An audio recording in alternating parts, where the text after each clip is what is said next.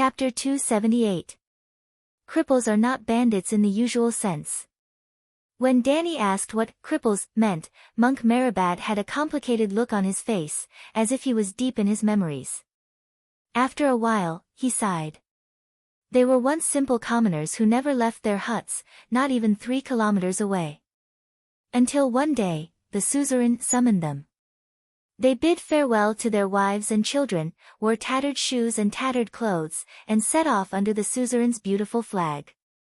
They carried sickles, sharpened hoes, and perhaps a hatchet. Or worse, they could only use leather ropes to tie rocks to sticks to make simple hammers.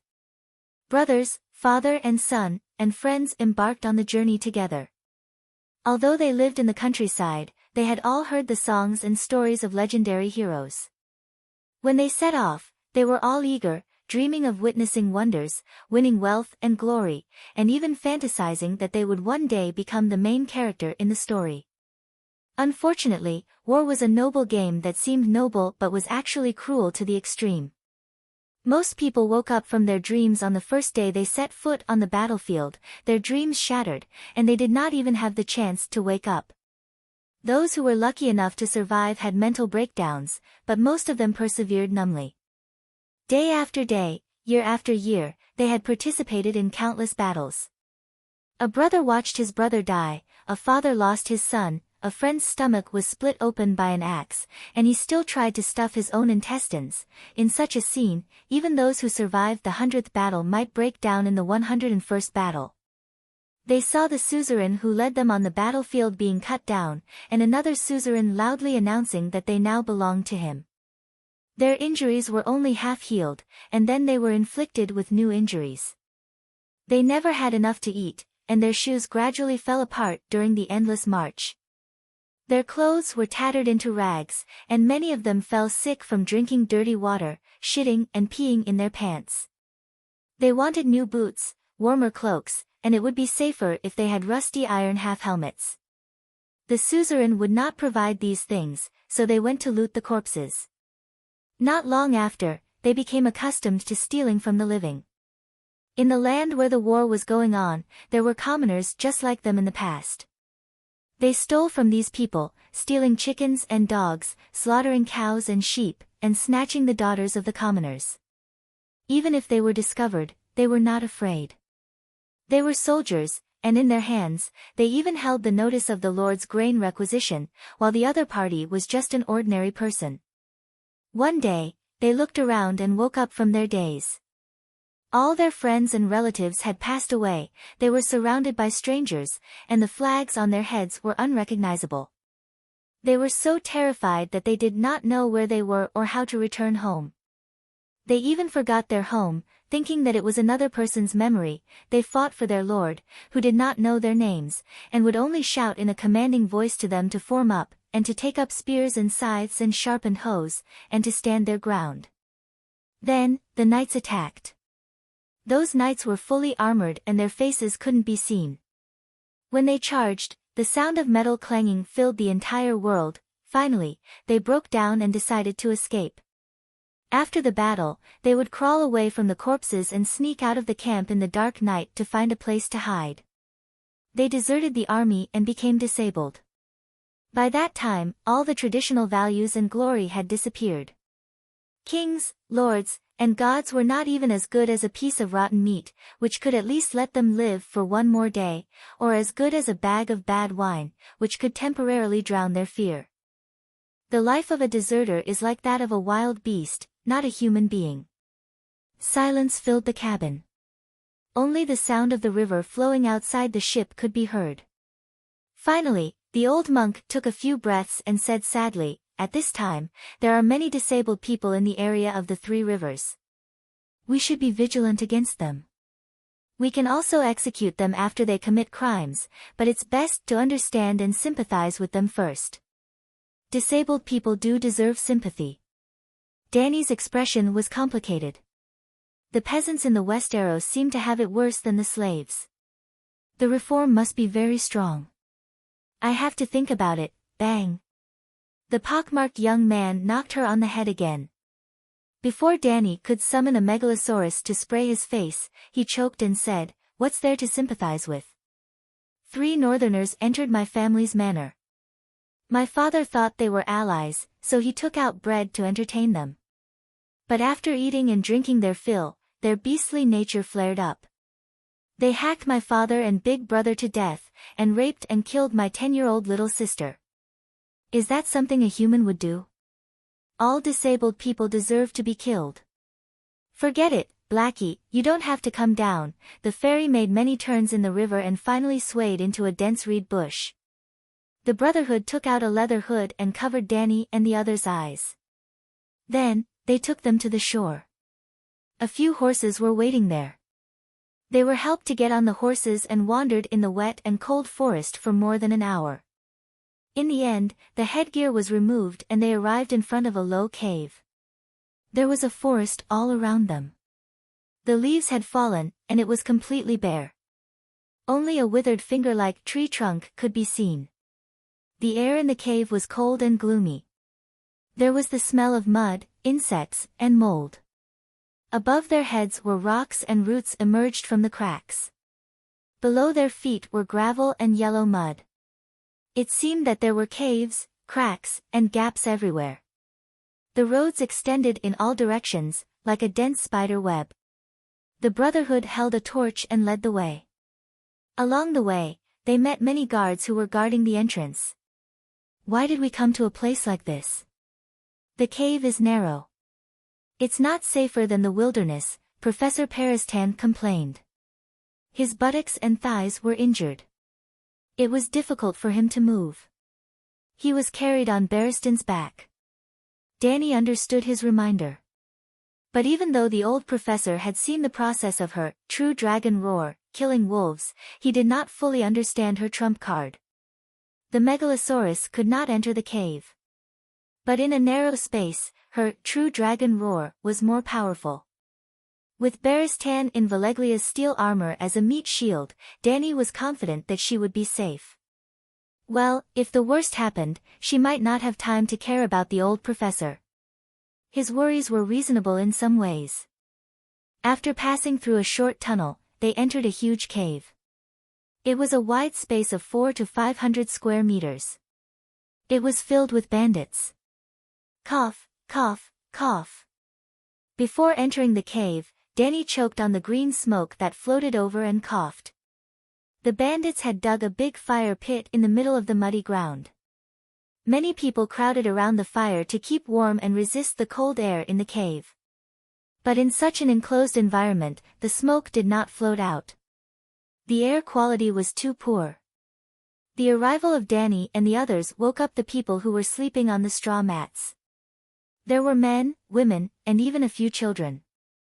They hid in their mothers' arms and poked their heads out to look around. All of them looked pitiful and sallow.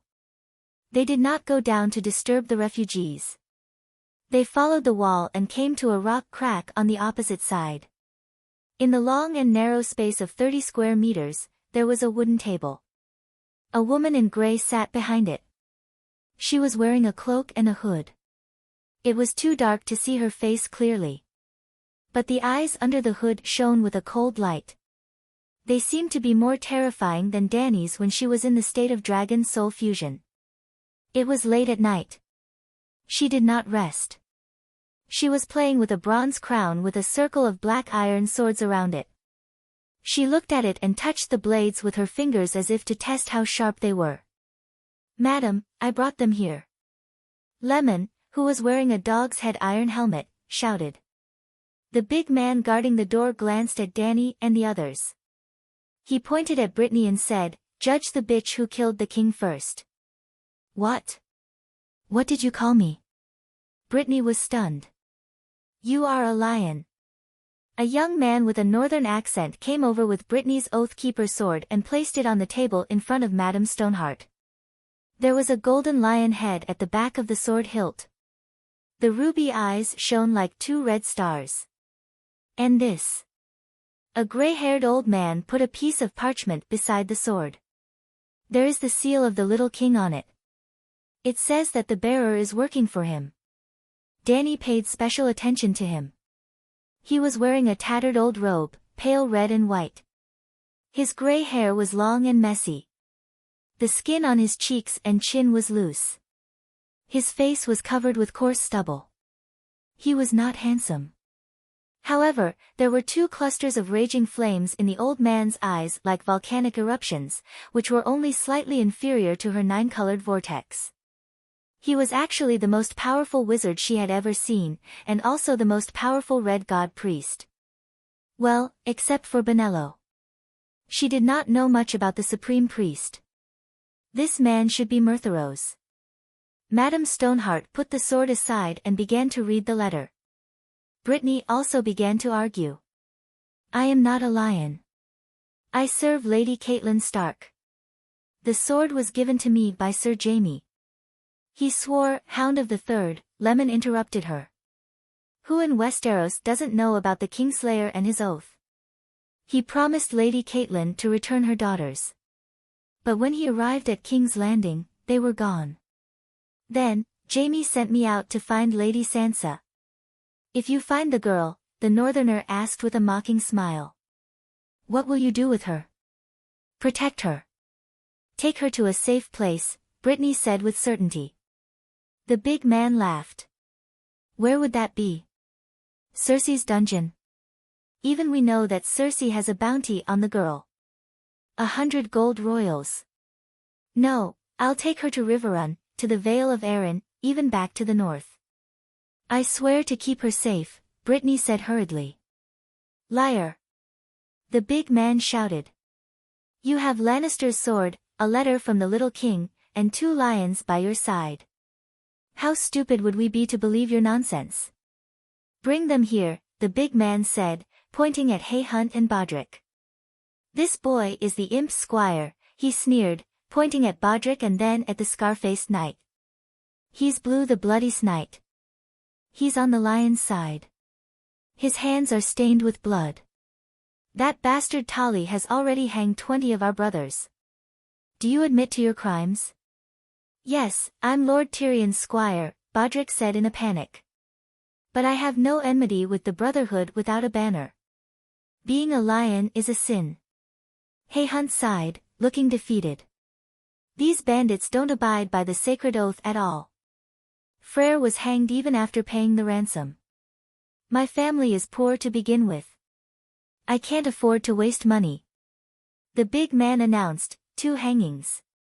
Then he walked up to Meribad and frowned in disgust. Why did you bring this old bastard here again? Don't you think it's troublesome? Let him go. Let him leave with his donkey and dog. You. The big man looked at Dany for a while.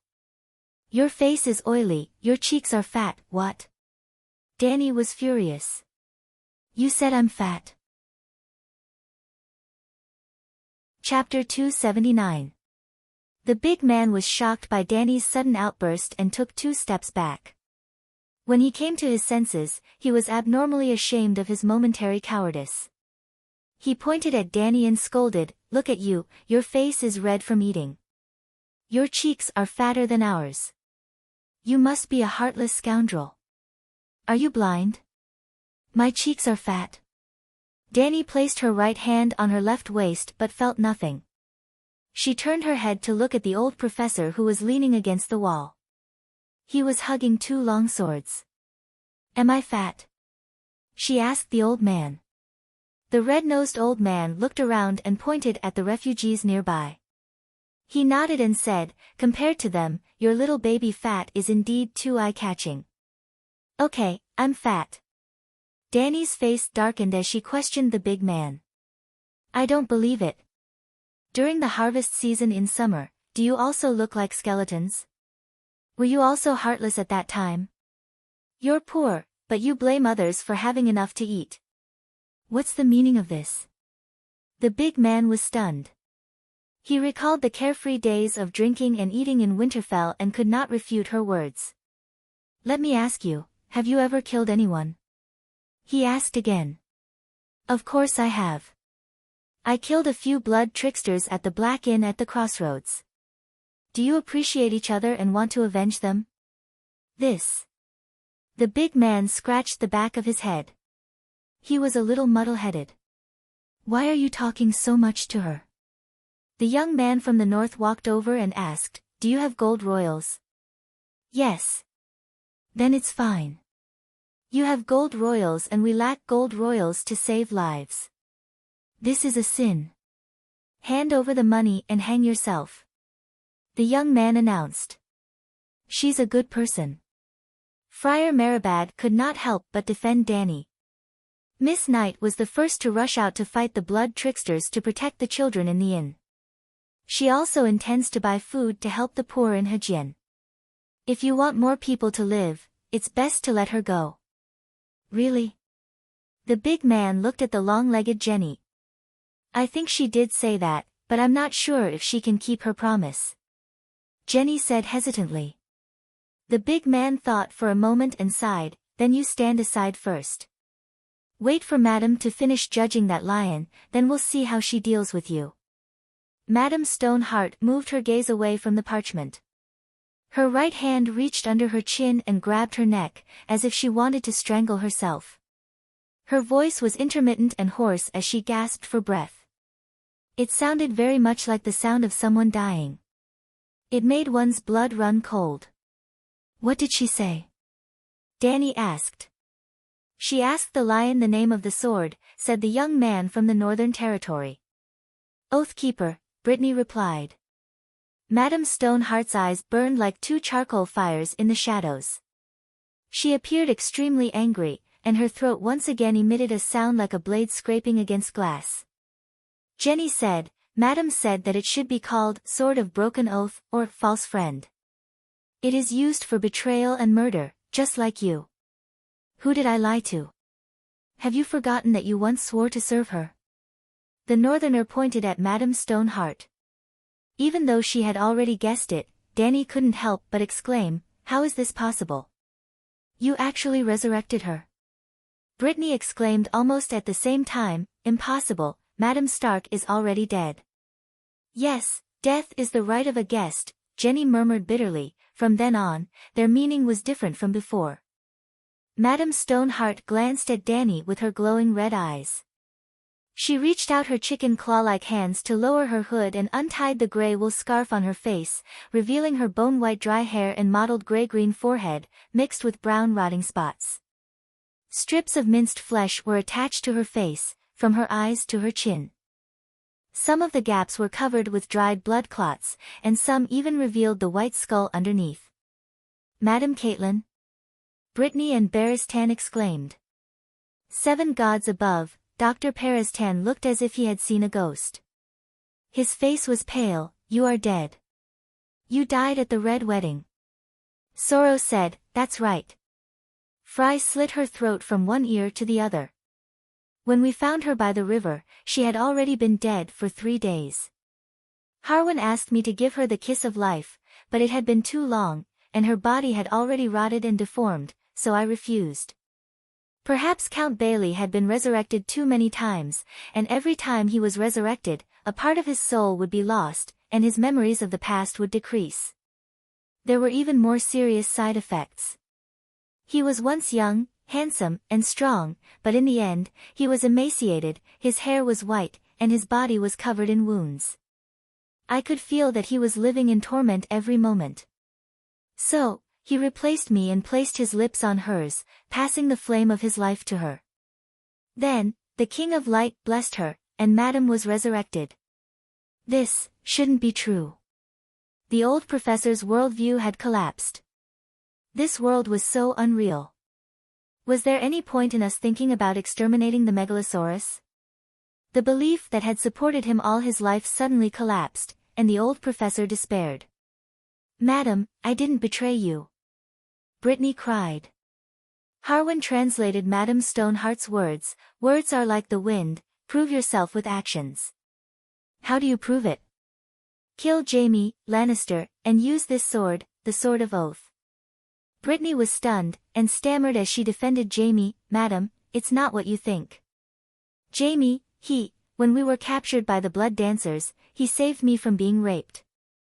Then he came back for me, and jumped into the bear pit with his bare hands. I swear to you, he's not an oathbreaker. He sent me to find Sansa, to protect her safety. He couldn't have been involved in the red wedding. Dany could see that this silly girl had fallen in love with Jaime. Every word she said for the Kingslayer was from her own feelings. He saved me, protected my chastity, he saved me twice from the giant bear with his bare hands, so he's a good person, and a good person wouldn't go back on his words. Madame Stoneheart's fingers dug deep into her neck, and with a voice that made one's scalp tingle, she spoke intermittently. You have to choose, either use the sword to kill the Kingslayer, or be hanged as a traitor, the Northerner translated. Brittany shook her head firmly, neither. Madame Stoneheart was silent for a long time, and then spat out a word, hanged. Everyone understood this time. Wait, Dany stepped forward before the bandits dragged Brittany away, and looked at the monstrous Caitlin. It's obvious that you're pushing your responsibility onto someone else. Hiss, hiss, hiss. Madame Stoneheart hissed like a venomous snake. The Northerner immediately rebuked her, you have no right to speak here. We'll judge you after we hang these 3 lions. Madam, you're not even afraid of death, are you afraid of hearing the truth? Don't you want to know how your family ended up in such a pathetic state? Dany crossed her arms in front of her chest, and said calmly, Stark's family style is the best among the nobles of the 7 kingdoms. There's no mother who cares more about her children than you, and no father who loves his family more than Ed Stark, and no father who is more righteous. Your children are also very smart, but how did they end up in such a state?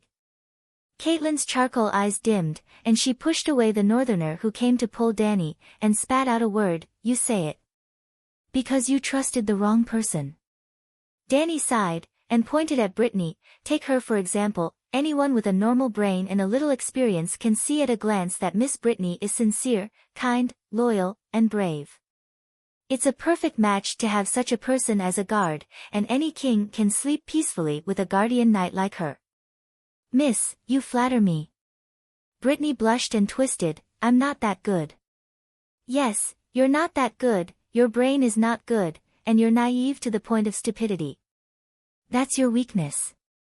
Dany rolled her eyes, and continued to speak to Madame Stoneheart. Madame Caitlin, do you know how she found your daughter Sansa? She asked everyone she met on the way, have you seen a 13-year-old red-haired virgin, very beautiful? So, do you understand? You shouldn't have sent such a simple-minded person to deal with Lannister. Not to mention the Kingslayer, what kind of ruthless characters are the imps and Duke Tywin? For the purest person in the 7 kingdoms to accept the task of negotiating with the most treacherous person in the 7 kingdoms, there's nothing more ridiculous than this. That makes sense. The big Harwin muttered. Jenny, Soros, and the young Northerner nodded in agreement. They didn't think there was a problem before, but after this female knight said it, they suddenly felt uncomfortable in their hearts. How stupid is our boss to make such a choice? Madame Stoneheart's expression changed a few times, and finally said unwillingly, the Kingslayer, swear to me. Dany facepalmed, the heavens have pity on you, you already called him the Kingslayer, a white knight who killed the king, you expect him to keep his oath. You know, when he put on the white robe, he swore a sacred oath, it's 100,000 times more valuable than your oath with a sword on your neck. Brittany couldn't help but say, Sir Jaime didn't break his oath, he arranged for me to, idiot, don't make a fool of yourself here. Dany scolded her unceremoniously. She asked the brawny woman in return, were you arrested by Roose Bolton? Yes, Jaime saved me, and, Dany waved her hand, and asked again, did Loth Bolton betray Robb Stark, and collude with Tywin and Waldfrey? Yes. Brittany was honest, and didn't say any more nonsense. Did Loth Bolton's men cut off the Kingslayer's hand? It's the blood dancer who betrayed Duke Tywin and turned to Bolton. In the end, Loth Bolton arranged for his men to escort you and the Kingslayer to King's Landing. I thought Loth Bolton listened to me about the negotiations, and obeyed Lady Caitlyn's orders, Brittany argued. Yes, with your intelligence, it's normal to be fooled so easily, but now? Now you already know about the Red Wedding, you know that Loth Bolton has already betrayed Stark, and now you still think that there's nothing unusual about what happened in Hellenberg. Brittany's expression changed dramatically, and said with a trembling voice, "You mean, Sir Jaime knows? Whether he knows about the blood wedding, I'm not sure." But at that time, Jaime must have negotiated the price with Bolton to betray Stark in front of you. From that moment on, Bolton will participate in the blood wedding without any scruples, and the tragedy of the Northerners is doomed. Dany looked at Madame Stoneheart and said, "You shouldn't have let the Kingslayer go in the first place." After knowing that his heir is safe, Tywin lost his only concern about the blood wedding. With his intelligence, he must have guessed that Jaime had an agreement with you. But even if he fulfilled his son's vow, it would have been meaningless to you, because the dire wolf would have been finished by then. If you let Sansa go, where can she go? The Northern Territory already belongs to Bolton, and Fry of River Delta City won't let the remnants of the House of Stark go. If I were Tywin, I would definitely fulfill my son's reputation as a man of his word. I would even make this matter known to everyone and release Sansa in public. I would let everyone in the Seven Kingdoms know that Lannister's words were as good as gold. Then I would use Bolton and Frey's hands to get rid of the problem. Sansa can never decide the direction of the situation, but Jaime and Robb can, but you chose your own daughter. You, Dr. Peristan pointed at Dany and said in horror, "You're ruthless, even more vicious than Tywin." The bandits couldn't help but take a step back, looking at Dany in horror, as if she had really become Tywin, and then carried out the above vicious plan. Chapter 280. 7 Levels of Hell. Seeing Madame Stoneheart glaring at her, Dany stomped her feet and said, "Can't you be more reasonable? I'm just analyzing how I failed for you. I didn't do anything bad. I still don't understand. Since Bolton has already joined forces with Tywin, why did he cut off the Kingslayer's right hand? That's his sword hand. Without his right hand, Jaime is almost a cripple." Barristan was puzzled. The one who cut off the hand was the Blood Troop. Dany looked at Brittany. "Yes, Wager Hort, the leader of the warrior group. The warrior group was originally hired by Tywin from the other side of the Narrow Sea. Later, when they saw that the Northern army was strong, they betrayed Lannister and joined Roose Bolton. This kind of behavior is normal in the Free Cities, but it greatly offended Tywin." Dany rubbed her chin and smiled bitterly. It seems that even the Blood Troop has guessed that Bolton is secretly siding with Tywin. The reason why Varg cut off the Kingslayer's hand is most likely to cut off Bolton's path of siding with Tywin. He. Madame Stoneheart scratched her face crazily, blood staining her scarred cheeks. Looking at her painful and regretful look, Dany sighed and comforted her. "Madam, you don't have to regret. You love your daughter and it's a maternal instinct. And a mother's love for her child should not be considered a sin under any circumstances." Although she also thought that Catelyn was too stupid, what was the use of regretting and blaming herself now that things had come to this? She was not the only one who was stupid. Robb, the self-proclaimed king of the North, was even more wrong. When he returned to Riverrun City and found that his mother had wasted his only bargaining chip, Robb actually heaved a sigh of relief and comforted his mother. "I can understand you. It's all because of love. We both made mistakes. I also broke the sacred oath and married Jenny because of love." Then, the mother and son looked at each other happily. "You have forgiven me, and I have forgiven you." These two things were easily forgotten. The faces of the dukes of the northern region and Hajian County were twisted. They were furious, and at the same time, they were completely hopeless about the future. In his despair, Stark killed 2 members of Lannister's side family. In the end, Robb and his mother announced righteously that he had made a mistake, and that he should be punished for his mistakes. What the fuck? Apart from Bryn, a blacksmith who was given the job of a carpenter, you have misplaced your trust. "Who is it?" Catelyn asked hoarsely. "Your biological sister. Mrs. Lisa." Barristan exclaimed. "She didn't betray Stark, did she?" The others were also confused, but Catelyn seemed to know something that Dany didn't. Her face was gloomy, but she wasn't too shocked. "She did nothing in the Battle of the Four Kings, and that was her biggest mistake. Peristan shook his head and sighed. You're not in the Westeros, so you're not familiar with the people of the Seven Kingdoms. Mrs. Lisa is delicate and sensitive, and she spoils her only son, Robert. She probably didn't participate in the battle because she was worried about hurting her son. There were also scholars in the Eagle Nest. The City of Knowledge had inquired about the reason why the Aran Valley was so slow to react. Dany had a strange expression. She looked around at everyone. Were they all affected by a halo that lowered their intelligence? Her biological sister's family was destroyed, and her biological brother's family was destroyed, but she was unscathed. Is this normal? Okay, even if she loves her son more than anything, but even a fool knows that if the three Dukes of Tully, Stark, and Aron work together, they are almost the strongest force in the Westeros. Because Dorne won't work with Lannister, and neither will Bella and Theon. Godding and Dorne have a feud. Simply put, the other four kingdoms have many conflicts, and it's almost impossible for them to form an alliance. What's more frightening is that on the young Wolf Master's side, the three territories are connected, and they are controlled by the siblings. There won't be a conflict of interest like the one between the young Wolf Master and Fry. Mrs. Lisa, Ide, and Duke Moot don't seem to have ambitions for the Iron Throne, and the matter between Stannis and Renly won't happen again. As long as the three sides have the intention to cooperate, they will be close and united. Even if Robb lost everything in Hajien, there's Neck in the north and the Blood Gate in the east. The most easily defended and difficult to attack natural strongholds in the Westeros are in your hands. How can you lose? According to the young Wolf Master's talent on the battlefield, not to mention finding Lannister to avenge his father, he is even the strongest contender for the Iron Throne.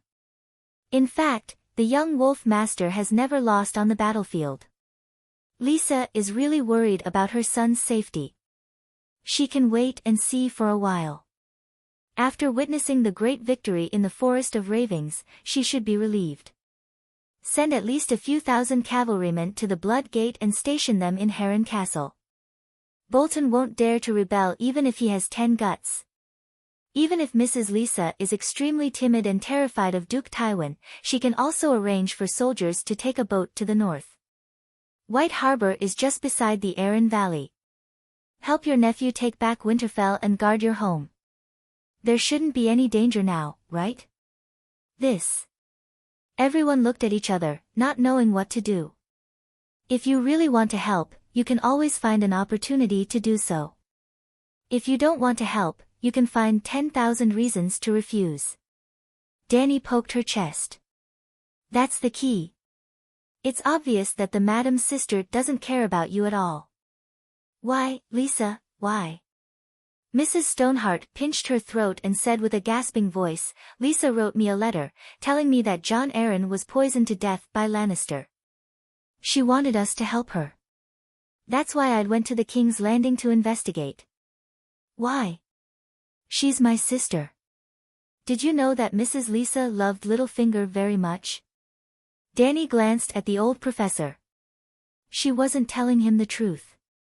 In fact, the documents in the City of Knowledge library contain detailed records of letters from the noble scholars of the Seven Kingdoms. The point was that Lisa didn't hide her relationship with Littlefinger at all. The two of them had officially registered their marriage.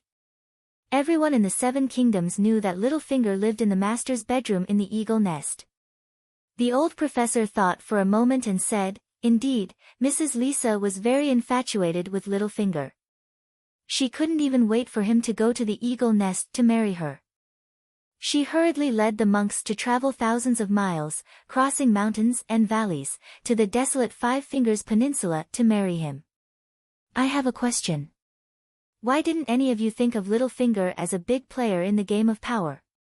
Dany asked curiously. Barristan thought for a moment and said, because he's small and skinny. He's not a knight and doesn't know much about military affairs. Because his family background is weaker than his military strength.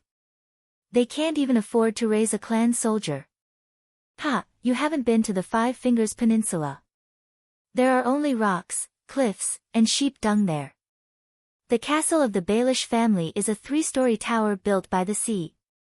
The master lives on the top floor, the second floor is the living room and servants' bedrooms, and the first floor is a sheep pen. It is said that when Mrs. Lisa and Littlefinger consummated their marriage, the guests on the second floor could hear her high-pitched screams and the bleating of the sheep downstairs at the same time. They were so embarrassed that they had nowhere to go. The tower was so small that the guests didn't even have a bedroom. Yep, Lisa's cries were also unique and impassioned in Game of Power. Some of the male guests couldn't hold it in anymore after hearing her screams. They even pressed Sansa against the wall and wanted to hold her hand. Peristan gave Dany a mocking smile that said, "You're so ignorant. Not everyone has the right to participate in the Game of Power. You should know this better than anyone." The real situation of Littlefinger's family was even worse than what the old professor said. There were only 3 servants, an old butler, an old nanny, and a guard captain. Well, the guard captain could only take care of himself. He was the only guard captain, and he also had to work as a shepherd. When Littlefinger and Lisa got married, there were only 23 sheep in the house. In order to feed the feudal lord, the old butler and the old nanny had to go to the river to collect seaweed, shells, and bird eggs. Every time Littlefinger came home, the old butler would ask him worriedly how long he would stay. He was worried that Littlefinger would stay too long and finish all the food. He couldn't even get enough food for his status. How pitiful. It could be said that Littlefinger was the poorest and most shabby feudal lord in Westeros. Because Littlefinger's background was too shallow, Tyrion, Tywin, Varys, Lady Olenna and the other big shots in the Game of Power all knew of his ability. They also knew that he had ulterior motives and had evil intentions, but they never treated him as an opponent. Catelyn and Littlefinger grew up together, but her evaluation of him was that he had been very clever since he was young, but being clever did not equate to being wise. For example, now that her family was ruined, she became Madame Stoneheart. She was still looking at Dany with a look of confusion and disapproval. "Sigh, my lady, tell me Littlefinger's current identity." Without waiting for Catelyn to answer, Dany counted with her fingers and said, "Duke Hellenberg, the 10th Duke of the 7 Kingdoms. He is one of them. Lady Lisa's husband, the guardian of Duke Robert Arryn, and the regent of the Arryn Valley. At the same time, he has been the finance minister for more than 10 years. The customs and finance personnel of the 7 Kingdoms are all his subordinates, and he has accumulated a lot of wealth. By the way, more than half of the brothels in King's Landing are also his property, and every prostitute is an intelligence agent. Did you notice? Now, he has a title, an army, money, and a perfect intelligence network. Only 2 or 3 dukes of the 7 Kingdoms can beat him, and that definitely does not include the King of the North, Stark. Facing someone with a higher status than you, why do you feel superior?" She looked at Madame Stoneheart and asked. Seeing her expression gradually become serious, Dany sighed and looked around at everyone. She asked, "Who benefited the most from the rebellion of the 4 princes?" The King of the North's family was ruined, excluded. Lannister was only protecting what they already had, excluded. Theon Bella was a loser from the beginning to the end. He lost so much that he lost his underwear, excluded. Looking at it, Gao Ting benefited the most. And Dwayne had been hiding and watching the show, and he was also suspected of sowing discord and taking the opportunity to take revenge. But everyone knew that Gao Ting had bet on Lonley first and suffered a great loss. Dwayne's pace was slow, and his actions were completely going with the flow. He did not have the aggressiveness to lead the situation. Thinking about the Red Viper who died tragically at the hands of the Demon Mountain, it was clear. Was that something the mastermind behind the scenes would do? Littlefinger was different. At first, he was just a small feudal lord on one finger of the 5-Finger Peninsula. Compared to his current benefits, his wealth was more than 100 times greater. More importantly, the situation in the 7 Kingdoms is too chaotic now. The kings have fallen one after another, and it is very likely that someone is behind it, deliberately leading it in a more chaotic direction. A chaotic political situation is actually disadvantageous to the great nobles, because they are the ones with vested interests. The only ones who can profit from the chaos are the smart nobles. No. The red-nosed old man pointed at Danny and shouted in realization, the chaos in the Seven Kingdoms is more beneficial to you. It's you. Are you the mastermind behind the scenes? Danny. Chapter 281. Why her? Who is she? Harwin was puzzled. She is. Facing Danny's cold gaze, the old potion shuddered. She is, the heir of an exiled lord. Then the old man slapped his forehead and exclaimed, oh, I got it wrong. It has nothing to do with her. She is only 16 years old. Although she is more cunning than Tywin now, she was still young and weak back then. She should not have been able to interfere with the affairs of the Seven Kingdoms. I wanted to send you directly to the Great Wall, but now it seems that I have to take you to the northern frontier to see the snowy scenery. Yes, I will let you have a good talk with the real master of the northern frontier. I still don't believe it. The old potion knew nothing about his future and continued to talk. Maybe it is all a coincidence, an accident. I don't believe that Littlefinger can cause chaos in the Seven Kingdoms by himself. It is hard to believe. Hale and Barristan nodded in agreement. I have seen Littlefinger. Harwin glanced at the gloomy Madame Stoneheart and smacked his lips. I can take on 10 of him.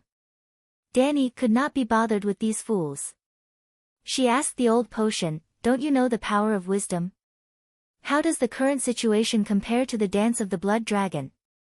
The scholar was weak and did not even have half a territory.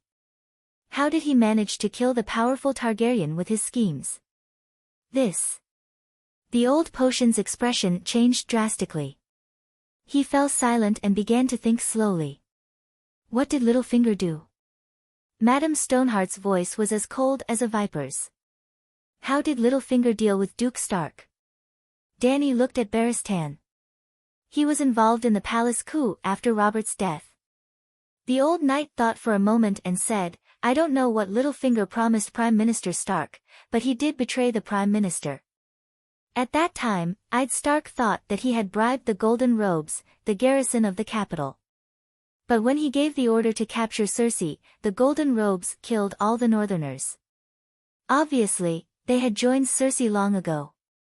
Peter himself put a dagger to the Prime Minister's neck and said with a smile, didn't I warn you not to trust me? You are. Catelyn stared at him for a while. Barristan? What? Fearless Barristan. Everyone was shocked. Harwin and the third hound drew their swords and looked at the old knight warily. Are you really Ser Barristan? Brittany could not help but ask. Barristan nodded and took off his helmet, revealing his face completely.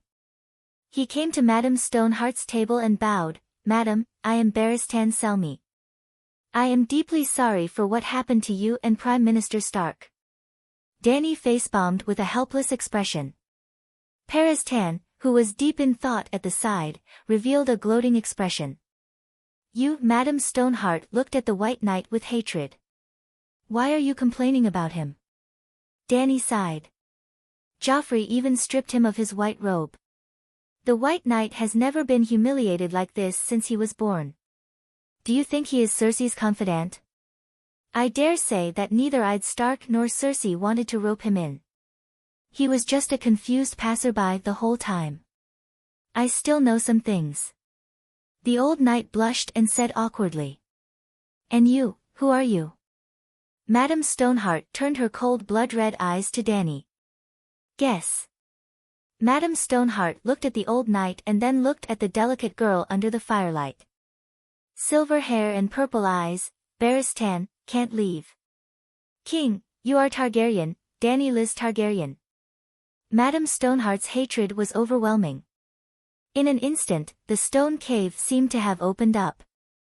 The cold air penetrated into people's souls along with her voice, freezing their bones. Everyone who was shocked by Danny's identity did not dare to make a sound. Did I offend you? Dany was puzzled. Madame Stoneheart stood up for the first time. She held her throat with one hand and pointed at Dany with the other. She said a long sentence with hatred. Dany did not understand at all because she spoke too quickly and too long. Madame said that you cursed King Robb. About a year and a half ago, after the Battle of Babbling Forest, King Robb dreamed of you. The big Harwin had a strange expression on his face. He hesitated and stammered. He stole a few glances at his madam. Seeing that she was still determined, he had no choice but to continue. You cursed him in the dream. It was a horrible dream. In a hall, there were cups and plates in a mess, and there were dead people everywhere. King Robb himself was beheaded and sewn with the head of a tundra wolf. Didn't that happen at the blood wedding? Paristain said in surprise. Robb Stark actually predicted the blood wedding? What is going on? Madam, you are not lying. Did your son really dream of that scene? Barristan stepped forward in shock and said in disbelief, we also. No, it's Her Majesty Dany Rise. She also predicted the blood wedding. What? You also predicted it? The old professor almost broke down. The world was so mysterious that everyone could predict the future. How could the City of Knowledge plot against them? What is going on? The big man muttered. Let me calculate. When Her Majesty saw the blood wedding prophecy in the Immortal Hall, in Westeros time, it was probably. Barristan thought for a while and set a date. Madame Stoneheart's pupils suddenly shrank when she heard that. It was that day. Someone wanted to change history and failed. Dany's face was gloomy. Damn it, that bastard actually connected the cause and effect to me. Who wants to change history? Why are you talking nonsense? Isn't that the future? The red-nosed old man said in confusion. Standing at the point of time after the blood wedding and reminding Robb Stark before the blood wedding, it was changing the future for Robb, but for that person, it was changing history. This. The others were confused, but the old professor's intelligence and knowledge were enough to understand Dany's words. But because he understood, he found it even harder to accept.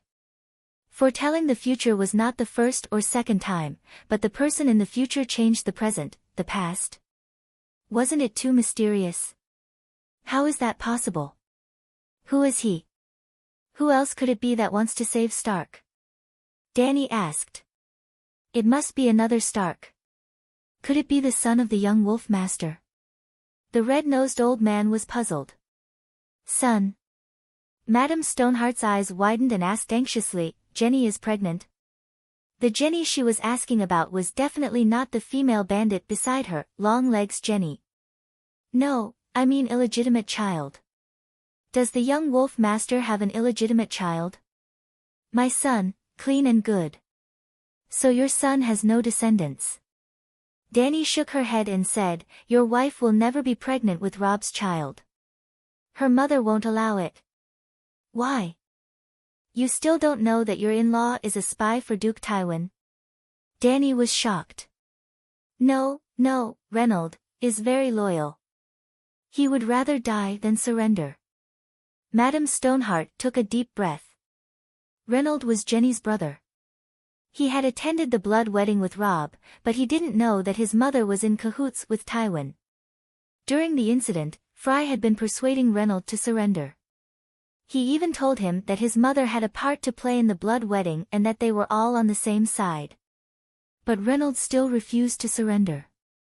After Grey Wind, Robb's Icefield wolf, died in battle, he jumped into a river filled with despair and shame to commit suicide. He was definitely a very loyal subject. That was why Madame Stoneheart had never doubted the Westland family. Dany sighed. Maybe Reynold didn't betray you. But his mother, your in-law, only received benefits from Lannister. She didn't receive any punishment at all. For example, your daughter-in-law's uncle, Robb Spicer, has been promoted to Count of Castine. A mere merchant became a count in a single step, and a Count of Castine at that. You can see how much effort he put in for Lannister. No, that's impossible. Madame Stoneheart shook her head. Jenny wouldn't betray Robb. It's true. The old professor sighed. You're uninformed here, so you probably don't know. Just a week ago, Rapid Flow City's Jaime and Lannister were taken down. Your Uncle Blackfish's whereabouts are unknown. Your brother-eyed Mull was stripped of his fief and title. He will spend the rest of his life under Casterly Rock's watch. On the other hand, Madame Sebel, Robb's mother-in-law, and her 3 children were not punished. Instead, they were rewarded generously by Lannister. Apart from a title and marriage, even Queen Jenny's life was saved and she can remarry. He he he. Madame Stoneheart slumped in her chair and laughed like an owl. Betrayal, traitor, madam, aren't you forgetting something? Dany reminded her.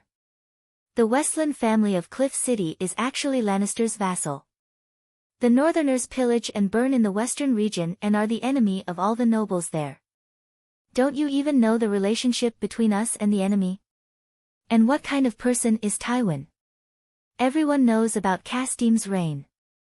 What gave you the misconception that the Westland family would rather give up Cliff City, which has existed for thousands of years, and risk being exterminated by the ruthless Duke Tywin to side with the Northerners?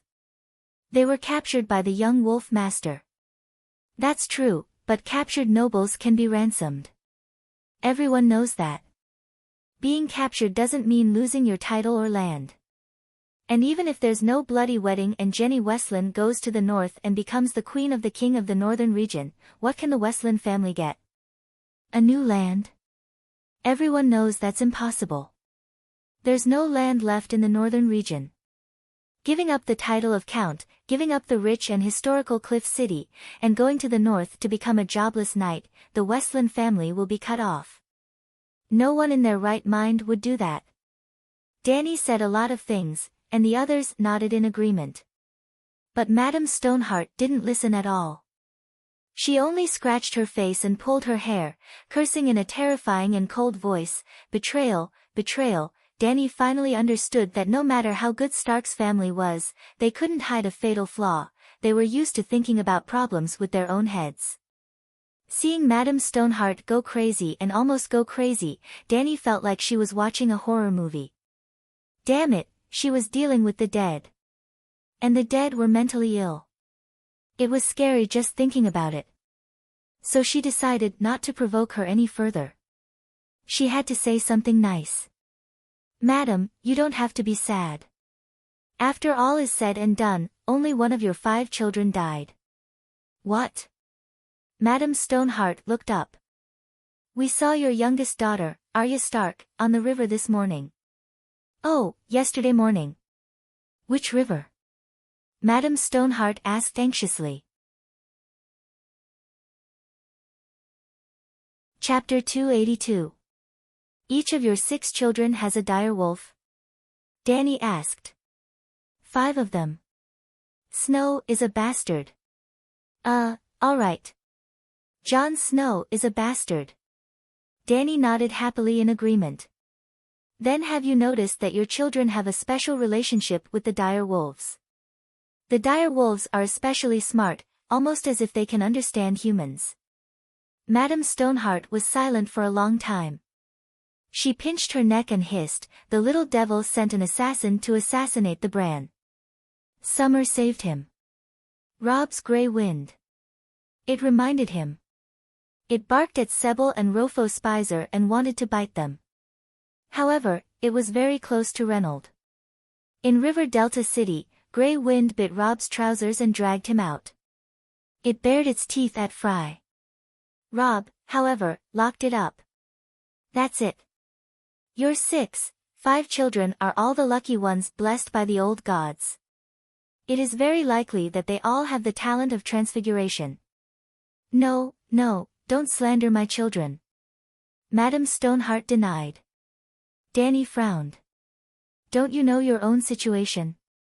Children of the forest, magicians, gods, old gods and transfiguration are all real.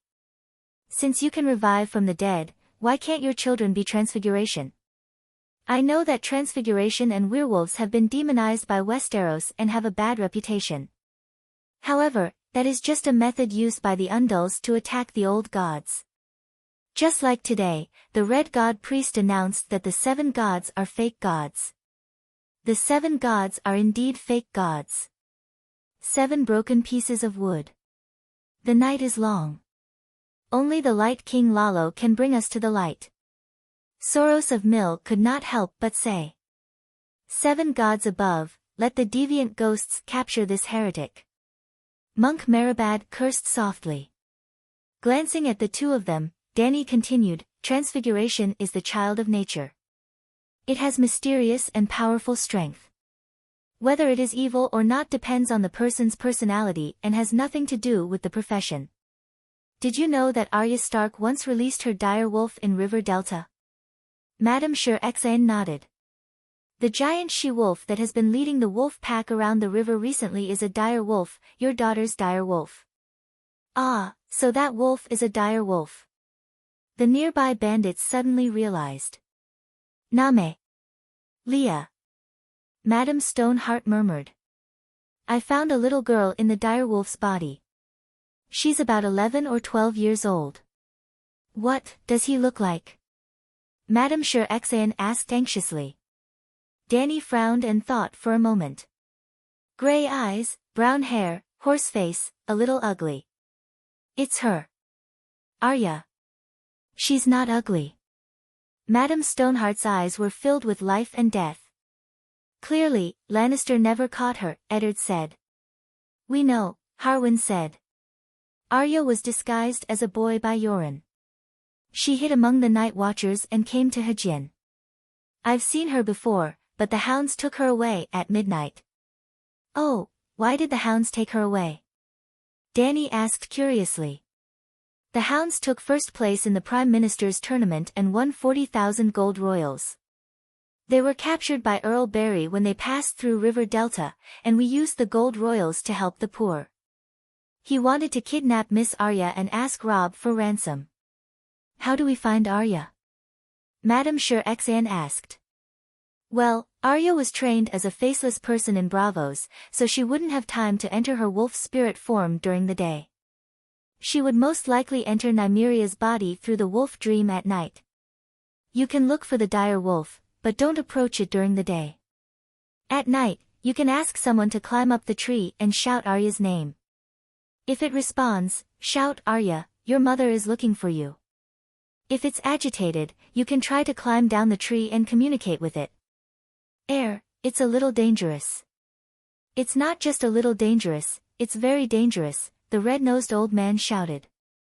Yesterday morning, that she-wolf almost ate us. She's already a wolf child, and she's no longer human. Madame Sher Exian's icy glare made the old man shrink back. She continued to pinch her broken vocal cords and asked, you said, 4 children. Where is Sansa? Everyone thinks that Stark has no male offspring, which means that Miss Sansa is the only heir to Winterfell. She's very valuable, but who needs her? Who needs the power of the North? All the single men in the 7 kingdoms need her. They all want to be the ruler of Winterfell, Hale Hunt said. Dany glanced at him and smiled faintly. You're right, but not everyone has the right to take a bite of good mutton. Miss Sansa disappeared at Joffrey's wedding, right after he was poisoned. She left the Red Keep without anyone noticing. Someone must have helped her and even used her to poison Joffrey. There are 2 kinds of people who want Joffrey dead. First, profit. Joffrey becoming king is not in their interest. Second, they want to make the situation even more chaotic. And that person must be very familiar with the Red Keep, or at least know a secret passage from the Red Keep to the seaside. The seaside? Brittany exclaimed. Miss Sansa left King's Landing by sea. Isn't it obvious? The sea route is the safest and the most hidden. To be honest. Dany looked at the big female knight strangely. I don't understand why you came to Hajin to find her. Everyone can see the chaos in Hajin. What is she doing here? I thought Sir Dantos took Miss Sansa back to her hometown, Brittany said. Who's Dantos? Dany asked. A clown, Joffrey's jester, Hale Hunt said. How's his ability? No ability. He's a useless wine barrel, but Miss Sansa saved his life once. Dany stroked her chin and tried to recall the plot of Game of Thrones. Finally, she remembered the small fry who was shot to death by Pinky. Sigh, you all know he's a useless jester. Do you think he knows about the secret passage in the Red Keep? That he could come up with such a meticulous plan? Not every jester is Florian, and not all girls are as lucky as Cheongchi. Miss Sansa does like the story of Florian the Fool and Cheongchi the most, Harwin mumbled. And you are? I'm Harwin. My father is the stables manager in Winterfell. I'm the Duke's bodyguard. I know something about Miss Sansa, the big man explained. Patcher. Tear. Madame Stoneheart said slowly. What? Patcher knows the secret passage. He once brought-eyed, into a brothel, to meet me. Madame Stoneheart's eyes were deep and serene. She clutched her throat and slowly spat out a bone-chilling voice. You said it yourself, he seized benefits. Amidst the chaos, he controlled Arryn Valley. He set his eyes on the Northern Territory. And the dagger, he told me, the dagger belongs to Tyrion, and lied to me. Lisa and him. All of a sudden, Catelyn understood everything. Miss Sansa is in the Arryn Valley? I'm going there to find her. Brittany said in realization. Bran, and Rickon. Madame Stoneheart looked at Dany expectantly. Dany's words were reasonable. With the addition of the magical prophecy, Catelyn trusted her more and more. She was looking forward to it. Rumor has it that Theon burned your two youngest sons to death. They were beyond recognition and were charred black. The question is, why would Theon kill his own brothers? He's a chameleon, a sea monster, Harwin blurted out. Then is he a psychopathic murderer? Well, other than being a little lecherous, he seems normal. Harwin looked at his master hesitantly. Madame Stoneheart nodded slowly. That's incredible. No matter how much affection he had for the two brothers he watched grow up, the young wolf master didn't even kill the King's Slayer who killed his father. Theon isn't a psychopath or crazy. Why would he kill his hostages? In the past few years, the Westeros had broken their traditions. The guests' rights and sacred oaths had been violated many times. However, killing a captured noble had only happened once. That was when Stark killed the two young Lannister to vent his anger. Why? He wouldn't dare. Both sides had noble captives in their hands. If you kill my people, do you think I won't kill yours? For example, if Robb didn't kill Stark, what would happen? First, Stark's eldest son would have to die. Old Stark wanted to kill young Lannister because his eldest son had been captured by Lannister. His second and third sons had been killed in front of him by the King's Slayer. He hated Lannister to the core. However, protecting noble captives was a tradition of Westeros. If you kill my people, do you think I'll let your eldest son go home for the new year? Secondly, because two Lannister had died, and there was only one Stark, Tywin might kill another northern noble as a response. The family of the northern noble who had been killed would be extremely dissatisfied with Stark, and they might even hate Robb for allowing him to kill. In the end, if you kill my captives, I kill yours, there would be no money to ransom them. This would cause the nobles to wither like farmers and soldiers, and the war would be completely out of control. Therefore, it was reasonable for Robb to kill Stark to appease Lannister's anger, just like how I'd wanted to chop off Mormont's head. Both father and son's insistence was not wrong, but their methods were not slick enough. If it were Dany, she would rather chop off her dominant hand and give it to Tywin to atone for her sins than chop off Stark's head. This was not only to buy people's hearts, but more importantly, a monarch also had the obligation to treat and protect his loyal vassals well. You can't always let others be loyal to you without any bottom line, and as a monarch, you don't reciprocate at all, right? Okay, I digress. The main point was that treating noble captives well was a tradition, and even Tai Min wouldn't go against it, except for Yu Luan. Harwin translated Caitlyn's words and said, Theon didn't want to kill them at first. It seems that the two young masters escaped from Winterfell with the help of their servants, and Theon punished them by burning them at the stake. Even if you want to punish the captives, to establish your authority, you can just kill one. Why waste all your bargaining chips? Dany laughed. This shows that the two little Starks successfully escaped capture. Because he couldn't catch them, Theon purposely burned the corpses beyond recognition. Otherwise, wouldn't it be better to chop off their heads personally? That makes sense. Everyone nodded in agreement. Very good. Dany rise. Very smart. Too smart. Using only a few bits of information, almost, reconstructing the entire process. Luo Bo is not as good as you. Thank you. Dany said proudly. No. Madame Stoneheart's eyes suddenly emitted a cold murderous intent. You're so smart. This is a good thing. I will let you go. You can help me deal with Lannister. But my 4 children. Since they're not dead, I can't let you live. Dany's proud smile froze. What did you say? Kill her, to prevent future trouble. Madame Stoneheart pointed at Dany and roared. Clang, clang, clang. The bandits were only stunned for a moment before they immediately drew their swords and charged at Dany. Chapter 283. Ha ha ha. Someone laughed out loud while holding his stomach. It was not Dany. The red-nosed old doctor pointed at Dany and laughed until tears came out of his eyes. Who told you to show off your cleverness? Who told you to like showing off in front of others? Who told you to be so smug? Who overthrew the Targaryen dynasty? You've forgotten, but I remember it well. Wait, I have something to say. Barristan opened his arms and stood in front of the gloomy Dany. He said to Madame Stoneheart, Madame Caitlyn, your worries are unnecessary. Her Majesty is benevolent, righteous, kind, and just, but every time he praised Dany, Madame Stoneheart's face turned uglier. White Knight could only stop and sigh. Dany, if Her Majesty Rise was merciful to Robb Stark, how could she be merciful to other innocent children?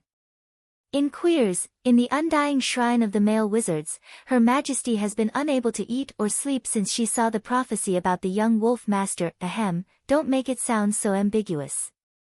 I eat well and sleep well. Dany lifted her chin and avoided Caitlyn and Barristan. If I hadn't met a merchant from the Northern Territory, I would never have thought of saving Robb Stark. Sigh, you're always so humble. White Knight sighed. Are you done? If you're done, die. Madame Stoneheart said coldly. No, I'm not done. White Knight waved her hand and quickly explained how the Megalosaurus had drawn the Crimson Wedding and how it had been handed over to the captain of the Ginkgo Maiden, Jordan Snow. Jordan Snow. Madame Stoneheart looked at Harwin. I don't know him. Maybe we can ask around at White Harbor. The big guard said. A person's heart is unpredictable. I won't trust anyone. Madame Stoneheart said with a hoarse voice. There's a wrong name, but there's no wrong nickname. Your kindness, your compassion, and your humanity were all left with Lalo when you were resurrected.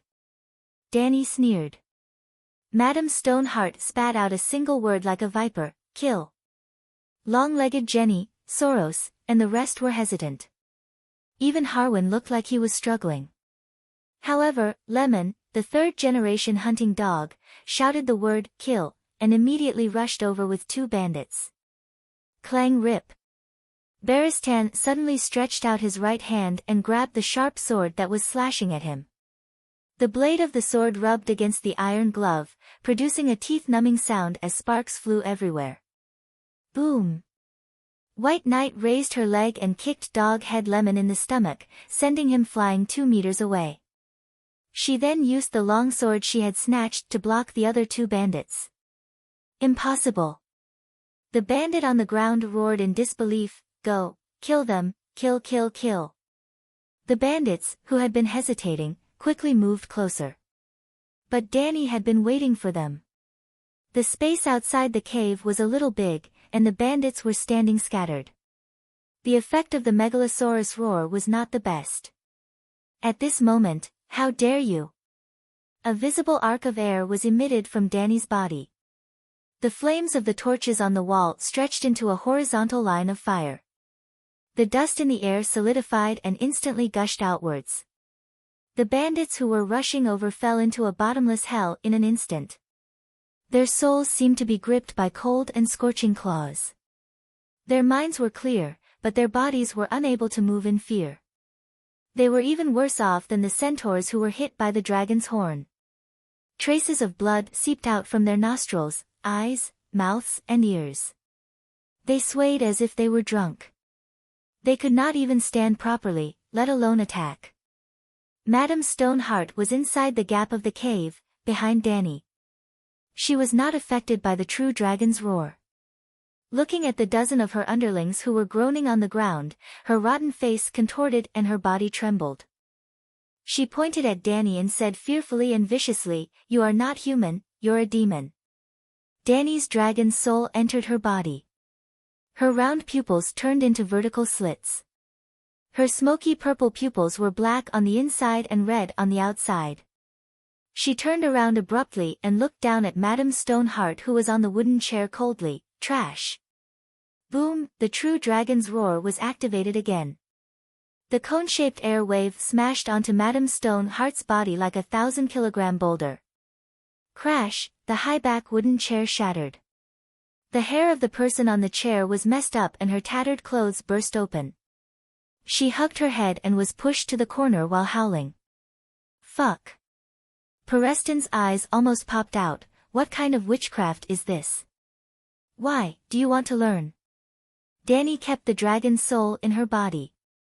She glanced at him and the old doctor collapsed on the ground. He turned his head away, he. I don't." She looked around.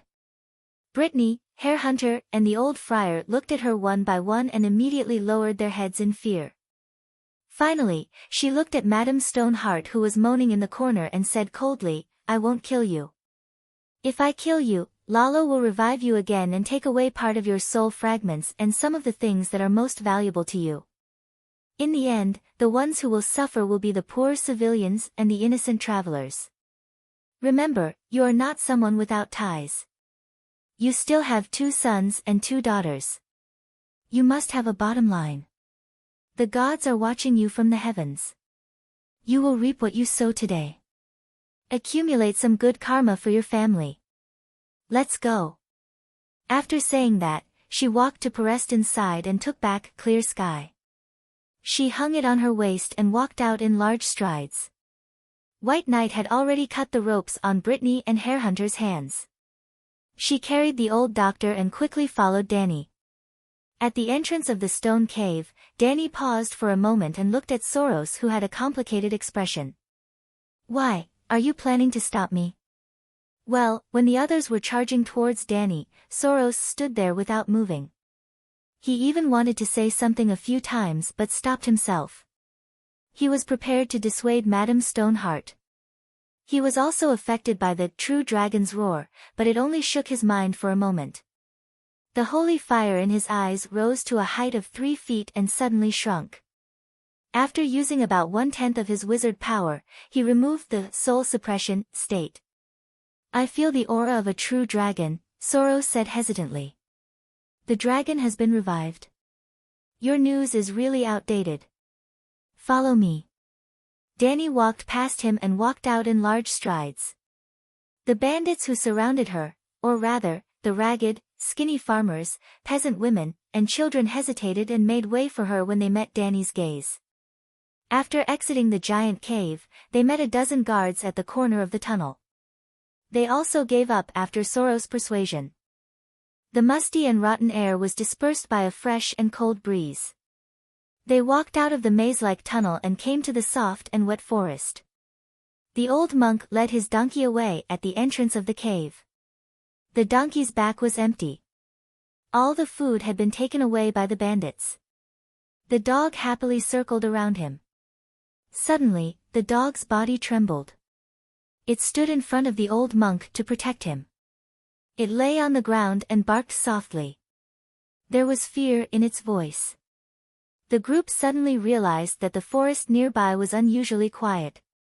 There was not a single sound of birds or insects. The air was suffocating. Hiss, hiss, in the early morning, the forest was steaming with fog after the rain. The sky was gray, but when the terrifying roar of a beast sounded in the air, the group looked up and saw two huge black shadows descending. Crash! The tree branches were crushed and broken. The black dragon and the white dragon landed beside Danny with smoke and water droplets falling from the sky. Dragon, Megalosaurus, it's really Megalosaurus, the true dragon has been revived. Brittany, Soros and the rest were shocked. Monk Marabad was also dumbfounded. It was as if he had seen the 7 gods appear in front of him. On the other hand, Paristan, the red-nosed old man, looked proud. He said proudly, "The dragon was revived 2 years ago. The dragon brought magic to this world. Soros of Mir, you should know better." Because of the revival of the Megalosaurus, the magic tide surged. You, who could only rely on wildfire to fool people, gradually gained wizard power and the divine power to communicate with the Light King. Monk Marabad, return to Maiden Spring City. Don't wander around. After some time, I will transport a batch of food from Crab Bay to the Trident River. You will help distribute it. How long will it take? The old monk asked hesitantly. Within half a year. It depends on the speed of the merchants on the other side of the narrow sea. When will you lead the troops into the Westeros? The old monk asked worriedly. Probably in the 2nd year after next summer. Danny stood in front of Blackie with her hands behind her back. She looked at the empty sky at a 45-degree angle and said with deep emotion, "The people are already so poor. If the 7 kingdoms are affected by the chaos, the Westeros will definitely be in hell. Moreover, the Iron Throne does not mean much to me. I am even less interested in the game of power. I only care about upholding justice for my dead family and this trampled and humiliated world. I want to restore glory. I will not use force against the 7 kingdoms for the entire winter. However, the people of the 7 kingdoms are innocent. I can't make things worse, but I can help them in their hour of need. This time, I came to investigate the situation of the 7 kingdoms. Your Majesty, the 7 kingdoms are lucky to have you. The people of the 7 kingdoms are lucky to have such a benevolent ruler." The old monk's eyes were brimming with tears. He was so emotional that his whole body trembled.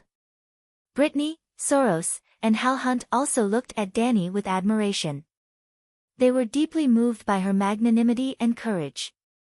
The red-nosed old man smacked his lips and said coldly, "Forget it.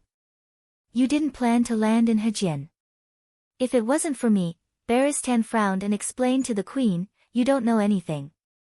Back at Slaver's Bay, we had already planned the itinerary of Quirs Valantis Rees' son Halberd City Old Town Hajin.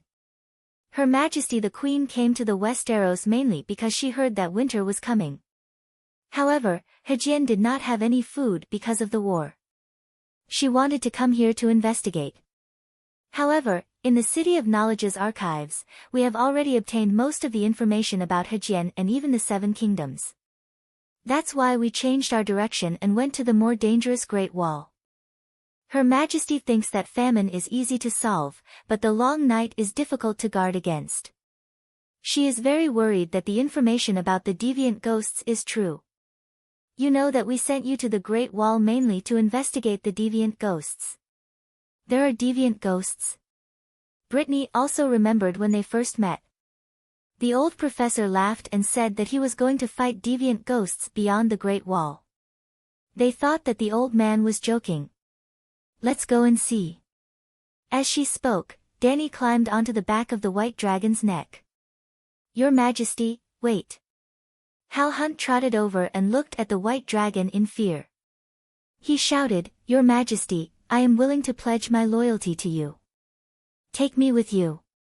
"Kid, stop fooling around. Continue to pursue Brittany. Count Taz is more suitable for you." Danny touched her nose and said in a tired tone, "I can be a white knight and not marry." Hal Hunt gritted his teeth and decided to lower his request. The captain of the White Knight snorted and scolded, "Go away, don't insult the White Knight." Chapter 284. Hire felt wronged. He had already taken a huge risk by coming to the Dragon Queen's cold stove, and now he was being despised. Barristan turned his gaze to the silly brain, hesitated for a moment, and said to Danny, "Your Majesty, if there is a female knight in the Queen's Iron Guard, she can act as a maid under certain circumstances, and it will be more convenient to protect you. For example, bathing, sleeping, you like Brain?" Danny asked with a frown.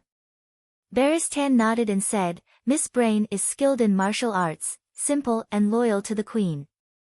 If you really want to find a female white knight, there is no one more suitable than her." Brain was indeed the most loyal and brave female knight in Game of Power. Even compared to men, there were less than 5 who could surpass her in terms of the overall quality of a guard. Scientifically and rationally, Brain was definitely worthy of a spot in the Queen's Iron Guard, and Danny should even be thirsty for her. But from a metaphysical point of view, Brain was almost the most jinxed guard in Game of Power. At first, she followed Renly, but Renly did not live past 2 episodes and immediately received a boxed meal. Then she pledged her loyalty to Caitlyn, and Caitlyn's family met with misfortune one after another, and finally the Northerners were wiped out. Then she followed Sansa, and not long after, her brother Rickon died in front of her, and the long night came, Winterfell. Although the misfortune of those masters had nothing to do with Brain, it was too evil, and Danny was a little scared. But Danny was only stunned for a moment, and then she abandoned those superstitious metaphysical thoughts, and sent an invitation to Brain, "Miss Tass, what do you think?" Hire Hunt looked at the silly girl who was at a loss, and his heart was filled with envy and jealousy. Brain herself was in a complicated mood. For the first time, she was truly recognized by someone, and it was the legendary White Knight Barristan. She could not help but feel excited. Her thick caterpillar-like lips opened and closed, and several times she was about to open her mouth and loudly swear allegiance to the Dragon Queen, but in the end, she shook her head and said, "Your Majesty Danny Rise, I can't swear allegiance to you." "Are you stupid?" Hire screamed. Brittany's hesitant blue eyes gradually became clear and firm. "Sir Barristan, Her Majesty Danny Leasy, I'm really grateful.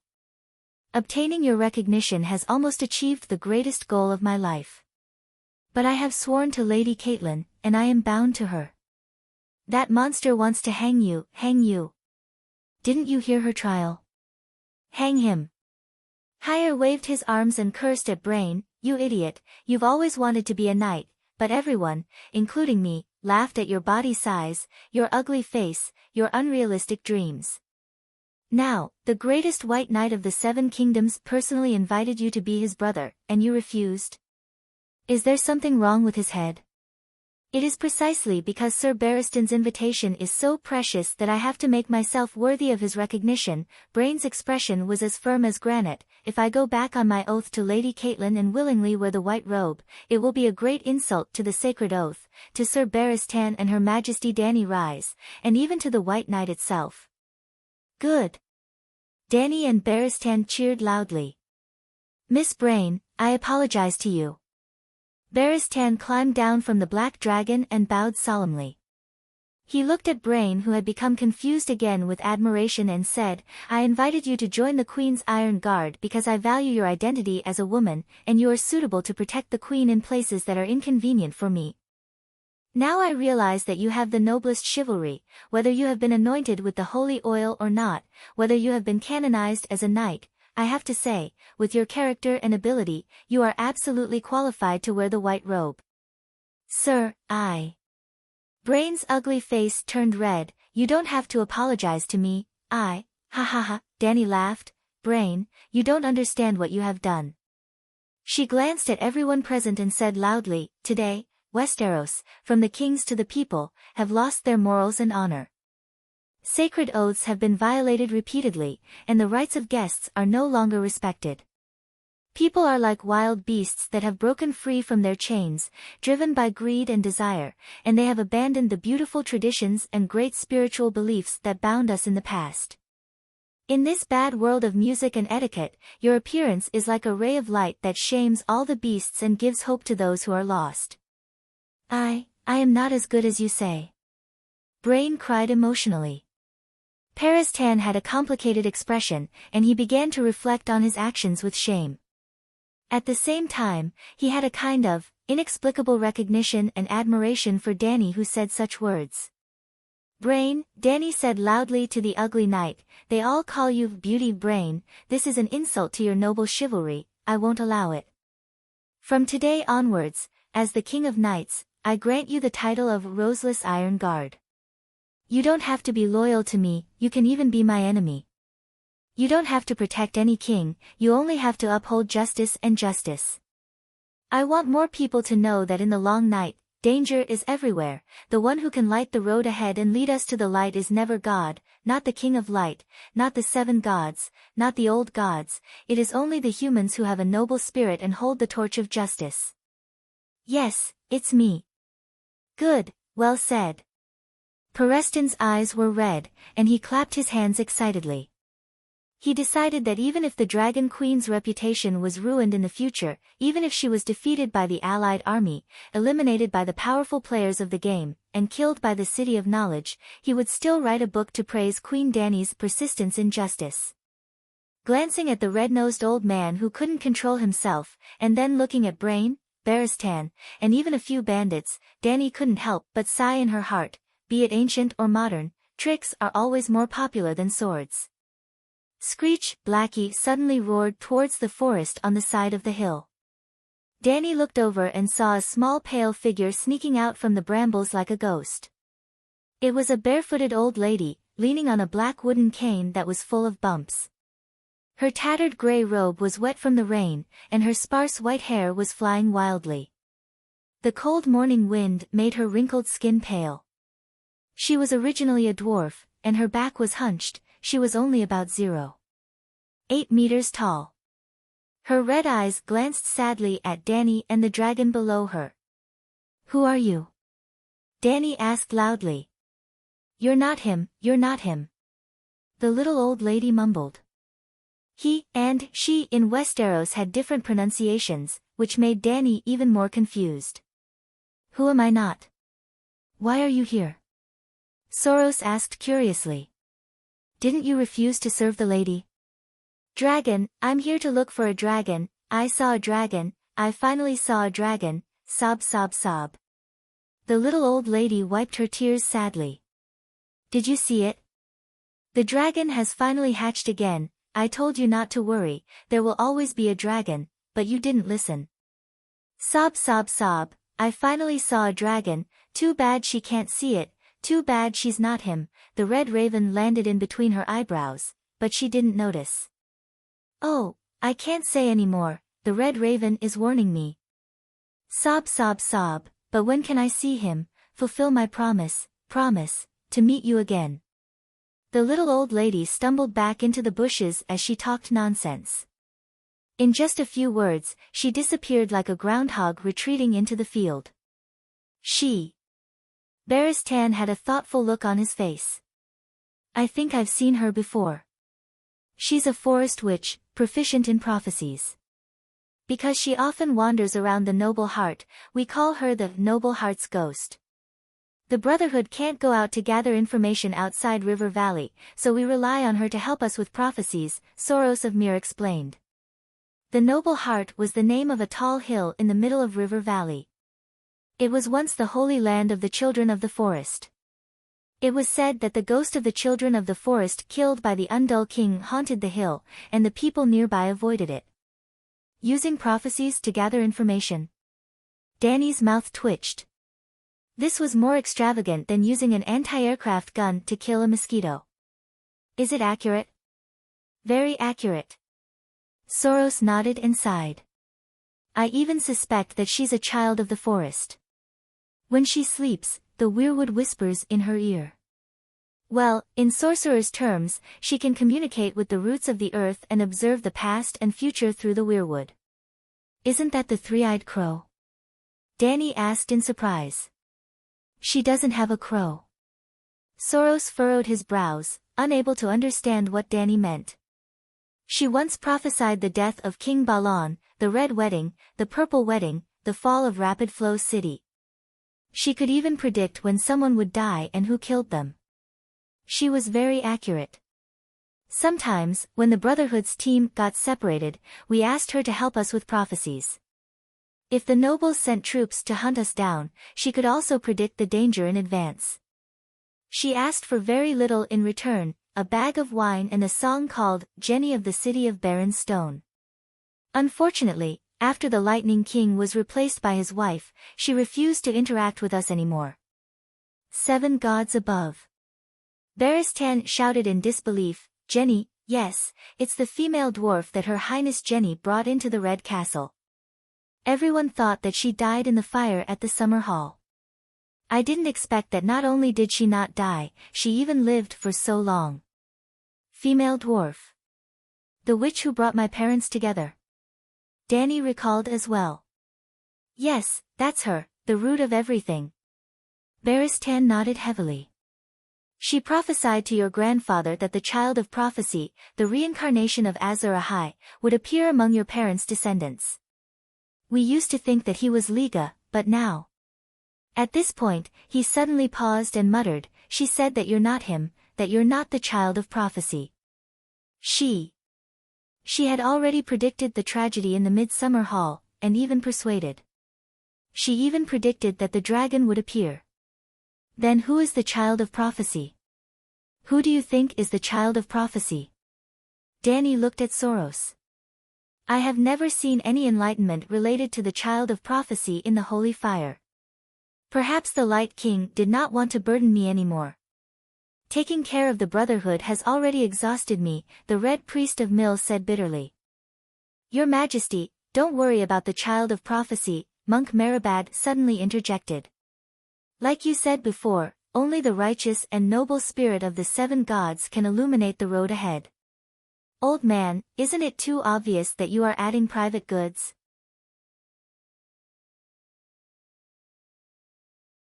Chapter 285. Even Danny could not deny that the Great Wall of the Impasse had already surpassed the original Great Wall of the Celestial Empire. 500 kilometers was nothing, but the average height of the Great Wall was close to 200 meters. 200 meters. Looking from afar, it looked like a continuous mountain range that stretched across the land. Even after 10,000 years, it still showed no signs of decay. If the Night King had not attacked, it would probably have lasted for another 100,000 years, or even 1,000,000 years. The Great Wall of the Impasse was 500 kilometers long, and there were a total of 19 castles. At its peak, Dark Castle alone had 5,000 night watchers, and all 19 castles together had close to 10,000 people. 10,000 people was not a small number. That was a regular army. The King's Landing had a population of more than 500,000, but only 3,000 night watchers. A strong military force would breed uncontrollable ambitions. There had been commander-in-chief who had broken his oath in the history of the Night Watchers. The Night Watchers had had 997 commander-in-chief. Among them, there were lunatics, dictators, and idiots. For example, Lenzi Hyder tried to leave his position to his illegitimate son, and Roderick Furlant tried to make himself the king of beyond the Great Wall. For example, 600 years ago, the commanders of the Blizzard Gate and the Night Castle fought. The commander-in-chief tried to stop them, but they joined forces to kill him. However, the lords and kings of the 7 kingdoms never thought that the Night Watchers would be a threat to their rule. It was not that they believed in the integrity of the Night Watchers, but that the 19 castles of the Great Wall were defenseless against attacks from the south. Well, the purpose of the Night Watchers was to guard against the barbarians from the north. Deviants were a legend. Their castles were built close to the Great Wall, and there were no walls at all on 3 sides, making them easy to attack. This was originally designed to prevent the Night Watchers from rebelling, but now it had become the fatal weakness of Jon Snow and the others. Mance Rayder, the king of the barbarians, had been a Night Watcher for more than 10 years and knew the weaknesses of the Great Wall very well. Now, there were only 3 castles left on the Great Wall. Shadow Tower and East Watch were on the left and right, and Dark Castle was in the middle of the Great Wall, which was also the main camp of the Night Watchers. Before Jerome Mormont, Yora's father, led his men north to die, the Great Wall had 1,000 guards, Shadow Tower 200, East Watch 200, and Dark Castle 600. In order to investigate the movements of deviant ghosts and barbarians, Elder Xiong led 300 elite Night Watchers from the Great Wall to the north. 200 of them went to Dark Castle. However, the Night Watchers didn't carry any weapons to deal with the deviant ghosts. The 300 Night Watchers were almost wiped out. Except for Jon and a few of his companions, only 30 to 40 people survived. After that, Mance Rayder purposely sent the savages to the east and west of the Great Wall, causing the Night Watchers to be exhausted while he secretly arranged for a 200-man assault squad to climb over the Great Wall, intending to take a detour and steal Dark Castle from the rear. Jon Snow and Jurgrit were in the assault team. After all, Jon was the main character. He managed to escape. However, Dark Castle only had 40 to 50 soldiers left, and most of them were old and weak. As mentioned before, Dark Castle had no walls, not even wooden fences. The enemy could march straight in, and the Night Watchers had no choice but to face them head-on. Therefore, after receiving Jon's information, the Night Watchers abandoned the kitchen, the hall, the stable, the tower, and emptied the armory. They only defended the gate that connected the Great Wall to the north. They piled up wooden barrels filled with iron ingots and pickled mutton, wicker boxes, bundles of dyed black wool, wooden stakes, and sacks of grain into a 3-meter-high curved rampart. There were only 2 things in the defensive circle, the gate and the huge zigzag wooden staircase that climbed up the wall. The staircase was like a zigzag bolt of lightning, climbing up the wall.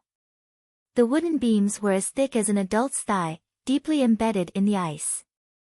In addition to the Night Watchers, there were also more than 100 civilians from the nearby villages. The strategy of the Night Watchers was very simple. They wet the stairs at the bottom with oil and defended the rampart first. If they couldn't defend it, they would retreat to the wooden stairs at the back. They would retreat step by step and use bows and crossbows and other long-range weapons to weaken the strength of the savages. Finally, they would detonate the barrels of oil buried at the bottom of the zigzag wooden stairs, burning down the wooden stairs below and burning or falling the savages to death. It was still uncertain whether they could kill all the savages, but at least they could help the Night Watchers of Dark Castle survive this night. The moonlight in the snowy night was hazy, and the silent land was covered by a layer of gray and silver. Only the bone-chilling north wind was blowing. The enemy used the moonlight to launch a surprise attack on Dark Castle in the middle of the night. The horn sounded, and the war instantly became white-hot. The savages rushed into Dark Castle like a tide, burning the hall and the stable. They crossed the rampart and chased after the Night Watchers and civilians in the yard. Some savages even climbed up the wooden stairs. Jon retreated from the rampart to the first level of the wooden stairs, and then from the first level to the second level. At this time, he leaned against the railing of the wooden stairs on the 4th level. The wound on his left leg that was shot by Jigrit was tearing apart. He was sweating profusely and gasping for breath. The arrow in his hand was aimed at the barrel of oil at the bottom of the wooden stairs. Fire, ice, blood, cries, and screams before death. Squeak, suddenly, the sound of a beast piercing through the night sky came from above. A heavy, scorching atmosphere spread in Dark Castle. Not only Jon felt the pressure, but the savages and Night Watchers who were fighting below could not help but slow down and look up at the sky. Whoosh, the sharp sound of something piercing through the air sounded in the sky. When it landed below the top of the wall, everyone could finally see what it was. A javelin. A wooden javelin that was 3 or 4 meters long. Whoosh! The javelin stabbed into the mud in the center of the yard that was stained with blood. Under the confused gaze of the savages and night watchers, the flag wrapped around the tip of the javelin slowly opened up. A gust of wind blew through the wall and made the flag fly high. A red dragon with a black background, a 3-headed dragon, this. Jon Snow was stunned for a moment. He pulled back the arrow on his bow and suddenly shouted, "Targaryen! The flag of the true dragon." Almost at the same time, the other night watchers also recognized the symbol of the royal family that had ruled this continent for 300 years. "Dragon, Megalosaurus!" Someone shouted at the sky. Jon looked up. On the top of the wooden ladder, the old scholar who had always been calm was waving his hands wildly. "It's a dragon. That's right, that's a dragon's roar. Megalosaurus, a Targaryen is coming." The old man's eyes were filled with tears. As if responding to his call, a huge black shadow fell from the sky. Squeak boom. A white dragon. A white dragon that was bigger than any creature Jon had ever seen swooped down at high speed. It drew an arc over the savages' heads and breathed out a bright red dragon flame that was 15 meters long. He could see the savages' faces twisted in fear. He could even feel their fear. He was also trembling. A strange mixture of excitement and fear filled his heart. The white dragon did not burn any savages to death. After it flew past the yard, it landed at the outermost edge of Dark Castle. Step by step, it walked towards the courtyard that was surrounded by simple walls. Its heavy footsteps seemed to fall on everyone's hearts. "Put down your weapons, surrender, and you will not die." A crisp female voice rang out. "A dragon knight. Who is she?" Jon Snow looked around, but other than the sparks that splashed out from the dragon's nose, he could not see anything. When the Megalosaurus approached the walls made of wooden barrels and sacks, one of the savages shouted, "It's a woman, kill." Jon recognized it.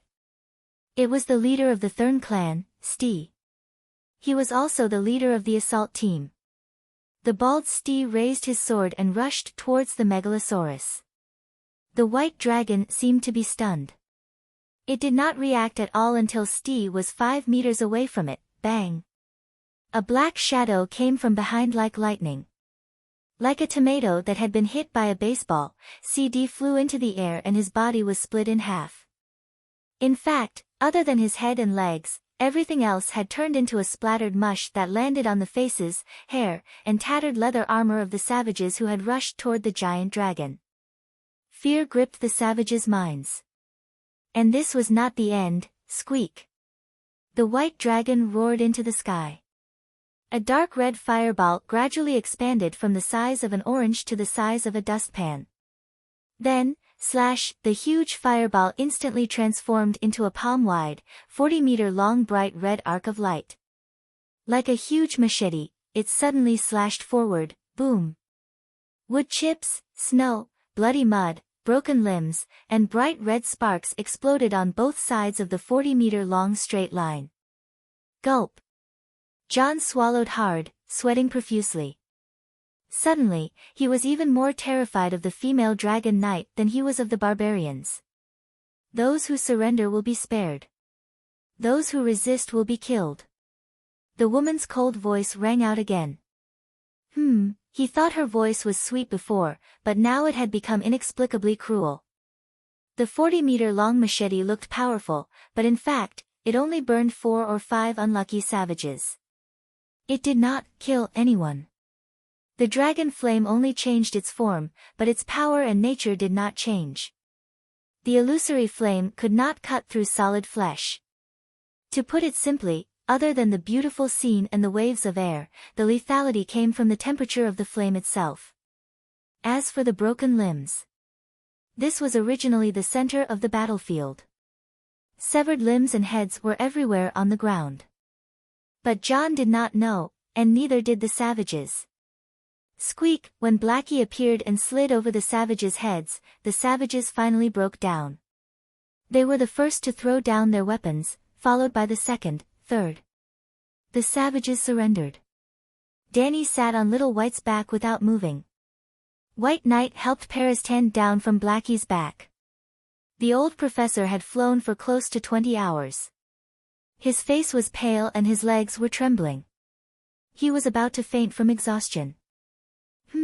Flying from the Three-Forked River to the Great Wall was close to 3,500 kilometers. They stopped 3 times for an hour each time to eat, drink, and relax before continuing to fly. Dany could feel that after 2,000 kilometers, Little White started to feel tired. Blackie, on the other hand, kept flying at a constant speed. It did not feel tired at all. When it was flying, it was also operating the 9-colored vortex to absorb magic particles from the void. Magic allowed Blackie to last longer. Which Targaryen is it? While she was thinking, the Night Watchers climbed down from the wooden ladder. They consciously started to tie up and detain the savages who surrendered. Then, a black-haired bearded man walked over with a trembling old man in a grey robe. White Knight took a step forward and opened her helmet. She said loudly, "Barristan, I am Barristan Selmy. I have come with Her Majesty Dany Rhys Targaryen to the Great Wall to assist the Night Watchers." "Barristan!" the young man exclaimed. He was even more shocked to see the legendary White Knight. "Dany Rhys?" The old scholar was surprised. A beautiful scene that he had never dreamed of appeared in front of his eyes. "It's me." Dany saw the long chain around the old man's neck and guessed his identity. She jumped down from Little White's back and took off her helmet. Her silver braid hung in front of her chest.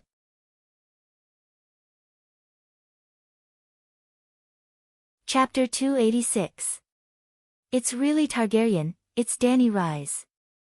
Seeing Dany's silver hair, purple eyes, and somewhat familiar delicate face, the grey-robed old man reached out his trembling right hand, as if he wanted to personally confirm that the person in front of him was not an illusion. SSSS. Dany stood still, but Blackie and Whitey beside her sneezed at the old man. The old scholar woke up with a start, wiped the tears rolling down his cheeks, smiled and bowed according to the etiquette of receiving a king. "Excuse me, Your Majesty. Night Watchman Ymont greets you." Dany nodded, looked at him and said, "I know you, Ymont Targaryen, my great-grandfather Igor's brother." Igor. The old man was stunned, his eyes showed a look of reminiscence, and muttered, "You call him Igor? Yes, he is Igor, my younger brother." "I've been to the City of Knowledge, and read the history of the Targaryens," Dany said.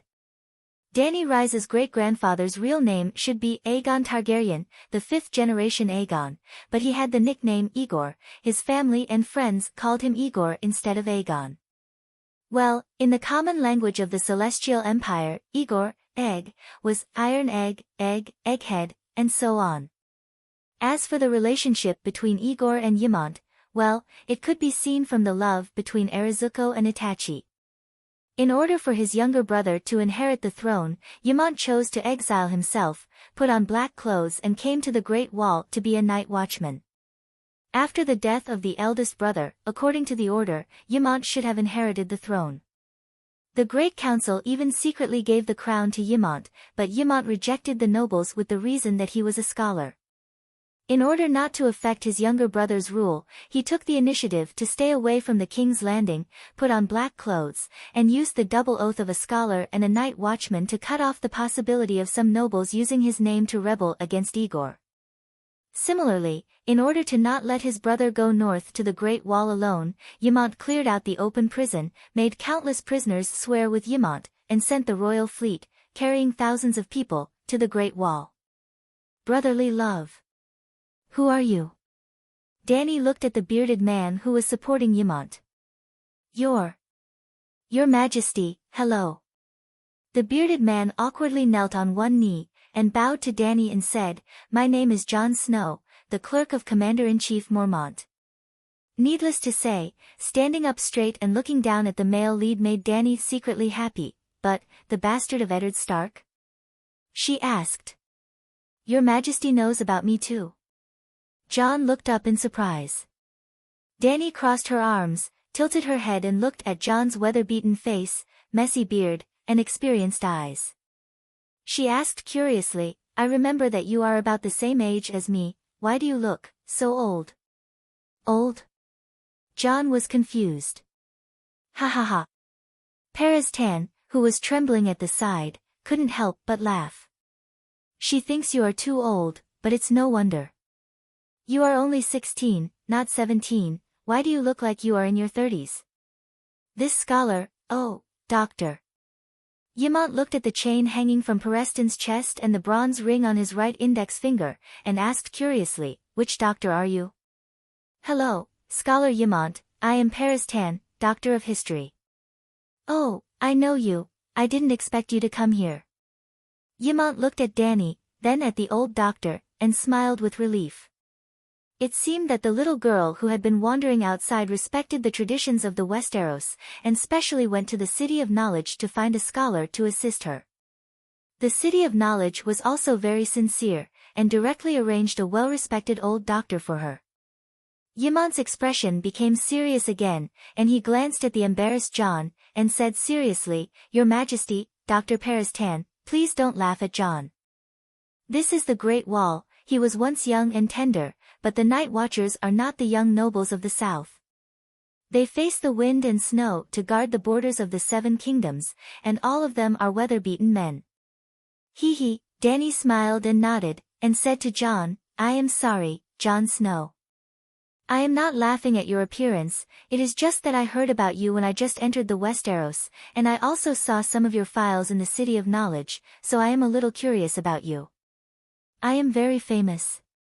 John's bearded face scrunched up into an awkward shape. I rode a dragon and flew west from Slaver's Bay, passing through Volantis, Lys, and Sunhalberd City. I met Dane on the way, and even circled above Starfall City for a while. And this white knight beside me has deep feelings for your rumored mother, so we have talked about you many times. Your Majesty, there is no need to be so detailed. Barristan said awkwardly. Who is my mother? John asked excitedly. Ashera Dane, the sister of Sir Arthur, the Sword of Dawn, but Sir Barristan denied this. Screech, Blackie suddenly screamed. Danny tilted her head and looked in the direction of the courtyard, and said, Someone is coming. John and Yimont turned their heads at the same time, and saw a big-bellied, one-armed man walking towards them. He is the blacksmith Tanner Noy, and also the temporary commander of the Night Watchers of Dark Castle. Yimont introduced. The blacksmith Tanner looked to be in his 40s. He did not have a left arm, and his left sleeve was tied to his shoulder with a pin. His chin was full of black beard, and he was tall and muscular. He walked over without saluting, and frowned at Danny, and asked rudely, Are you Targaryen? Yimont carefully glanced at Danny, and saw that she only raised her eyebrows and did not get angry, so he whispered to the blacksmith, This is the daughter of King Aerys, Her Majesty Danny Rise. In the 2 years since King Robert's death, there have been 6 kings in the Westeros. 4 have already died, and now another one has come, the blacksmith Tanner muttered, and the expressions of the people around him changed. Yimont hurriedly pulled his sleeve and warned him, Her Majesty saved us. She is the only monarch who responded to our request for help and came to guard the wall. Not necessarily. The blacksmith stopped talking and bowed reluctantly. Your Majesty, we are very grateful that you have come to the wall's rescue. Danny had been watching the conversation between the blacksmith and Yimont, and when the one-armed man bowed, she raised 2 fingers and said softly, You have 2 things wrong. First, I am not a king. At least, don't put me together with that bunch of trash. The 6 of them together are not worthy of being my opponent.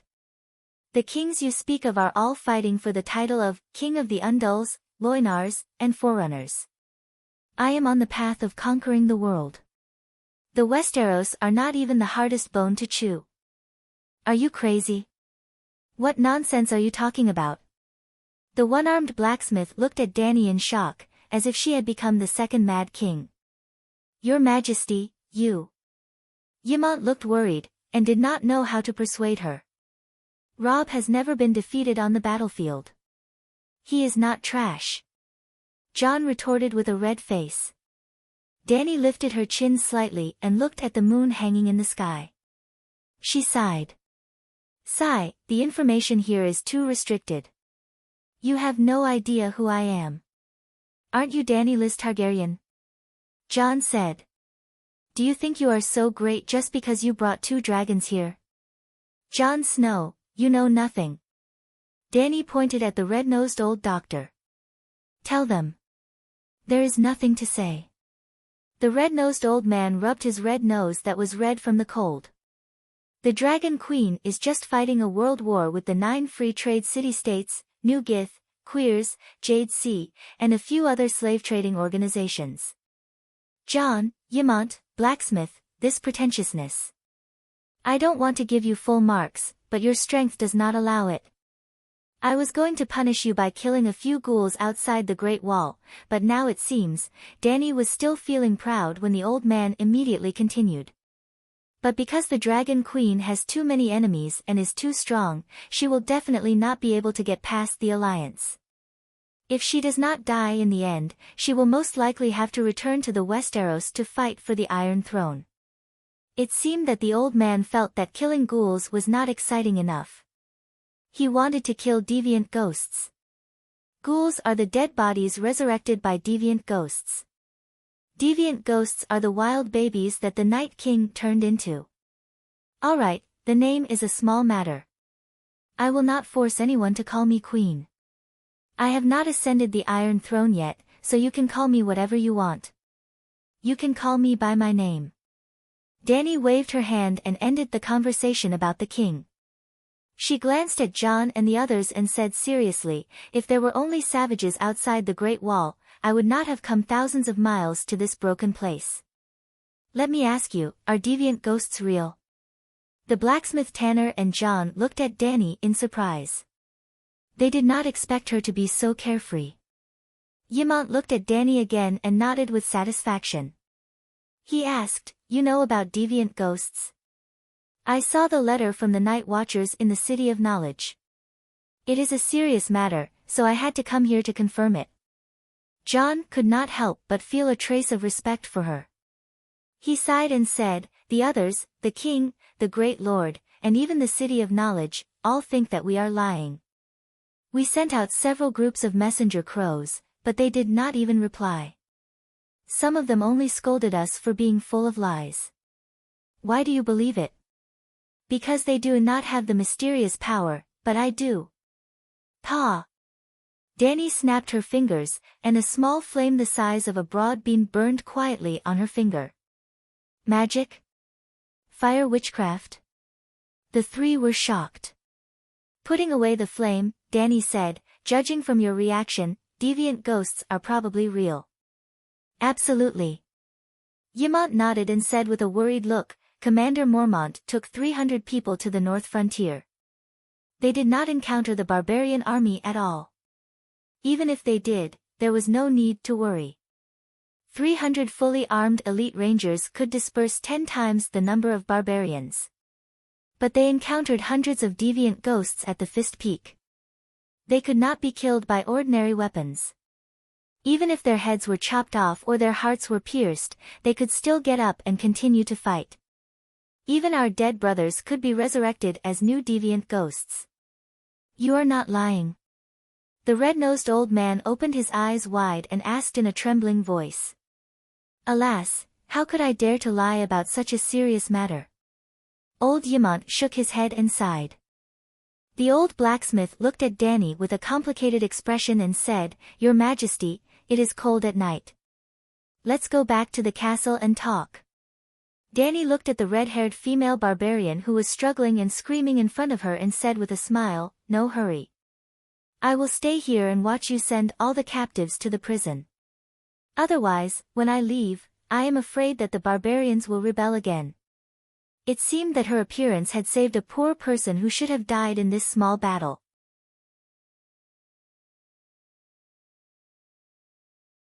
Chapter 287. Stinky Crow, don't touch me, I'll walk on my own. Under the light of the fire, a woman with disheveled red hair stumbled to her feet. Two black-robed night watchers went over, one violently strangling her waist from behind, the other slapping her in the face, and chaining her hands and feet from the front. The three of them did not stop their actions, cursing and swearing. The savage called the night watcher a crow, and the black-robed night watcher an uncivilized woman with a spear. Yrgrat. John heard the red-haired woman's sharp curses, turned around and trotted a few steps, stopping a few steps away from the woman, and said hesitantly, "Yrgrat, are you hurt?" "Ah, you're burned by the dragon flames." "Jon Snow, if you're a man, come and tie me up yourself," Yrgrat shouted. "Aye." Jon was both happy that his lover did not die in the battle, and embarrassed that she had exposed their affair in public. Dany stepped forward, curiously looking at the female savage who had taken Jon's virginity. She was about 20 years old, relatively short, less than 1.6 meters tall, and skinny. She had a round face, a flat nose with light-colored pockmarks between the nostrils, and a mouth full of uneven but white teeth. Of course, the female savage's most striking feature was her head of fiery red hair. However, she seemed to have been burned by Dany's 40-meter-long, flaming blade. Half of her hair was burnt, her face was black, and her tattered leather coat was scorched black. "Go deal with the others first, I have something to ask her," Dany said to the two black-robed men. "This." The two night watchers looked at the blacksmith Tanner hesitantly, and only let go of Yrgrat after getting his permission. They took a step back, bowed, and turned to another savage. "You ride a dragon?" Yrgrat stared at Dany, her hands clenched into fists, as if eager to try, but the sound of the chains on her wrists made her loosen her fists in frustration.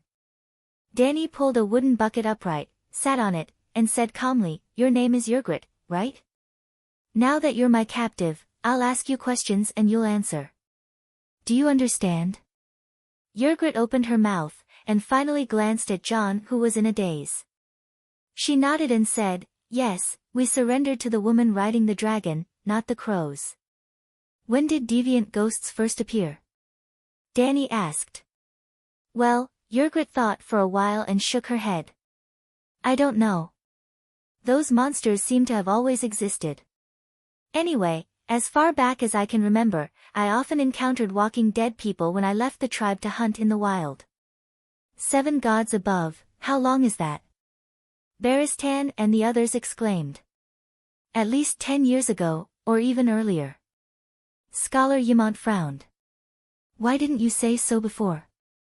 Jon was also shocked. "Jon Snow, you never asked me," the red-haired savage shouted at him. "You've been living with those monsters?" Dr. Barristan asked in disbelief. "We wanted to go over the Great Wall, but the crows wouldn't let us." Later, more and more monsters appeared and became stronger. Even the largest tribe's camp was broken by them from time to time. Mance Rayder decided to go over the Great Wall and take refuge in the south before the more dangerous times came. The female savage shouted. The red-nosed old man asked in surprise, "What do you mean by more dangerous times? Are you stupid?" Dany rolled her eyes. "Of course it's winter. Deviant ghosts are so rampant even in the hot summer." "What about winter?" "Yes, winter." Blacksmith Tanner said worriedly, "All the savages went south." "All of them. Hundreds of thousands of troops have come under the Great Wall. We have giants, hundreds of giants. Even the Megalosaurus is no match for the giants. The Megalosaurus can fly." "Can the giants fly too?" Dany laughed. "The giants have bows and arrows and spears." Yrgrat smiled proudly. "Strong Marg has a longbow taller than the city gate. The bow is thicker than your leg. He once stood at the foot of the mountain and shot a vulture on the top of the mountain with an arrow. Your dragon can't burn him if it flies too high. If it flies too low, it will be shot through the head, just like my arrow shot through the neck of a pheasant." "Oh, I was careless."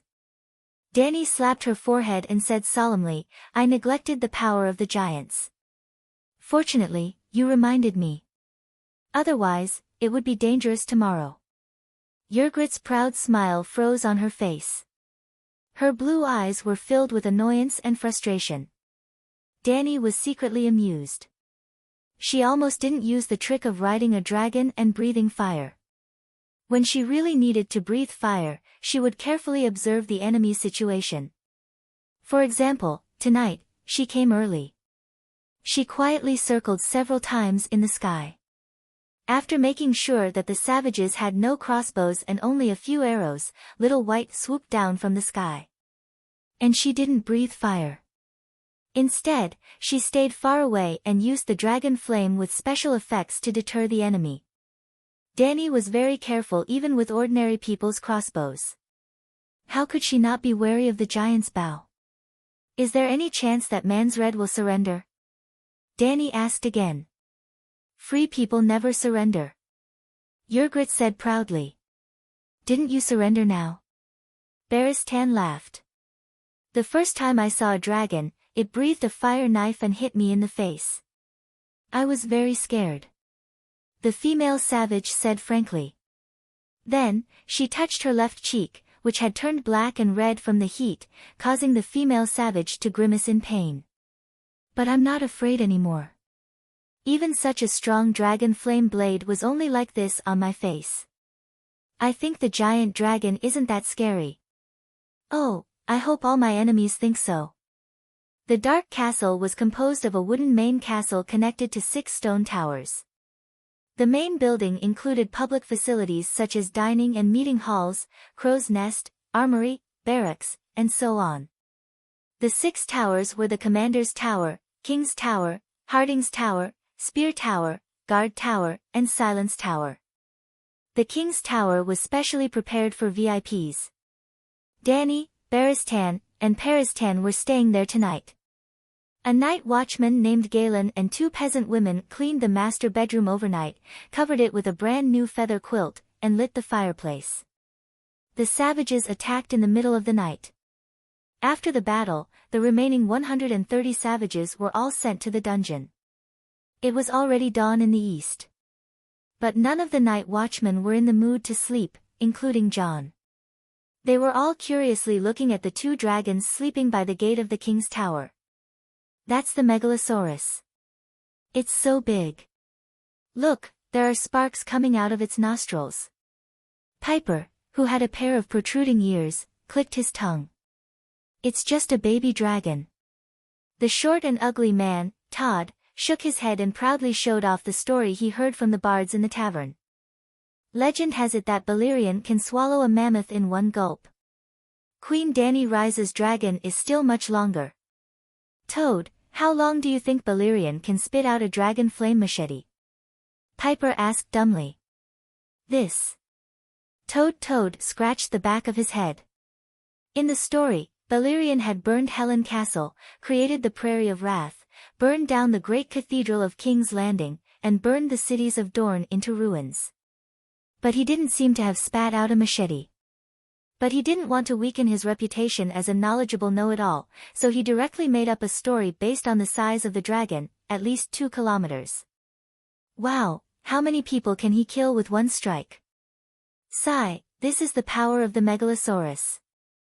Toad shook his head and said proudly, no matter how many savages Manslade brings this time, they are destined to be defeated by Her Majesty's 2 Megalosaurus. Jon glanced at his 2 companions and asked the blacksmith, Tanner, beside him, Master Luwin told me that the Megalosaurus of the Targaryen family have been extinct for 200 years. Yes, not long after the mad dance of the blood dragon, the dragons were completely extinct. The blacksmith nodded. But why does Dany Rise have 2 dragons? I haven't heard anything about her before, but she suddenly came to the Great Wall with 2 dragons, Jon said with a worried look. What are you worried about? The one-armed blacksmith glanced at him. Duke Stark's family is either dead or missing. Will she seek revenge on you, a bastard? Jon hesitated. I don't know. The Night Watchers shouldn't have political leanings. But, maybe Sansa and Arya still have a chance to rebuild Winterfell. Now that the Targaryens are back, the one-armed blacksmith shifted his gaze from the black dragon to the king's tower and said with a complicated expression, "Westeros always need a king. At least there is one thing that she did better than all the other kings. She has a sense of responsibility. She gave up the pursuit of the Iron Throne and helped the Westeros solve their external problems first. If the savages and the ghosts cross the Great Wall, Winterfell, and even the entire Northern Territory, will be finished. There is no point for 100 Sansa Stark to live. Master Tanner, shouldn't you arrange 2 guards for the king's tower?" Toad grinned and moved closer to the blacksmith, flattering, "I am willing to protect Her Majesty." "Me too. Me too. I'm not hurt, and I'm not tired." Immediately, a few night watchers gathered around excitedly. The one-armed blacksmith thought for a moment and felt that the toad's suggestion made sense. The Dragon Queen was protected by 2 dragons and fearless Barristan, so she was safe. But arranging guards for the queen was the night watcher's etiquette. "Jon, you will be responsible for guarding the queen's gate for the next few days." The one-armed blacksmith felt that he should create an opportunity for his little brother to get close to the queen. His worries were not unfounded. Stark and the Targaryens had a blood feud that went back several generations. Perhaps Jon's performance made the queen happy. Seeing how Ed Stark's family was killed, would she forgive Jon and his 2 sisters? Jon seemed to understand Master Tanner's good intentions. He patted his chest and promised, "Although my leg has not recovered, I will perform well and not disgrace the night watchers." The next morning, Dany had just walked out of the king's tower when she saw Jon shivering by the oak door. He was holding a spear against the cold wind and snow, guarding the door for her like the most loyal soldier. Seeing him limping over to greet her, Dany even felt a little pity, but that pity was soon replaced by doubt. Big Black and Little White did not drive him away. The 2 dragons were guarding the door. Not everyone could stand close to them in the middle of the night. "Did they bite you?" Dany pointed at the dragons and asked. "No. When I walked over, the 2 dragons looked at me and then went back to sleep." Woo-woo, just as she was about to ask again, a long and sonorous horn sounded from the city wall overhead. 1 horn means that the night watchers have returned. 2 horns means that the barbarians are attacking. "Your Majesty, the barbarians are attacking the city," Jon said anxiously.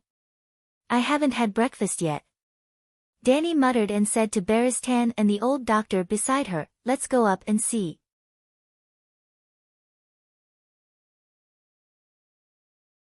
Chapter 288. The north wind whistled, bringing large amounts of snowflakes into the cloak.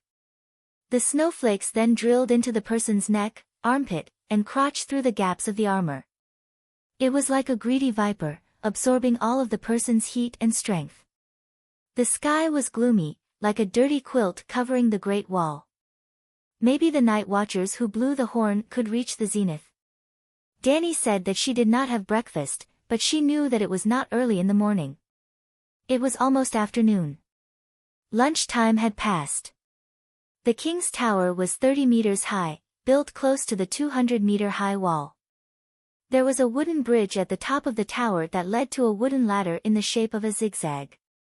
When Dany and her companions walked up the wooden ladder, they happened to run into Tanner, the blacksmith, and 17 or 18 men in black robes. They were busy fastening their sword belts and stuffing hard black bread with cheese into their mouths. "Your Majesty, we can't entertain you properly," Tanner shouted at Dany. "Then let's save our strength to entertain the king of savages." Dany smiled.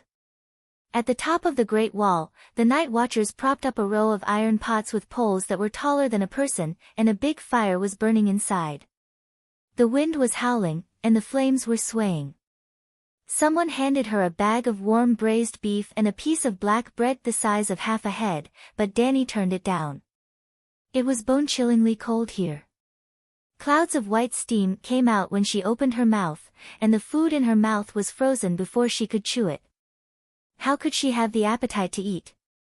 The battlements on both sides of the aisle were made of gray-white mysterious ice. She was not sure if there were boulders inside. Danny had the illusion that she had crawled into a freezer. In fact, a freezer could be -18 degrees Celsius at most, but the temperature here was probably lower than -20 degrees Celsius. The Great Wall was very wide, enough for 12 fully armed knights to ride side by side, but the ground was too slippery because of the ice. In order not to fall, the brothers in black paved a gravel path on the aisle. Well, they did not cover the entire wide road. There was only a small path for the patrolling soldiers to walk on.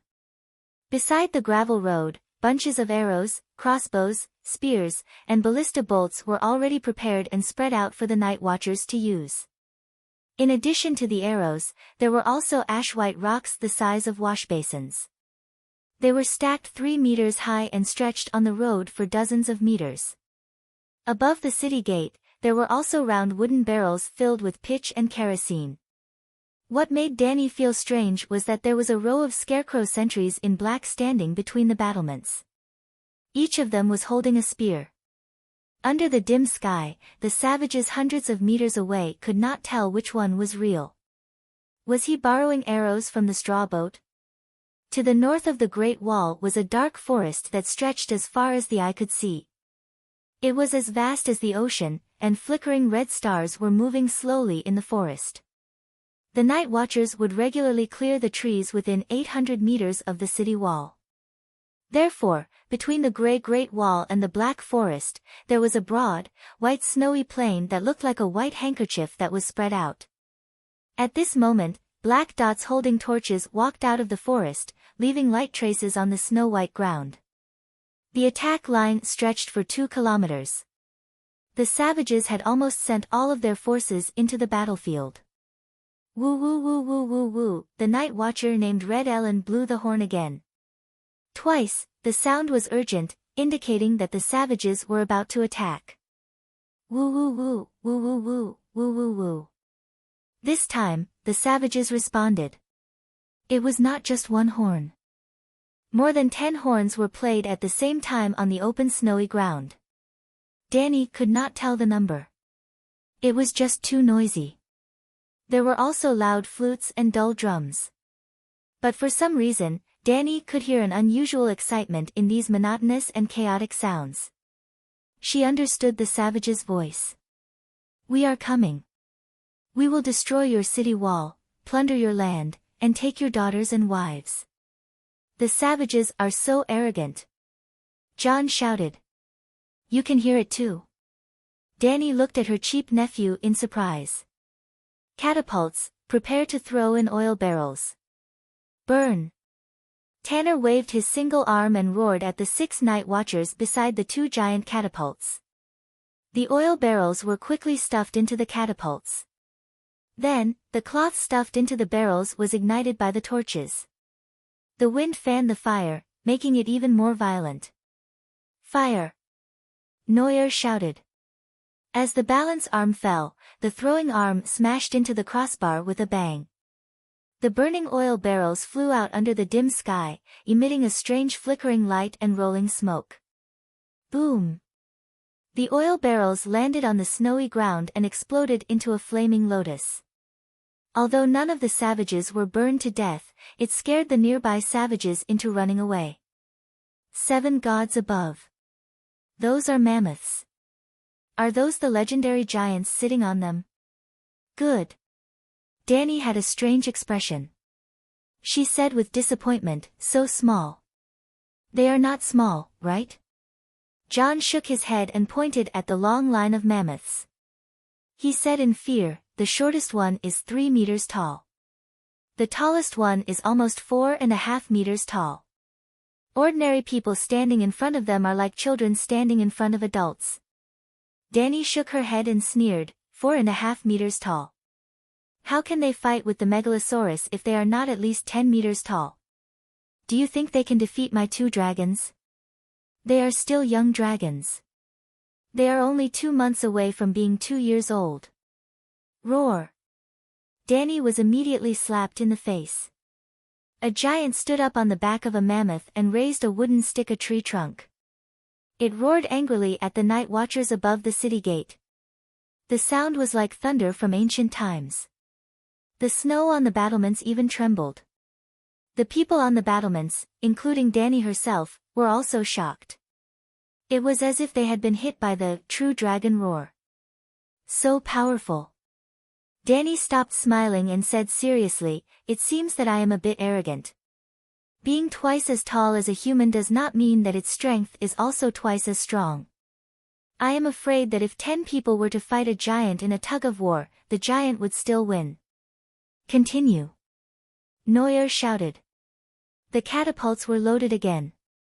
Then 2 barrels of burning asphalt flew across the sky and fell into the enemy's army. Well, it was very embarrassing. It seemed that another savage was not killed. It was because the barrels flew in a parabola for a long time. Although the savages were reckless, they were not blind. How could they not see the bright flames? "Stop throwing. It will be a waste if you can't hit anyone," Dany shouted at the one-armed man. "We can't stop attacking. I have to boost their morale." The one-armed blacksmith lowered his voice and pointed at the night watchers who were shivering behind the battlements. "What are they afraid of?" Dany didn't want him to. She deliberately shouted so that everyone could hear. "It is just an army of 20 to 30,000 savages and hundreds of thousands of savage tribes. I have seen this kind of battle many times." The blacksmith was stunned. He sighed and said, "We only have 20 warriors left. After the battle last night, most of the villagers of Mole Village left." "Wrong. You still have 2 megalosaurus. Then let the megalosaurus go out and burn them." A woman with unkempt hair poked her head out from behind a scarecrow. Dany had met this woman when she was on the wall. She was a prostitute from Mole Village, Zay. She was holding a long-armed crossbow. There was no trace of cowardice on her face. She was as brave as a female warrior. "I am waiting for someone." Dany smiled at her. "You are very brave. Braver than the men of Mole Village." The prostitute Zay blushed and asked awkwardly, "Your Majesty, who are you waiting for?" "Man's Red?" John blurted out. The blacksmith Tanner nodded and said, "Yes, burn the king of savages. If the megalosaurus appears too early, Man's Red will definitely hide." Whoosh, whoosh, whoosh, whoosh. While they were talking, a sharp whistling sound came from outside the wall. The heads of the scarecrows that were placed between the battlements suddenly exploded as if someone had stuffed a grenade into them. Dany immediately crouched down and shouted, "Be careful of the giant's arrows. It's the 7th level of hell. It has flown 200 meters, but it is still so powerful." But her warning was still a little late. The giant archers were mainly focusing their fire near the catapults. A 2-meter-long, thumb-thick wooden pole pierced through the lower abdomen of a night watcher. It was like a feather stuck to an arrow. It did not slow down the arrow at all. The arrow flew diagonally into the sky as if it was nothing. "Fuck." Dany was dumbfounded. The arrow carried the night watcher with it for another 100 meters. At that time, he was still alive. His screams were louder than the horn, and the whole dark castle was shrouded in the horrifying howls of death.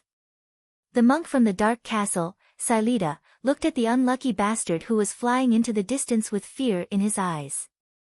He gulped down a mouthful of wine and sang the song of the Madonna with a trembling voice.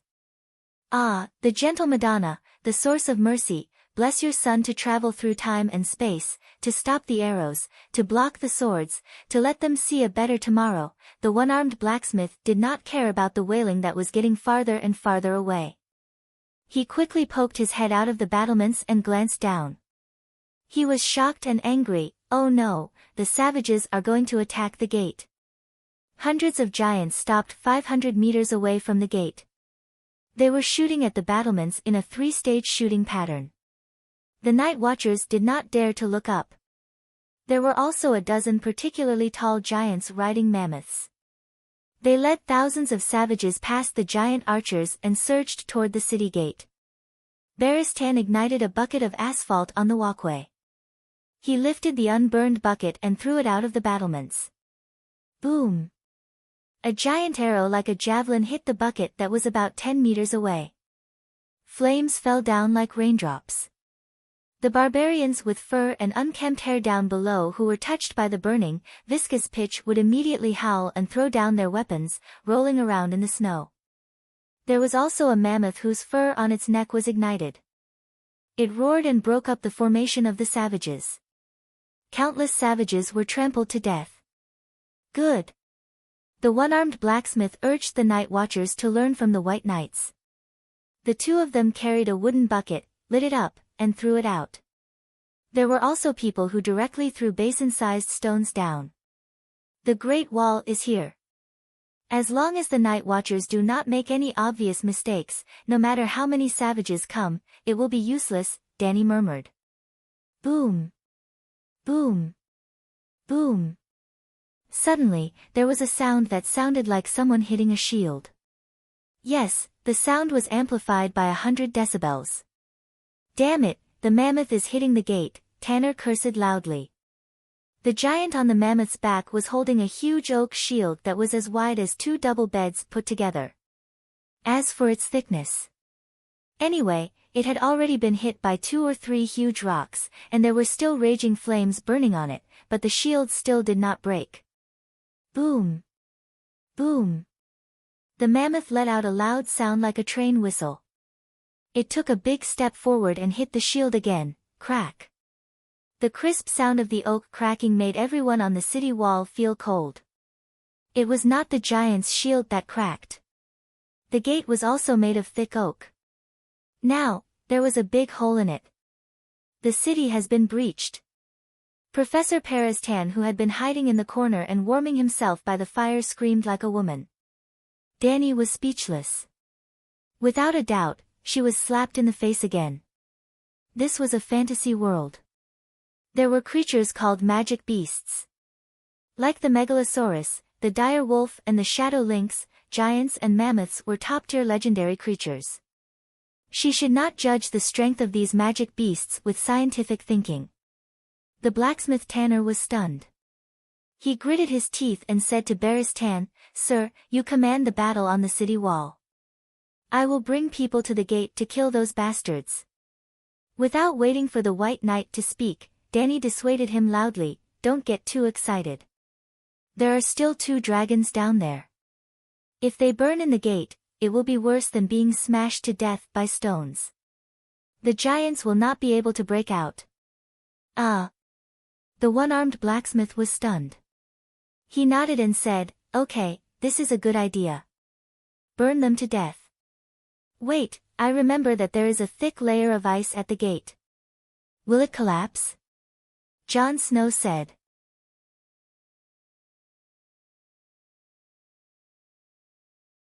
Chapter 289. The blacksmith continued to stay on the wall to direct the night watchers to throw stones, oil barrels, and spears at the gate. Danny, Beristan, Jon, and 4 or 5 night watchers took the lift down to stop the barbarians in the gate. Well, inside the Great Wall, there was a wide groove. The night watchers built a steel frame in the shape of a well at the mouth of the groove and built a human-powered lift with pulley blocks. They climbed into the big iron cage at the mouth of the well. Jon pulled the rope with the bell at the end 3 times. Then they stood in the iron cage stupidly. The wind was howling, but the cage did not move at all. Just as Danny was about to ask, the iron cage shook violently and began to move horizontally. It moved shakily from the Great Wall to the hollow mouth of the well. Then, the ropes creaked and the iron cage began to descend. Crack! Crack! Crack! Crack! Danny frowned and said, "Is this thing safe?" "Your Majesty, don't be afraid. I've been on the Great Wall for 2 or 3 years, and there has never been an accident. In fact, the scenery here is very good. I can almost see half the world." Jon wiped the snow from his beard and comforted her. "Ghost is good. I don't need to ride a dragon to see higher and farther to discourage you. But the scenery below, windowless fortresses, collapsed walls, and courtyards full of rubble. It's so empty and boring. Further away, there was an endless wasteland made up of hills ravaged by cold wind, rugged and dangerous rocks, and wild lands dotted with snow. What do you want me to see? How did you survive these years? Danny could not help but sympathize with the poor boy. Jon Snow misunderstood her and began to recount his career. When I first came, I was a new recruit. I practiced swordsmanship with the instructor in the morning and worked in the afternoon. Sometimes, I took Whitey-O, my direwolf, out to hunt for extra food for the commander-in-chief's dinner. If there were no barbarians attacking the city, Master Tanner would also arrange for a few brothers to hunt some wild deer and water deer for His Majesty. Other than hunting, I was mostly doing odd jobs in the blacksmith's shop, helping Master Tanner turn the whetstone or pump the bellows. There was still a lot of work to be done, such as standing guard, running errands, delivering letters, cleaning the stables, cleaning the horses, making bows and arrows, taking care of the messenger crows, checking accounts. Later, I became the commander-in-chief's clerk and began to manage the night watchers with him until we went north beyond the Great Wall. But now, I am His Majesty's guard. The guards at the gate? Danny laughed in her heart, but she asked, "Where's your dire wolf?" "Bai Ling, I lost it," Jon said dejectedly. The dire wolf can still be lost? I was captured by the barbarians. When I followed them up the Great Wall, Bai Ling was blocked on the other side. What I mean is, Danny looked at the other night watchers hesitantly. Can't you sense its location? Perception. Why can I sense it? Jon was puzzled. Jon, do you know who you are? The illegitimate son of the House of Stark. But I am now a night watcher, Jon said with a gloomy face. No, those are the identities given to you by others. Do you know who you are? Your Majesty, what are you trying to say? Creak boom, the iron cage stopped.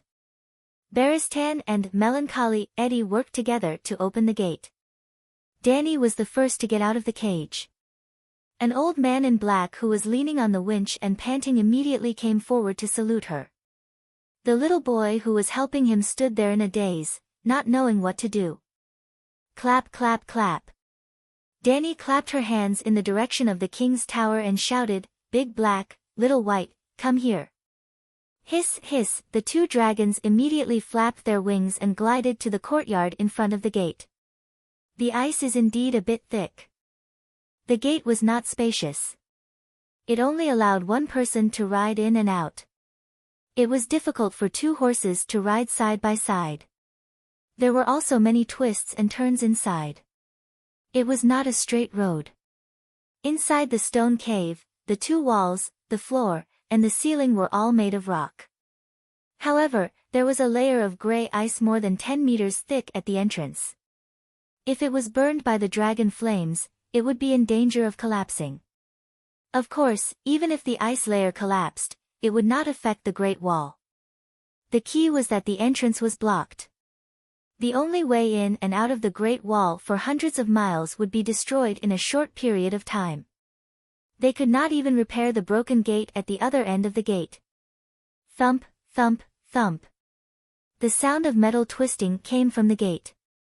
Danny knew that the giants were ramming against the iron fence. There was an old oak door inlaid with nails that was 30 centimeters thick at the entrance and exit. There were also 3 iron fences inside the gate. Why don't we put them in the courtyard and burn them? The gate is narrow and only one giant can enter at a time.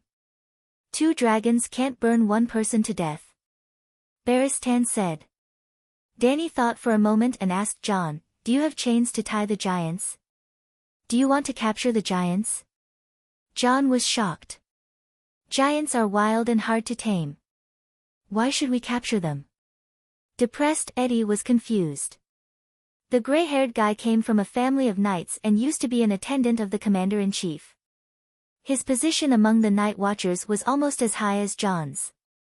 Farming, building the city, working as coolies, and being exhibits. What can't you do? Isn't the Great Wall that you are guarding built by the giants? The Great Wall was built by city builder Brandon Stark. Jon corrected him. Brandon only drew the design. At most, he added some magic circles. The farmer workers must be the giants. Dani waved her hand and ended the topic. She asked again, do you have chains to tie the giants? Can the chains to drag the iron cages? John asked. Dani looked sideways. The chains on the elevator shaft were as thick as her wrist. John also said that they had never broken in the past few years. Yes. Eddie, you take these brothers to move the chains. Knight, John, you two stand aside. Later boom. A thunderous sound from the gate interrupted their conversation. Roar, roar, roar, roar. The giant's roar came through the gap of the gate, almost shattering their eardrums. The giants are here. Galen's face was pale and he could not speak. Dani glanced at the rattling oak gates and said calmly, don't worry, don't panic. Everything is under control. Blackie. Huff, huff. Blackie poked its head out and glanced at the night watchers with its black and red eyes. Two thin snake-like nostrils spurted out. Ugh. Galen, Todd, and the rest of the night watchers shuddered. As expected, they were not afraid. They were still afraid, but the target of their fear had changed from a giant to a giant dragon. We will move the chains now. They breathed a sigh of relief and ran away. The wooden buckets, rice bags, wooden stakes and other miscellaneous items that stopped the barbarian assault team last night had been cleared out. The courtyard was empty. Well, there were a few towers on both sides of the gate. The stone towers were built on a 3-meter-high stone foundation. Other than that, there was an open space. John and Barristan stood on the stone steps in front of the king's tower and looked at the head-sized fist marks on the oak door. The giant's roar was getting louder and louder. The blacksmiths on the great wall had been climbing up the battlements and looking down. After waiting for nearly 10 minutes, Eddie and the others were panting as they carried 2 large baskets of chains to the stone steps of the king's tower. The giant finally smashed a hole in the oak door. They saw his furry arms. His grayish-white hair was longer than John's hair. He looked like a long-haired gorilla that was several times bigger. Roar, roar. The giant at the gate shouted excitedly in an ancient language that Dani could not understand. The excited howls of the giants and barbarians echoed in the tunnel. That's a bit too much. John was worried. Don't be afraid. Look at their arms. They are so hairy. If they spit dragon flames, they would be burned into a torch. Barristan said. The frost giants that lived in the extreme north had long body hair. Otherwise, how could they survive in such a cold environment? Boom. Wood chips flew. A 4-meter-tall hairy giant staggered out of the gate. He ran a few steps in the courtyard and fell into the mud. Roar, roar. He did not care about his sorry state. He opened his bloody mouth and laughed wildly. Even Blackie and Little White could hear his pride and joy. Then, bang, the laughter stopped abruptly. As soon as the giant got up from the mud, Blackie, who had been waiting impatiently at the gate, immediately whipped him in the back of the head with his tail. The giant rolled on the ground like a ball and rolled more than 10 meters away. He landed in front of Little White and whipped him with his tail again. Bang! The hairy giant did not even have time to scream before he lay on the ground in a bloody mess. No one knew whether he was dead or alive. Dani saw that the giant's head was deflated, and the blood was like a tap that had been opened. She could not help but grit her teeth and said, be gentle, don't kill it. Roar. Another 3.5-meter-tall giant rushed out. He only roared once before he looked at the white dragon in front of him and froze. Even if the giant was stunned, Blackie, who was guarding the gate, did not let him go. Bang! The bowling ball moved, but this time it did not hit the giant's head. Its tail hit the giant's back. Therefore, he could still roll on the ground and howl. The night watchers held the chains and hesitated to go forward to tie him up. Don't worry about him. Cripple him first, but force him to kneel and surrender later, Danny shouted. The third one who rushed out was not a giant, but 4 or 5 savages with bronze axes. Surrender and you will be spared. Baristan shouted with a megaphone on the stone steps. Kill boom. One of the barbarians had a ferocious look on his face. He raised his axe and rushed towards Blackie. Then, a bright red dragon flame poured down from above. The 5 barbarians let out a hurried howl and melted like candles thrown into a steel furnace. Well, the temperature of the black dragon flame was higher than before. The process of Megalosaurus spitting dragon flame was actually casting magic. There was no flamethrower fuel tank in the dragon's stomach. In fact, when they spit dragon flame, their mouths were empty. There was nothing in them. The dragon flame appeared out of thin air in the space between the upper and lower jaws. It was not some kind of chemical liquid that was spat out from the throat. It was a complete magic reaction. When there was a meditation vortex in Blackie's spirit ocean, the magic power changed from disordered to orderly, instinctive to perfect control. Its strength increased several times.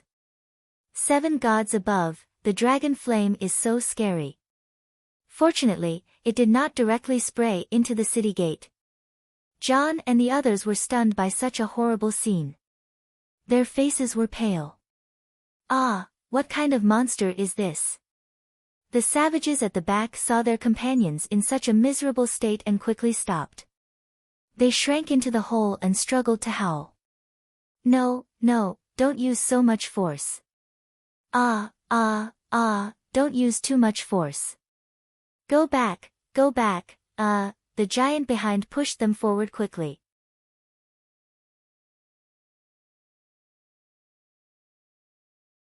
Chapter 290. There's a monster in front. Don't push.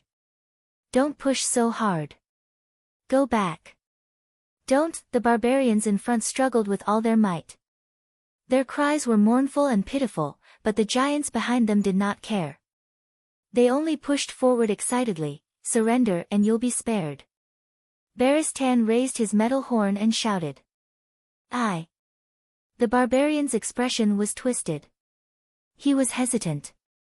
Blackie stuck his head out. The ferocious dragon head occupied the barbarian's entire vision. Sparks were even spewing out of its wine-sized nostrils. I surrender. I surrender. I surrender. The barbarians gave up struggling and rushed out of the city gate. They threw away their weapons and ran away from Blackie. Eddie, Galen, and a few other night watchers approached them with crossbows. They shouted, kneel. Put on the chains. Eddie threw 3 chains used by ordinary prisoners over. Even though there were only 4 night watchers, the 3 barbarians who were scared out of their wits by the Megalosaurus did not resist. They obediently knelt on the ground and picked up the chains hesitantly. A deafening wail came from behind them. When they turned around, they saw the giant King Marg, who was almost 4.5 meters tall, on fire. Thick smoke billowed as he rolled wildly on the ground. That ferocious white monster would whip him with its tail from time to time. Marg's bones cracked and he cried out in pain. Shivering violently, the 3 barbarians quickly put the chains on each other. Seeing that the giant king was lying motionless in the mud, Danny said to John, let the barbarian captives tie up the giants. Just like that, the barbarians and giants lined up to enter the city gate and came out from the other side. The barbarians in front refused to give up until they saw the coffin. They fearlessly rushed toward Blackie. After being melted into candles by the dragon's flames, the barbarians at the back immediately wiped their tears and surrendered when they saw the coffin. The people behind them would rather die than surrender, setting an example for the people behind them. This cycle continued. When it was around dusk, the wide courtyard was already covered with the corpses of the giants. There were a total of 45 of them. They were either broken, charred and smoking, or dead. But regardless of whether they were dead or alive, they were all captured by the barbarians. Their hands and feet were tied with chains. There were even more savages, and the handcuffs used to tie them up were not enough. They could only chase them into the stone prison. There's no one else. After waiting for a while, no savages came out.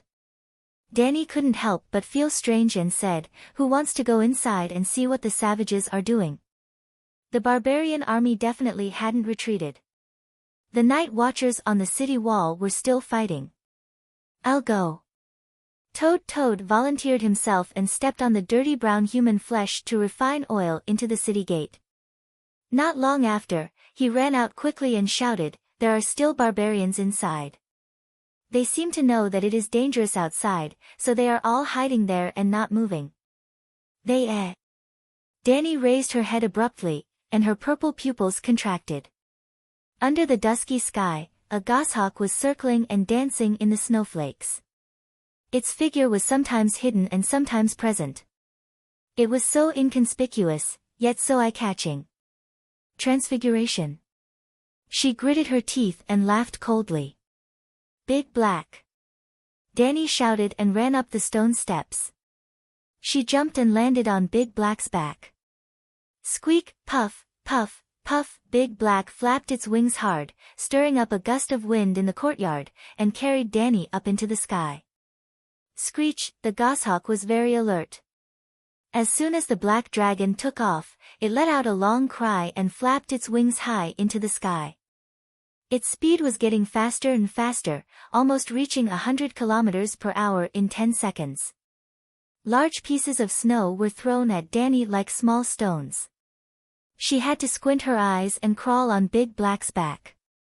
Screech, the night watchers on the city wall saw a black shadow jump up quickly, and the wind stirred up by the turbulent airflow blew away the thin layer of snow on the city wall. "Dragon Queen is riding a dragon into the sky," one of the night watchers shouted. "Mansred's location is still uncertain." "She's going." The one-armed blacksmith's eyes focused. He saw the goshawk flapping its wings wildly in the snow. "The megalosaurus is chasing a falcon." The night watchers were puzzled.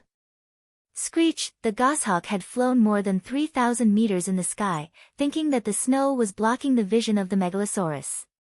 He couldn't even see the huge Great Wall below him. However, after circling half a circle, a terrible sense of danger hit him like a real storm. Almost instinctively, he began to drive the goshawk to fall rapidly in the direction of the camp of the savages beyond the Great Wall. Squeak, the megalosaurus roared, and its voice was 100 times louder and more majestic than the giant's howl. The noisy battle cries, the neighing of horses, the mooing of cows, and the whistling of mammoths on the battlefield seemed to have hit the pause button. For a moment, it was so quiet that only the whistling of the wind could be heard. Everyone looked up at the huge black monster in the sky. This is the power of the megalosaurus. The power of the megalosaurus is terrifying. Looking at the black dragon flying freely in the wind, the one-armed tanner seemed to be in a daze. Screech, the goshawk didn't fly to the shapeshifter's side as Dany expected.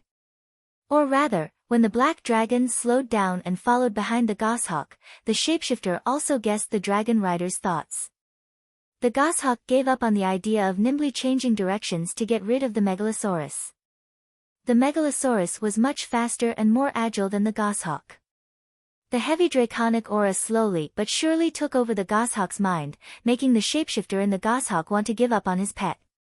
But he also understood one thing: for a shapeshifter, having a goshawk as a companion was extremely rare. It was even very likely that this goshawk was the only flying pet he had in his life. So, the goshawk stopped circling around and fell vertically from the sky as if it had been shot by an arrow. But the megalosaurus was more familiar with this action than the goshawk, and followed closely behind, swoosh swoosh swoosh. Suddenly, a huge arrow that was 2 meters long flew past her slowly. It was so slow that she could grab it with one hand and was completely harmless. But Dany knew that this height was already close to the shooting range of the giant's arrows. Screech, Blackie gracefully glided across the sky in an arc, leaving the giant archer's formation and flying towards the continuous camp at the edge of the forest. Since her trump card had been exposed, then, After closing the distance, Dany hesitated, and the murderous intent in her heart instantly disappeared by 99%. There were about 30,000 savages rushing out of the forest. There were riders on horses and leopards, 100 mammoth riders, more than 300 giants running wildly on the ground with tree trunks in their hands, and dozens of wolf spirits and shapeshifters. There were barbarians from the mountains, sailors from the Aral Sea, cannibal tribes from the Great Glacier, cavemen with dyed faces, chariots pulled by dogs from the frozen coast, and hard-footed people whose feet were like boiled leather. Dany did not hesitate or have the heart to kill these strange savages. But when the Megalosaurus flew to the edge of the forest, there were children around the yurt who were having a snowball fight, women and old people who were collecting firewood in the forest. There were more than 100,000 people, and they were all refugees. Dracarys, she ordered. Boom! The 20-meter-long dragon flame was like a plow, and it swept across the savages' camp from the east to the west. Mud and snow splashed 2 meters high, and women and children cried as they fled into the depths of the forest. The angry and sorrowful cries of the giants and men came from the battlefield, and the attacking troops immediately collapsed. The cavalry, foot soldiers, and giants gave up on the great wall's gate that they had been guarding for hours, and strode towards the camp, towards their wives and children. What? Looking at the dragon flame column that looked like the fire sword of the gods raging in the camp and the forest, and causing a lot of smoke and fire, the night watchers on the Great Wall were shocked and stunned. This is the Megalosaurus. Even the Prairie of Fury was not as powerful as this, right? One of the night watchers could not help but exclaim. Another night watcher wiped the cold sweat off his forehead and said with a trembling voice, "Fortunately, the Dragon Queen is on our side. I can't imagine what we would do if the Megalosaurus came to attack the Great Wall. It seems." Tanner, the blacksmith, looked for a while and said in confusion, "Her Majesty seems to have avoided the savages' tents, and the dragon flame is all on the open ground." "That's right, the dragon flame is not even sweeping in a straight line. Her Majesty has accurately avoided all the tents and savages," an old man said. Behind the battlements, there was a beautifully decorated brass lens from Meyer, which was supported on a tripod. It belonged to Scholar Yimont and was used to observe the stars at night. At this time, the lens was turned downwards. An old night watcher had been investigating the enemy, hoping to find the king of savages, Mance Rayder, in the tents by the forest. Well, John was not familiar with Mance Rayder, but the old night watchers all knew the king of savages. Mance Rayder grew up in the Dark Castle, and 10 years ago, he gave up his oath as a night watcher and went beyond the Great Wall to be a savage. Tanner and a few other night watchers went to the lens and took a closer look. They found that only the forest behind the tents was burning. In the smoke, they could see that the tents were still there. There were no corpses piled up like mountains, and there was not even a single dead person. There were only countless savages running and crying in the mud after the fire. "What is she doing?" the red-nosed old doctor asked in confusion. "The savages are retreating." The prostitute Zay pointed at the savages running around and laughed. "No matter what His Majesty thinks, we only lost one unlucky bastard and defeated 100,000 savages. We won." As she spoke, she hugged the night watchers beside her and kissed them. The night watchers were happy to reciprocate. Well, many of them were Zay's benefactors. Every night watcher got a garlic kiss from her. Even the red-nosed old doctor was pressed against a box and kissed a few times. Night, in the hall of the Dark Castle. The fireplace was blazing, and the living room was as warm as spring. The wooden table under the chandelier was filled with fragrant food. There were toasted bread, fried salt cod, grilled sausages, sauced beef, yogurt, oatmeal mixed with carrots and bits of turnip, the night watchers, the orphan children of Mole Village, the prostitute Zay, and a few farmers who came to do chores. 40 or 50 people were sitting at the 2 rows of long wooden tables. There was a wooden table placed horizontally at the head of the table. Dany was sitting in the center.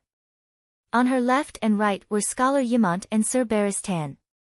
Together with the 3 of them were Sir Vinton Stowe and the blacksmith Tanner. Tanner was a blacksmith master and also the acting castellan. Vinton Stowe was of noble birth and had been a ranger for 80 years. He was about the same age as Yimont's master, but he was not as healthy as the old scholar. He was a little retarded.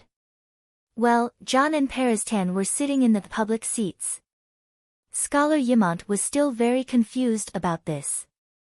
He thought that Dany had mistreated her doctor. However, the red-nosed old man was very self-aware. He was embarrassed but firmly rejected Scholar Yimont's offer of his seat. The old scholar vaguely guessed that there must be something going on, so he did not force it. The blacksmith was a temporary commander, and Sir Stowe was the acting castellan of the Dark Castle.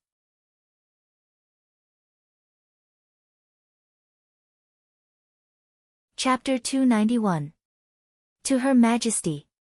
In the wooden hall, all the night watchers stood up, raised their horn cups, and cheered. We were able to defeat the barbarians this time because of everyone's united efforts. To the night watchers and all the villagers who participated in the battle. Dany got up and drank the honey wine in her horn cup. Good. Everyone cheered loudly and finished the strong liquor in their cups. After the opening ceremony of the banquet, everyone opened their arms, ate the meat, drank the wine, and told dirty jokes loudly. They didn't hold back at all because of Queen Dany's presence. After a few drinks, the blacksmith Tanner frowned and asked, "Your Majesty, you didn't burn the barbarians' camp. You won't have a second chance like that." As soon as he said this, the hall immediately quieted down. Yimont, John, and the others all looked at Dany curiously. Dany nodded and said, "Yes, I did plan to burn the barbarians' supplies and tents." The barbarians didn't have siege crossbows, and the giant archers were all gathered under the city gate. It was a good opportunity. But when I flew over, I found that except for a few warriors, most of the people in the camp were women, the elderly, and children. I even saw several pregnant women milking the sheep in the pen. She let out a long sigh and said with a complicated expression, "Under such circumstances, how could I do it?" It was better to intimidate Man's Red and let him know that he couldn't do it. They're all barbarians. The barbarians didn't let go of our women and children. Last night, the group of Thuns burned all the villages they encountered along the way. Men, children, old people, not a single one was left alive. The women were even more miserable, a night watchman said indignantly. Along the way, they left behind a trail of blood. Is that so? Dany frowned. She first looked at John, then at Yimont. One of them was a spy among the barbarians, and the other had all the information about the night watchers. That's right. Many villages were burned to the ground. Apart from a few farmers who managed to survive, there were almost no survivors, Scholar Eamon said. I didn't kill anyone. They forced me to kill the Northerners to prove my loyalty. I refused. If it weren't for a wolf that suddenly rushed out, it would have been very difficult for me to escape alive, John said with an ugly expression. The mole village was burned too, added the prostitute Zay. Dany sighed and said helplessly, "This is a little troublesome.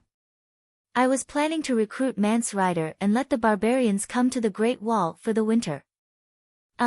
We're still asking you why you didn't burn the campsite. You're going one step further and planning to let the barbarians cross the Great Wall? Absolutely not. If we let the barbarians enter the Northern Territory, then the hundreds of thousands of people. The one-armed blacksmith slammed his wine cup on the table with a thump. His voice was firm and cold as he said word by word, "We are the Night Watchers. Our duty is to stop the barbarians from invading the south.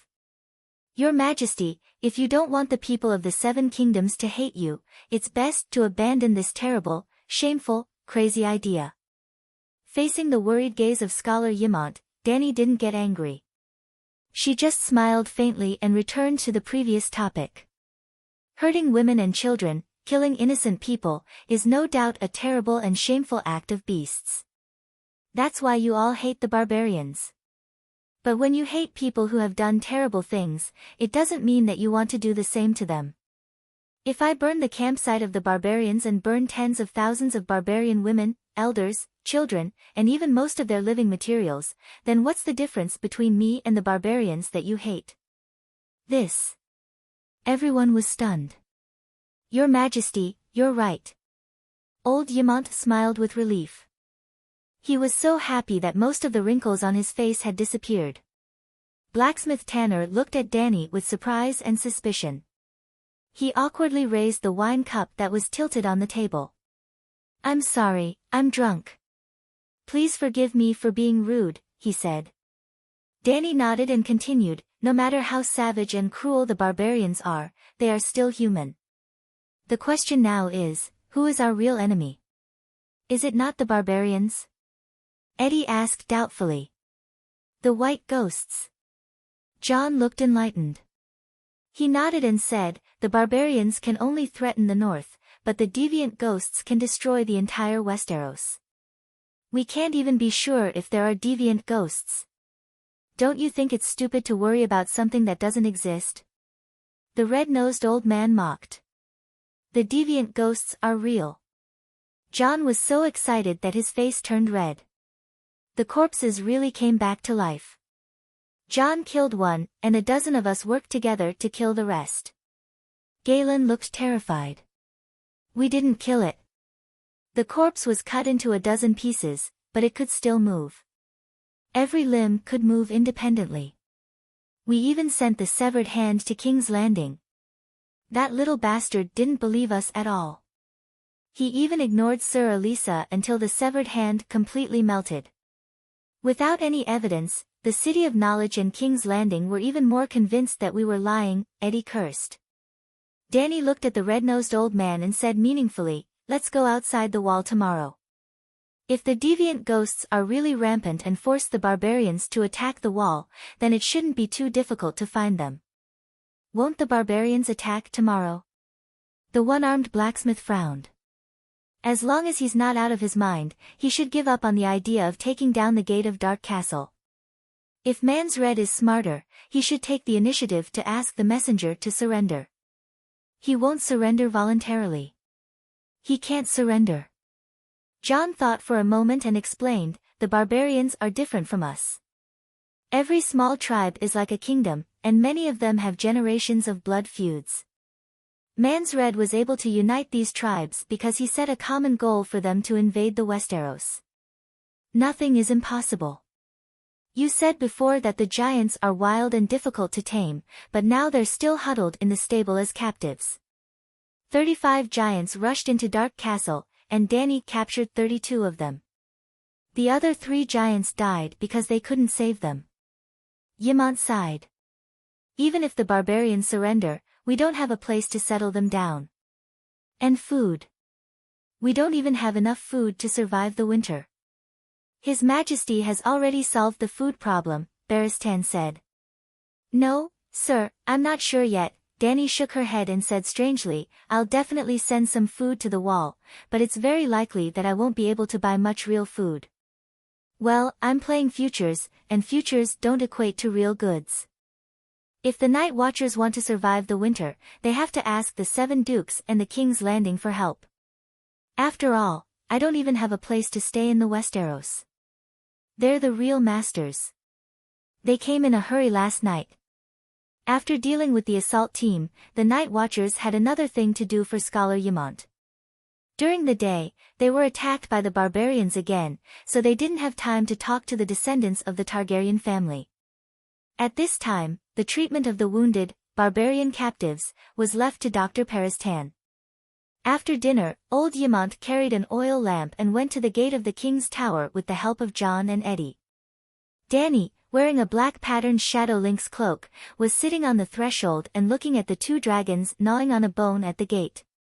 When they saw someone coming, Blackie and Whitey couldn't help but raise their heads and spit out 2 streams of fire from their nostrils.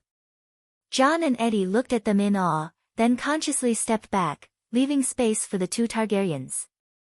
I can't believe it. It's like a scene from a dream. The dragons are right in front of me. Your Majesty, you've completed the Targaryen family's unattainable dream for hundreds of years. The true dragon has been born once again. The old man leaned on his walking stick.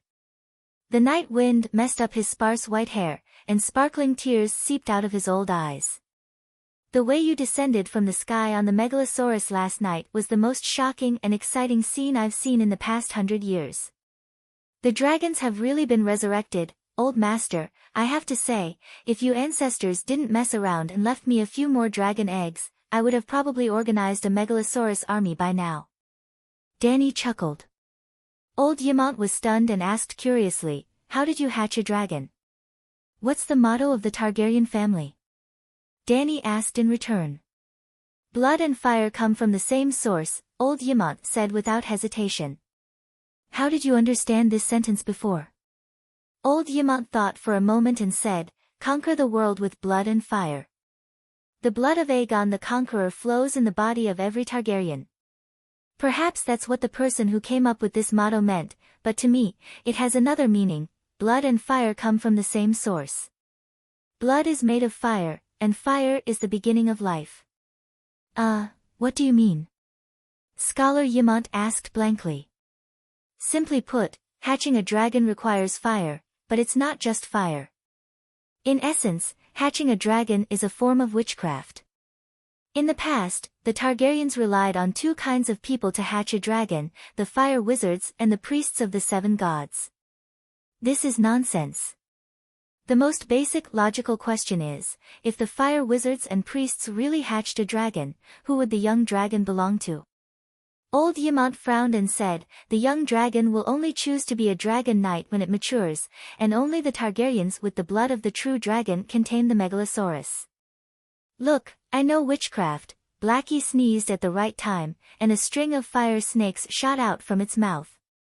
The dragon flames did not fly out in a straight line, but instead circled around Danny and changed shape. The old scholar was stunned as he watched the bright red flames turn into a python, then a fire dragon, then a bell, a fire castle. Pythons, fire dragons, bells, and other fiery creations were all vivid and lifelike. Even their scales and surface patterns were clearly visible. They had almost become real fiery creatures. Finally, the dragon flames shrunk into a bright red ball of light the size of an egg and floated above Danny's head. Only the great wizard Valeglia can do this kind of witchcraft. Do you know anything about the great wizard?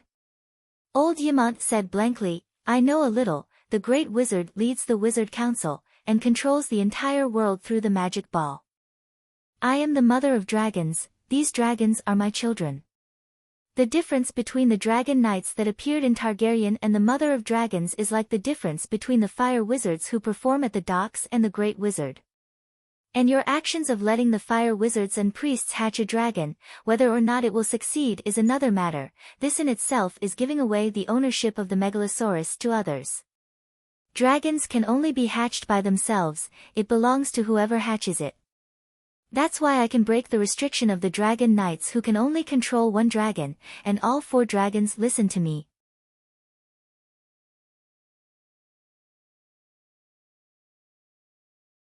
Chapter 292.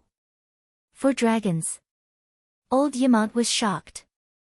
Danny lifted her cloak, took out the warm red dragon egg from her pocket, and smiled at the old man. The other 2 help me guard Slaver's Bay, and soon, there will be 5. This. The old man looked at the dragon egg covered with fine red scales and was shocked beyond words. It's about to be born. Yamant's voice was dry. About a week. So fast.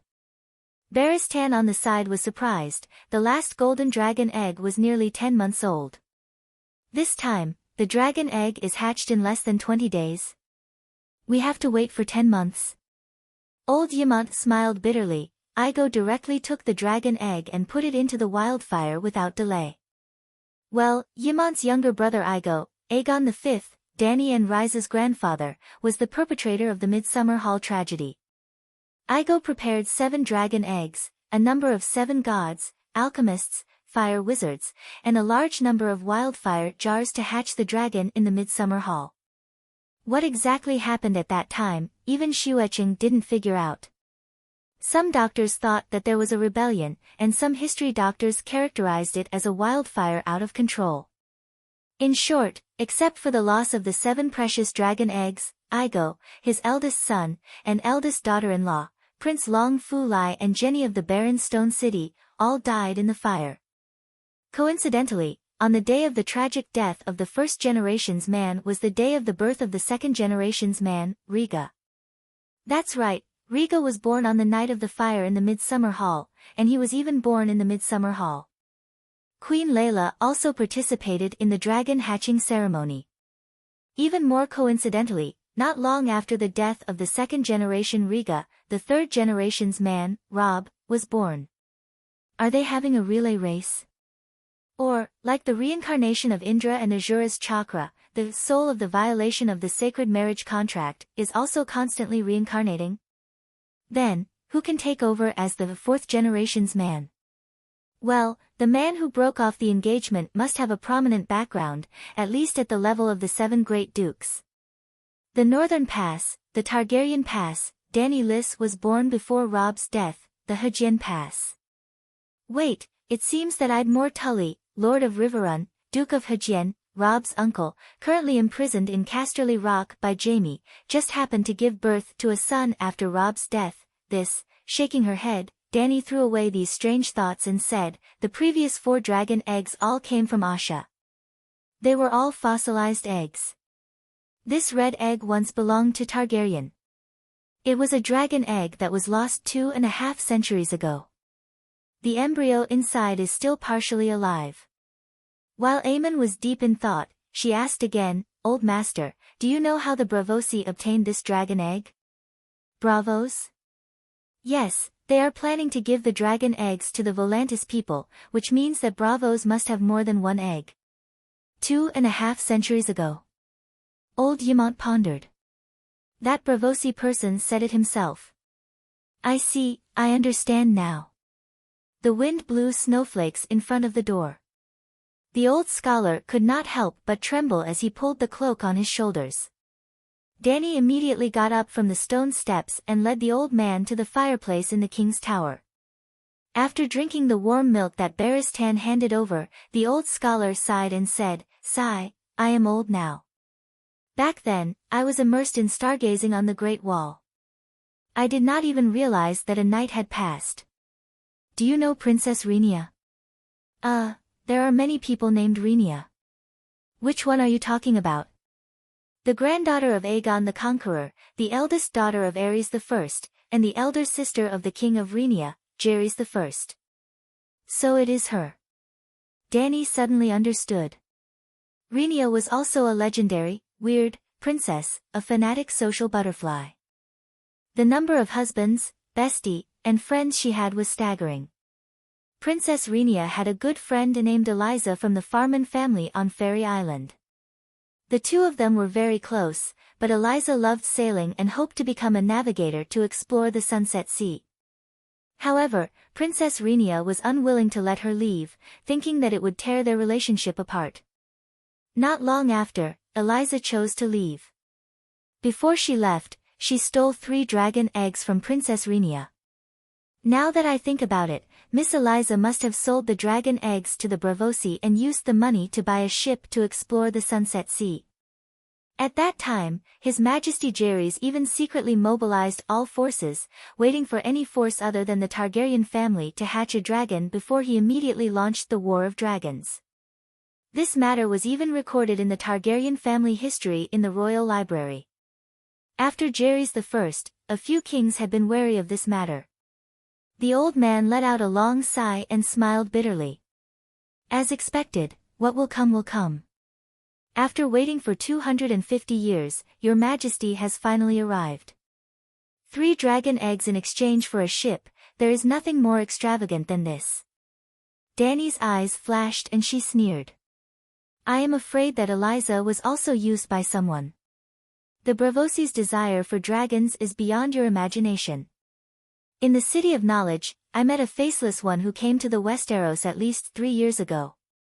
At that time, I had not even hatched a dragon yet. That guy stole the key of the head doctor and sneaked into the City of Knowledge's library to look for information related to dragons, especially information related to hatching dragons. I even suspect that he had already explored the Alchemist Guild and the Royal Library. This. Old Yamont's face wrinkled and he said worriedly, even a faceless one was involved. The Bravosi were determined to get it. I guessed that everyone in the world had a desire for dragons, but I did not expect that the Bravosi had already made their move 200 years ago. At that time, the Targaryens had more than a dozen dragons. Dany shook her head and sighed. It was probably because the Targaryens had hatched Megalosaurus one after another. In just a few decades, they had multiplied from 3 Megalosaurus to 18 Megalosaurus. I can even understand their concerns. Not to mention 18 Megalosaurus, as long as half of the Megalosaurus formed a team of dragon knights, it would be enough to wipe out the 9 free trade city-states and restore Valeglia's heyday when it dominated the world. Only the Megalosaurus can deal with the Megalosaurus. It is not surprising that the Bravosi made the first move. It is very wise and decisive. We have never thought of ruling the world. Old Yamont mumbled. This is if you do not take what is given, you will be punished. Dany smiled bitterly and asked the old scholar, I have always had a question. For a mere Iron Throne, the Targaryens did not hesitate to launch the Dance of the Blood Dragons. But why did those stupid ancestors never think of riding the dragons to the neighboring continent of Ursos to take over a piece of land and build their own Iron Throne? I don't know. Maybe we have been assimilated into this continent and have completely regarded ourselves as Westeros, unwilling to leave our homeland. The old man looked at Dany meaningfully. They are different from you. You have been wandering around since you were young. I am afraid you do not have such deep feelings for the Red Keep, the King's Landing, and the Seven Kingdoms. This is not a matter of deep feelings. Dany shook her head. For the family, the Iron Throne can only support 3 dragons at most, one for the king and one for the queen, and another for the crown prince. If the extra Megalosaurus is not exported, it will inevitably lead to internal friction. On the contrary, if the Targaryens are allowed to spread throughout the world, even if usurpers inevitably occur, the Targaryens will not have to bear the threat of extinction. For the Westeros themselves, the less games there are for the Iron Throne, the better. The Targaryens and the 7 dukes are having fun, but the people are the ones who suffer. Look at the tragic state of the 7 kingdoms after the rebellion of the 4 princes. Dany Rise, you are wiser and more benevolent than us, than the Targaryens of the past. As powerful players, they simply do not see the lowly commoners in the mud. Old Yamont looked at Dany with a complicated expression. There was relief, sadness, and also longing for the future. Dong dong dong. Jon's voice came from outside the door. Master Yamont, your majesty, a messenger crow has flown in from the Shadow Tower. Barristan got up from the wooden chair with a fur cushion, opened the oak door, and welcomed Jon in with a thin layer of snow on his head. You're still keeping watch at the door? The White Knight asked. Jon stood at the door and shook off the white snow on his black wool cloak. He said casually, I'm not lonely with 2 dragons accompanying me. Most people can't even see a real dragon even if they want to. Barristan looked at him strangely. You're brave. You saw the Megalosaurus burning the barbarians in the afternoon, and now you're not afraid at all. Jon smiled and did not say that not only was he not afraid, but he was also excited. He walked straight to the fireplace and handed a scroll as thick as a thumb to Scholar Yamont. The old scholar opened it and read for a while. He frowned and said, Commander Bowen Maxey encountered a group of 300 barbarians led by the Weeper at the Skull Bridge. Although the enemy was defeated, we lost more than 100 brothers. The commander was seriously injured and is receiving treatment in the Shadow Tower. Bowen Maxey was originally the chief affairs officer of the Night Watchers. When Elder Bear passed away and the new commander of the Night Watchers was chosen, he was appointed as the acting commander. Where is the Skull Bridge? Dany asked with a frown. The Grand Canyon beyond the Great Wall. We fell into a trap, didn't we? The main force was transferred away from Dark Castle, giving up the advantageous terrain of the Great Wall to fight the barbarians outside the Great Wall. Dany sighed. Yes, Mans Red sent small groups of enemies to harass the Great Wall at the east and west ends. To prevent the barbarians from crossing the Great Wall and entering the north, Commander Maxey had no choice but to clear the barbarians near the Great Wall. The Great Wall is too long and the Night Watchers are too few.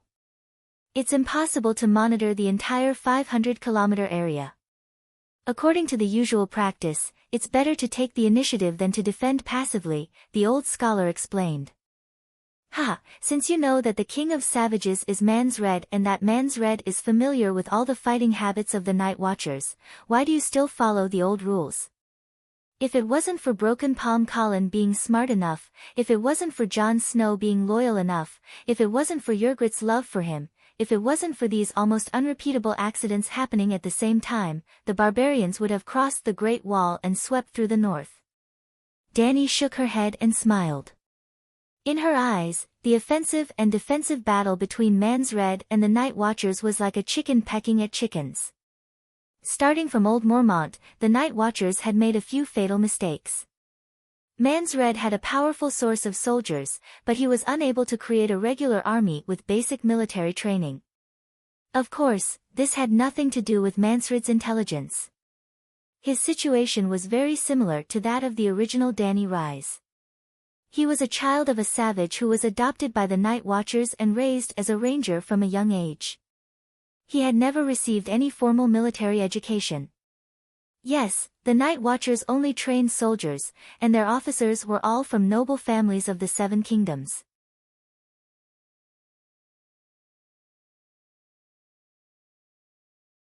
Chapter 293. Jon, do you know why I chased after that goshawk in the afternoon? Shapeshifter. Jon nodded and stroked the scar on his cheek with a complicated expression. In fact, I know it. It used to belong to Oriel. I killed him and his hawk scratched my face. I heard that the Sixth Form man, Valamir, inherited that hawk. The Sixth Form man, Valamir. Does he have 5 pets? Dany asked in surprise.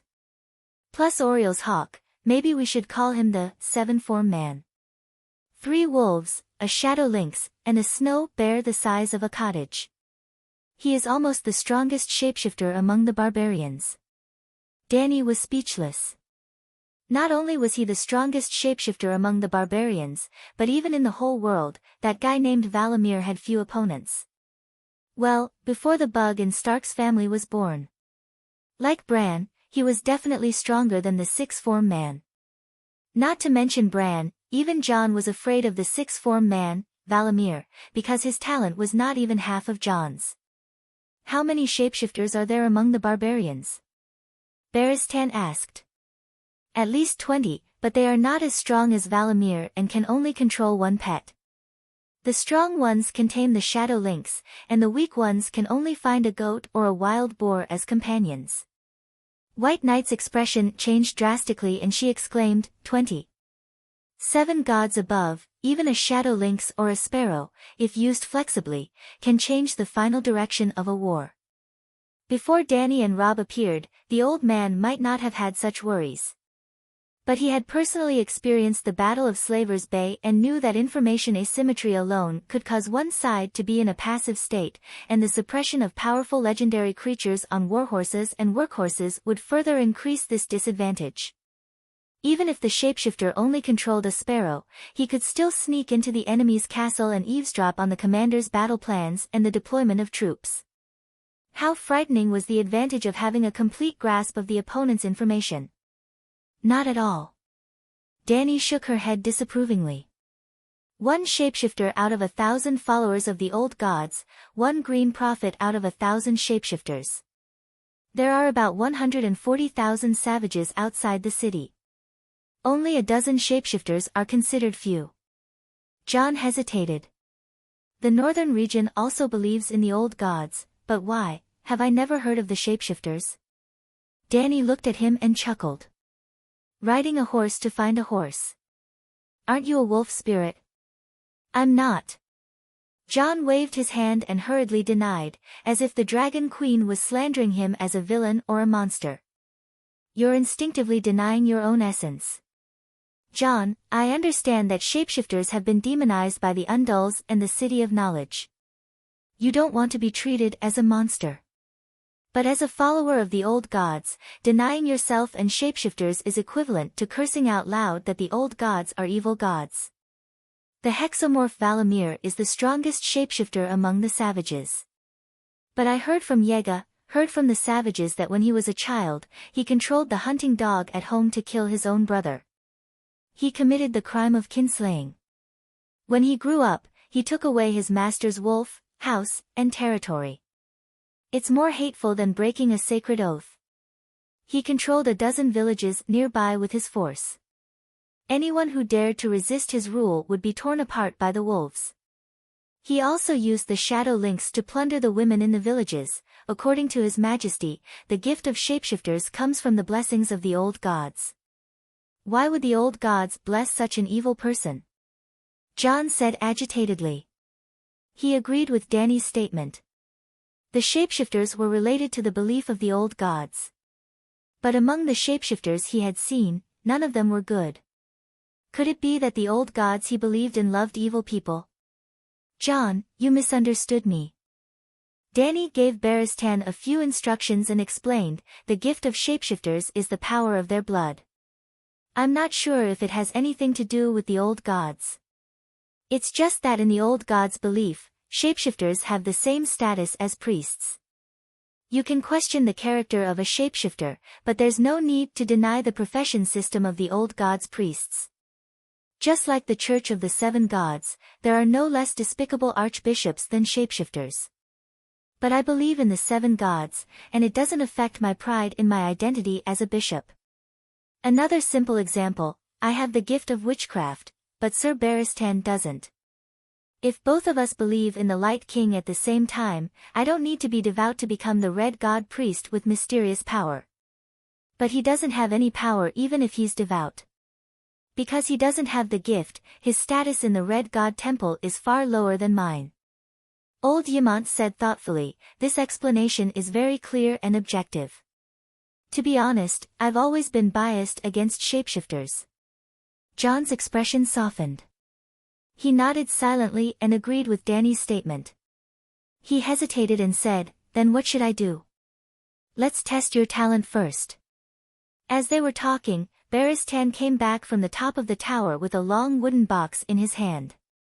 Danny took the wooden box and opened it. She took out an obsidian crystal with silver-gray stripes and inserted it into the round hole at the bottom of the wooden box. She said to John, this is a glass candle. Try it and see how long it takes to light it. How do I light it? John dragged a chair to the side of the table and looked at the obsidian crystal curiously. Is this a dragon's heart? I found a package beyond the Great Wall with dozens of dragon's heart daggers. Yamant said slowly, dragon's heart is what the people call obsidian. The people of Valeglia call it frostfire. The reserves of dragon's heart on Dragonstone Island are huge. The Iron Throne can be put aside for now, but I must take Dragonstone Island immediately. That's the Targaryen land. Danny emphasized. What happens after that? Does His Majesty have soldiers stationed there? Yamant asked worriedly. What do you think of Tidehead Islands Valerian and Crab Island Satyr? Danny asked. As long as you appear in front of them on a dragon, their loyalty will not be a problem.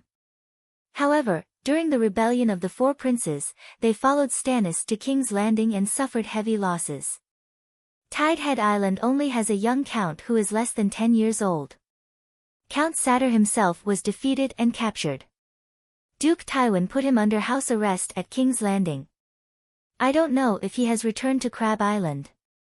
100 guards are enough. I have a dragon.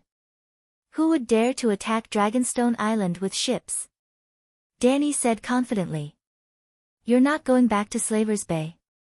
Sigh, it's only 7,000 kilometers in a straight line. With Dragonstone Island's strategic location, it can't even last 3 days, right?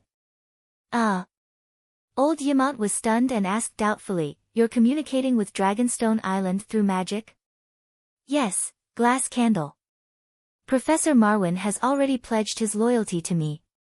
Not only is he a professor of the City of Knowledge, he's also a magician." "Magician, Marwin?" Old Yamant had a strange expression. "I know. He has a bad reputation in the City of Knowledge." "Right, what's up with Professor Peristan? I noticed that your relationship with him is a little complicated." The old scholar asked again. Just as Danny was about to explain the City of Knowledge's conspiracy to the old scholar, a silver-gray ball of light suddenly filled her vision. Then, it suddenly exploded and the light was extinguished. "Ah!" John shouted in a daze. He rubbed his eyes and said in a daze, I. The obsidian lit up. "I didn't touch it and it suddenly lit up. The legend is true. Glass candles can really light up out of thin air." Old Yamant said in disbelief. Danny looked at John seriously for a while and said slowly, "You lit up the candle in less than half an hour. Jon Snow, you are very talented. The faster you light up the glass candle, the more talented you are." John was proud and could not help but grin. He asked, "Your Majesty, how long did it take you?" "One look." Danny lifted her chin slightly and said lightly. What do you mean?" "I only took one look at it and the candle lit up steadily and persistently. The light was so bright and dazzling that even people a dozen miles away could see the strange phenomenon clearly. In the end, even the gods were shocked and came to the mortal world." Danny's tone was calm, but John and Yamant's faces were distorted. The corners of their mouths were twitching, and their eyes were saying, keep bragging, keep bragging. Whoever believes you is an idiot." She raised her eyebrows and asked, "You don't believe me?" "It's too exaggerated. It's completely unrealistic. I can't believe it even if I wanted to." Old Yamant smacked his lips and said fairly. Beristan said seriously, "It's true. I was there at the time and even had a great battle with the gods. At first, I was ready to rush up and kill him. Fortunately, Her Majesty stopped me." What the old knight meant was, if I had rushed up, I would have been done for. "It's all thanks to Her Majesty the Queen's wisdom that I am still alive to talk to you." But in the eyes of John and Yamant, the once fearless and upright Beristan had gone astray. Not only was he a bootlicker, but he was also bragging without any bottom line. He was crazy about himself. Kill the gods. Most people would not dare to brag about this, but this legendary Iron Guard said it without batting an eyelid. John decided not to expose the two of them. After all, they were big shots. He changed the topic and asked, "Do I need to learn witchcraft?" "Most shapeshifters communicate with animals instinctively. As long as you don't resist the identity of the wolf spirit, it should be easy to find your dire wolf. As for the meditation of shapeshifters, there must be some, but I don't know how to do it."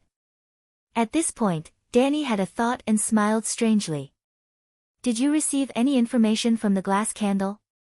"There are some strange runes," John said thoughtfully. "You can try to cultivate. Don't go out to guard the door tonight. Just stay in the hall. I'll lend you the glass candle." John, on the other hand, thought that the Dragon Queen had passed on her ultimate tome to him. He hurriedly replied happily, "Thank you, Your Majesty." He wondered what would happen if the child of prophecy became a shadow binder. "Your Majesty, I see that you can communicate with the Megalosaurus without any hindrance. Are you a shapeshifter too?" Beristan asked curiously. "No. A shapeshifter is a human soul that enters the body of an animal and controls the body of a companion pet. No matter what the pet's will is, its body is completely human, just like a human turning into another form. I control Blackie by giving him instructions. He can fully understand me, but he always maintains his independent will. It's like when I ask you to do something, you can fully understand it, but it's up to you whether you want to do it or not. You can listen, or refuse, or even disobey. Also, My soul can't enter the body of a wolf, a shadow lynx, or other beasts. I can't control other animals except for dragons. Shapeshifters sound evil. John frowned. The profession is neutral. Whether you're evil or good depends on what you do. My dear nephew, when you become a shadow binder, you'll understand how pure and kind the shapeshifters are. The next morning, the wind stopped and the snow stopped. The sun shone on the earth, and the sky was clear blue. The Great Wall was like a huge crystal standing between heaven and earth, reflecting a beautiful colorful halo. What made the Night Watchers even happier was that the barbarian army did not attack again as Dany expected. However, under the Queen's insistence, the Night Watchers reluctantly released a barbarian captive. The barbarian took away a sheepskin scroll with the seal of a three-headed dragon. On it was written the Dragon Queen's request for a negotiation between the Night Watchers, the barbarians, and the Dragon Queen. Since the weather was clear and the visibility was high, Dany rode Blackie to the depths of the Great Wall after breakfast. She maintained an altitude of more than 1,000 meters, preparing to search for the legendary other ghosts.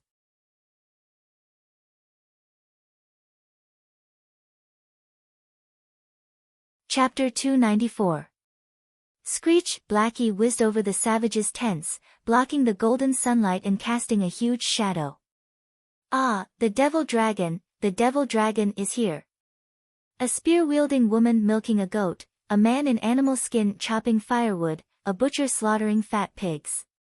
Even Mans Red, who had walked out of his tent to ponder over the contents of the Dragon Queen's letter, looked up and saw the black dragon circling in the blue sky. His expression changed drastically. There were children wailing and crying, mothers calling for them urgently, barbarians swearing and pulling their bows with all their might, shooting arrows into the sky that were as fast as shooting stars but were weak and powerless. There were giants beating their chests and roaring into the sky with their spears, and there were mammoths letting out long howls that were as loud and clear as a siren, but none of these affected Dany under the blue sky. The golden fingers of the rising sun reached into the hazy white fog in the early morning. The vast ghost forest was in full view in front of her. In addition to the tall oaks, soldier pines, and iron trees, there were also many rivers and lakes embedded in the forest. The surface of the rivers was covered with a layer of ice and snow, reflecting golden light under the sun. In the silent forest, there were few birds and beasts, and there was no sound of flowing water. Except for the whistling of the wind caused by high-speed movement, Dany could not hear anything. She could not help but pat Blackie's back. Their minds were connected. The black dragon drew an arc downward and brushed past the treetops lightly. Kacha, kacha. The sharp treetops bent and bounced up again, shaking off the snow, but there was still no sound of animals below. Are all the animals hiding? Are they all dead? Dany murmured. But she did not dare to continue.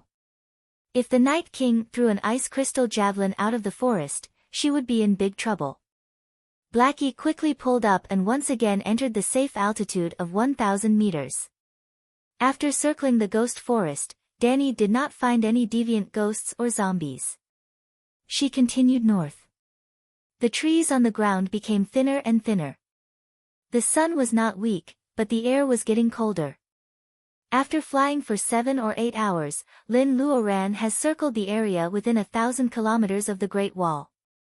Deviant ghosts seem to be afraid of sunlight and hide. Dany doesn't find any of them. However, she did not come out empty-handed. The snowy scenery beyond the Great Wall was magnificent, and the terrain was complex and changeable. She swam freely in the undulating valleys, slid across the freezing lake, raced with the shadow lynx in the snowfield, and competed with the white-headed goshawk in the sky. Dany had a sense of freedom, as if a divine dragon was roaming the ninth heaven. Especially in the Windy Sound Gorge, the gorge was deep and narrow. Sometimes, Blackie would turn its body sideways, its wings scraping the rocks on both sides of the gorge, causing snow to swirl in the air. Sometimes, it would lower its altitude to avoid the thick and long sparkling icicles above its head. Sometimes, it would spit out dragon flames to clean up the vines and rock trees that were hanging on the ice. Sometimes, the space was too small, so Blackie had no choice but to leap out of the gorge and fly parallel to the mountain ridge. Danny clenched the bone spurs on the dragon's back tightly. Sometimes, she would cry out nervously. It was her first time playing with such a complicated flight path, and it was especially exciting. Ah, Megalosaurus, it's really the Megalosaurus, the true dragon has been resurrected. Blackie approached the Great Wall. A large group of night watchers in black huddled by the battlements and shouted excitedly. Some of them even knelt down on the wall. Compared to when they left in the morning, there were dozens more night watchers on the wall. Hiss! Blackie swept past the cheering crowd and flew south for a distance before flapping its broad wings and landing in front of the king's tower. The main force of the night watchers is back? Danny asked as she looked at the curious night watchers in the yard. Beristan came over and said, the night watchers of the Shadow Tower sent Bo and Maxie back. The night watchers who were patrolling the east are also back. This is Her Majesty Danny Liz Targaryen. Old Ymont shouted to the night watchers in the yard. Danny jumped off the dragon's back and came to the stone steps. Nearly 200 night watchers in black either put down their work or came out of the tower, the stable, the smithy, and the main hall after hearing the noise. They looked at the Megalosaurus beside Danny curiously and fearfully. After a moment of hesitation, some of them knelt down and saluted. With someone taking the lead, more and more people knelt down. Soon, almost everyone was shouting, "Long live Her Majesty the Queen, long live the Dragon Queen, long live the true dragon." The night watchers were shocked by the appearance of Targaryen and felt that the arrival of the legendary Megalosaurus was like a dream to them. However, they quickly accepted the reality. Other than peeking at the black dragon sleeping on the stone steps from time to time, they did not stop working. Danny looked around and asked, "Did Whitey go hunting?" "He flew to the forest in the east not long after you left," Beristan said. "Your Majesty, let me introduce." Old Ymont led a few night watchers over. Other than the one-armed tanner, Danny did not know any of them. "This is Bo and Maxie, the Commander-in-Chief and also our General Affairs Officer," Old Ymont said as he pointed at a red and fat bandaged man who looked like a red pomegranate. Maxie's waist was injured, so he wrapped a thick white cloth under his woolen cloak. "Greetings, Your Majesty." The pomegranate man saluted cautiously. "Sir Dennis Mallister, the Commander-in-Chief of the Shadow Tower. Thank you for coming to the wall's aid, Your Majesty." He was a man in his 60s with a white beard. He was tall and strong, with a red face and a loud voice. His eyes shone brightly. He was similar to Beristan. Count Janos Slint. A short and strong man with a double chin looked at Danny with a twinkle in his eyes. "Count Slint?" Danny raised an eyebrow and said strangely, "Count Slint, you helped Lannister kill Ed Stark and killed Robert's 13 illegitimate children for Cersei. You must be Lannister's most trusted aide. I have a question that I don't understand. Can I ask you?" "Ah." The man with the double chin blushed and stammered, Your Majesty, I am not that close to Lannister. I have already put on the black cloak. You can't punish me for my relationship with Lannister. Hee, where is the courage you had when you beheaded Ed Stark in front of St. Basil's Cathedral?" Danny sneered. The person who beheaded the Prime Minister was Eilen Pine. "I just, all you did was pin Eddard Stark to the ground, so that Eilen Pine could behead him with his sword," Beristan said coldly. "Knight, Slint was about to argue when he suddenly realized something and emphasized, "Your Majesty Danny Rise, Ed Stark and Robert are the main culprits who stole your father's throne. Sigh, I don't care about your rotten past.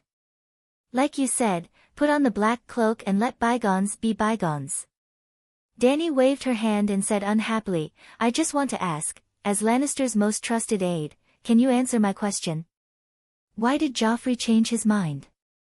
Lannister promised Ide that as long as he admits his crimes and puts on the black cloak, he will let him and his daughter go back to the north. That way, the lion and the wolf won't fight.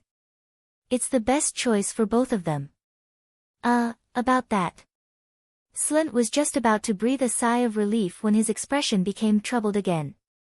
Seeing Ymont and the other Night Watchers' curious expressions, and the monster behind the Dragon Queen looking at him, hungrily, he gritted his teeth and said, "Littlefinger spent 6,000 gold royals to buy me over to Ide Stark.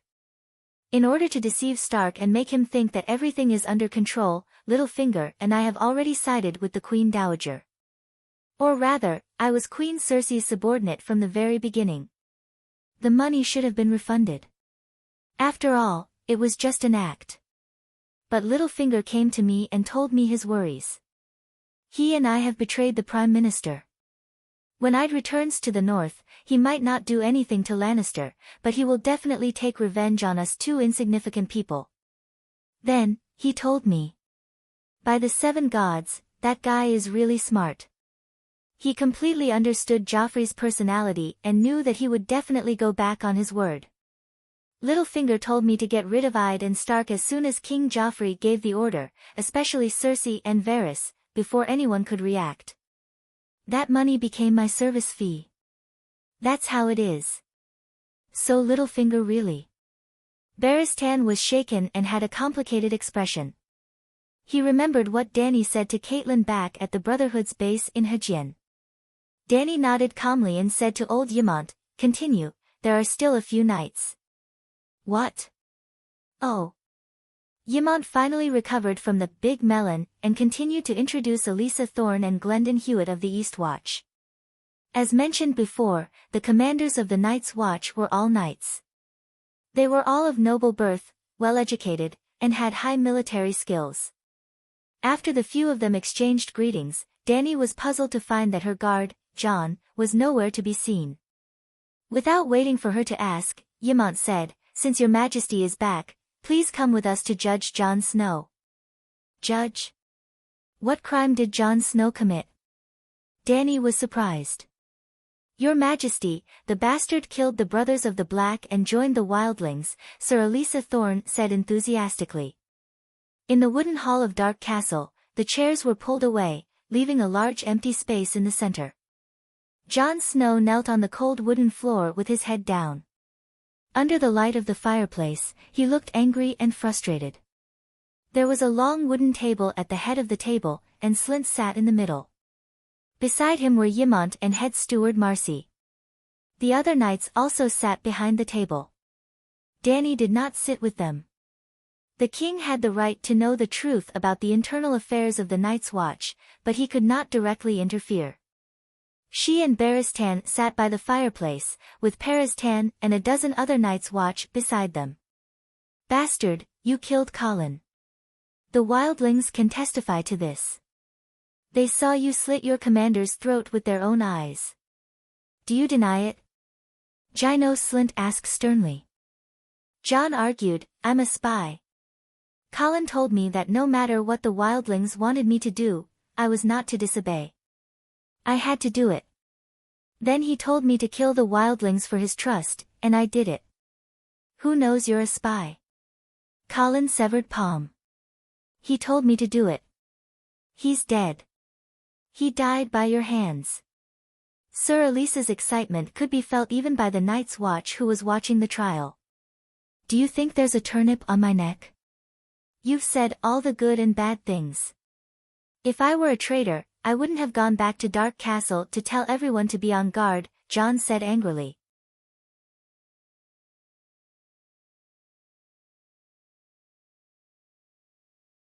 Chapter 295.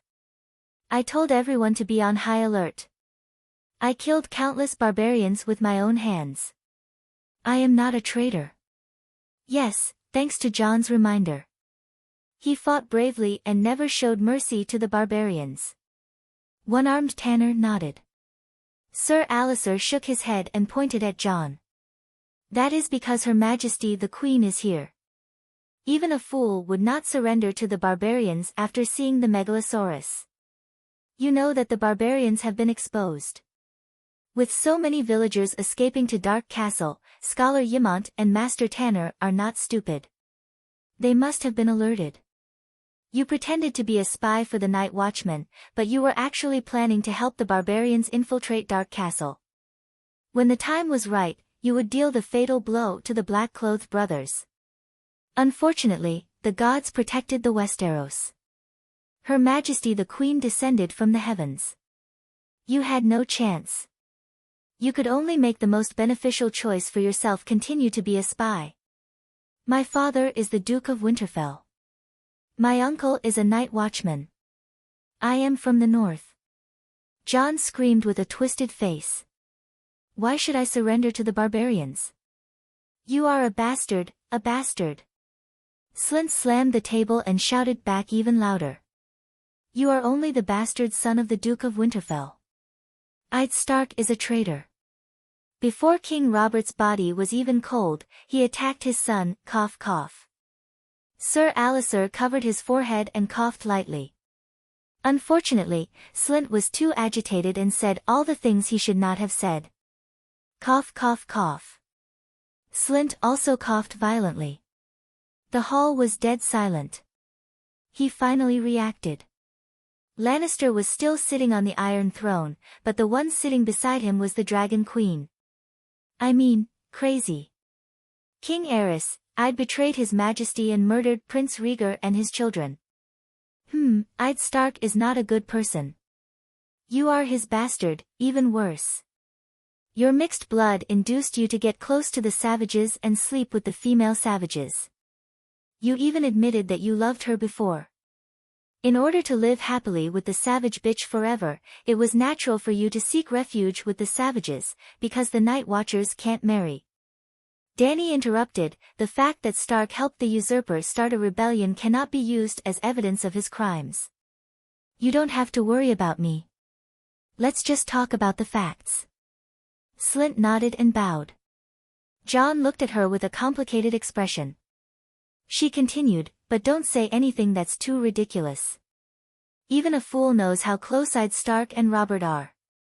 He would never betray his sworn brother. The gratitude in Jon's eyes grew stronger. He didn't care how they treated him, but he couldn't stand the slander about his father.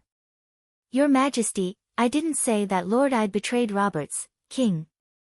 He betrayed Robert's son. Slynt's chin trembled. His expression was firm. I tampered with Robert's will, intending to remove Joffrey from the throne and usher in Stannis on the Iron Throne. I swear he told me that himself. Eddard was also pitiful. He supported Stannis' succession to the throne and didn't hesitate to break off relations with Cersei. But how did Erlu repay Stark?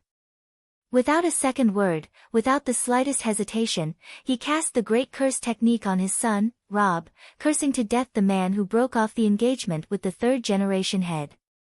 Joffrey is the bastard son of the Kingslayer and Queen Cersei. My father knows of this, Jon said loudly. You dare to slander the Queen? Slynt was furious. Ahem. Ser Alliser covered his mouth and coughed lightly. Slynt stole a glance at Dany. He sighed in relief when he saw that her expression was normal. But with this interruption, he was at a loss for words. Ser Alliser took over the conversation and scolded Jon loudly. I've seen through your evil heart. There are more than 100,000 savages, 400 to 500 giants. But the Night Watchers lost all their elites at Fist Peak, leaving only a few hundred old and weak. You believed that Manslade would eventually cross the wall and kill us all, so you sought refuge with the savages. The evidence is conclusive. Jon Snow, plead guilty. I'm not guilty. Jon met Ser Alliser's gaze coldly. His Majesty has captured so many savages. You can ask around and see if they know that I'm a spy for the savages in Dark Castle. Bring in the prisoners. Soon, a dozen savage leaders were brought into the hall. Among them was Ygritte the Firekiss. What, Jon, you didn't betray me. You're our spy. Who gave you this mission? You should have told me earlier. I shouldn't have shot you with an arrow. Hearing Ser Alicer's question, Yegaret's eyes widened in surprise and a little resentment. Was this guy really stupid, or was he high enough to defend his lover? Ser Alicer's face darkened as he continued to ask the next savage. But they either didn't know, or they were spouting nonsense. Their words were contradictory and illogical. Oh, I see. Ser Alicer's face suddenly brightened. Who would have thought, Jon Snow, he said, that you hold such a high place in Mansred's heart. To protect you, he hid your identity as a spy from almost all the wildlings. Dany laughed inwardly at his imagination. Jon's face contorted, his eyes almost spitting fire. Don't glare at me. I completely understand Manslade's thoughts. He's not a simple savage. He knows how useful Stark can be in conquering the North. It's normal for him to protect you, Ser Alicer said with a smug and vicious smile. Well, now that the truth is out, Jon Snow, what do you have to say? Slynt concluded. Manslade doesn't care that I'm Stark's illegitimate son. He wants to invade the North by force. The savages all know, Jon shouted, craning his neck. Slynt said, sophistry. Do you think we have turnips on our necks? That we'll be deceived by your lies? Men, hang Chameleon Jon immediately. Wait, Count Slynt, Scholar Ymont said respectfully, but his expression was ugly. You can judge Jon, but before you carry out the sentence, please ask His Majesty's opinion on the outcome of the case. Everyone in the hall looked at Dany. Is Count Slynt the commander-in-chief? Dany asked. No. Since he's not the commander-in-chief, how can he be Jon Snow's chief judge? Scholar Ymont frowned and said with some difficulty, Count Slynt has the highest rank. But I remember putting on the black robes and abandoning my previous identity. The old man wanted to say that this was an unspoken rule, but there were so many night watchers in the room. Wouldn't they be disappointed if he said that? The old man sighed and asked helplessly, what do you think should be done, Your Majesty? Since the commander-in-chief is voted for by all the night watchers, Jon Snow's final trial should also be decided by all the night watchers before the official commander-in-chief is born. Tell the Black Brothers the full testimony of the accused and let them vote. Yes, only the 30 or so people who stayed in Dark Castle that day need to vote. As the parties involved, they suffered greatly from the savages and will not side with Jon. As comrades who went through life and death together, they will not wrong him. The old man looked at Bowen Maxey, you are the acting mayor. What do you think? Yes. Red Pomegranate nodded without hesitation, Your Majesty's suggestion is reasonable and fair. Count Slynt? The old man asked again. Yes. The short man with the double chin nodded unwillingly. The higher-ups of the night watchers in the courtroom were questioned one by one. No matter what they thought, they could not find a reason to refute. Finally, the old scholar looked at Jon who was standing below, what do you think? Jon looked at Dany gratefully and nodded, no matter what the result is, I will accept it. After that, more than 30 men in black entered the wooden hall. Even the prostitute from Mole Village 3 kilometers away was invited to listen to Jon's self-defense and Elisa's and Slynt's accusations. After a few hours, the sun had set and the sky had turned a deep shade of indigo. Dany held a long-necked clay pot in her left hand and a fat white porcelain bottle in her right hand. She turned them upside down for everyone to see before placing them on the table in front of her. One by one, the night watchers stepped forward and tossed the coins in their hands into the bottles. Yes, everyone was given a copper coin and a silver coin. They put their hands into the pot and threw in a coin. A copper coin meant that Jon was guilty. A white silver coin meant that he was innocent. Air could also be thrown in for abstention. Finally, the rest of the coins were thrown into the bottle. Even old Ymont lined up and threw a coin into the pot. The voting process was completed quickly. Dany did not let Jon wait. Under his nervous gaze, she poured the coins out of the pot on the table. With just a glance, Jon let out a sigh of relief and smiled. Elisa and Slint's faces were ashen. They pursed their lips and did not say anything. There were only 1 or 2 copper coins scattered in the silver. However, Dani did not immediately declare John innocent. She poured out the coins from the bottle on the other side and let Baristan count the 2 piles of coins. About 3 minutes later, the White Knight said, "The total number of copper and silver coins is neither more nor less." No one abstained. With 34 votes to 2, Jon Snow is innocent. Everyone believes that he did not betray the Night Watchers.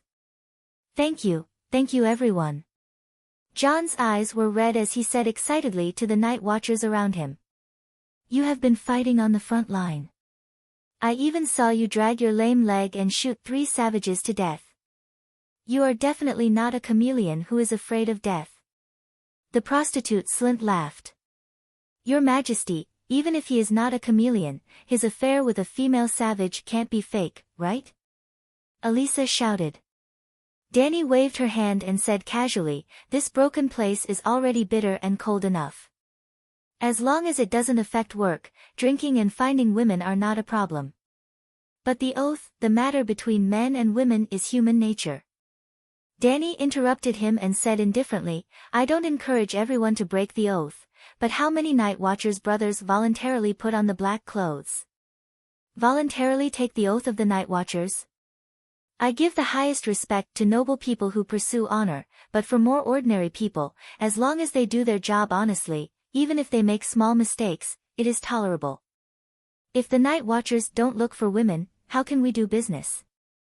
The prostitute Slint muttered. Dani glanced at her. She wanted to ask if she had entertained this Sir Elisa, but it was not convenient for her to say such frivolous words.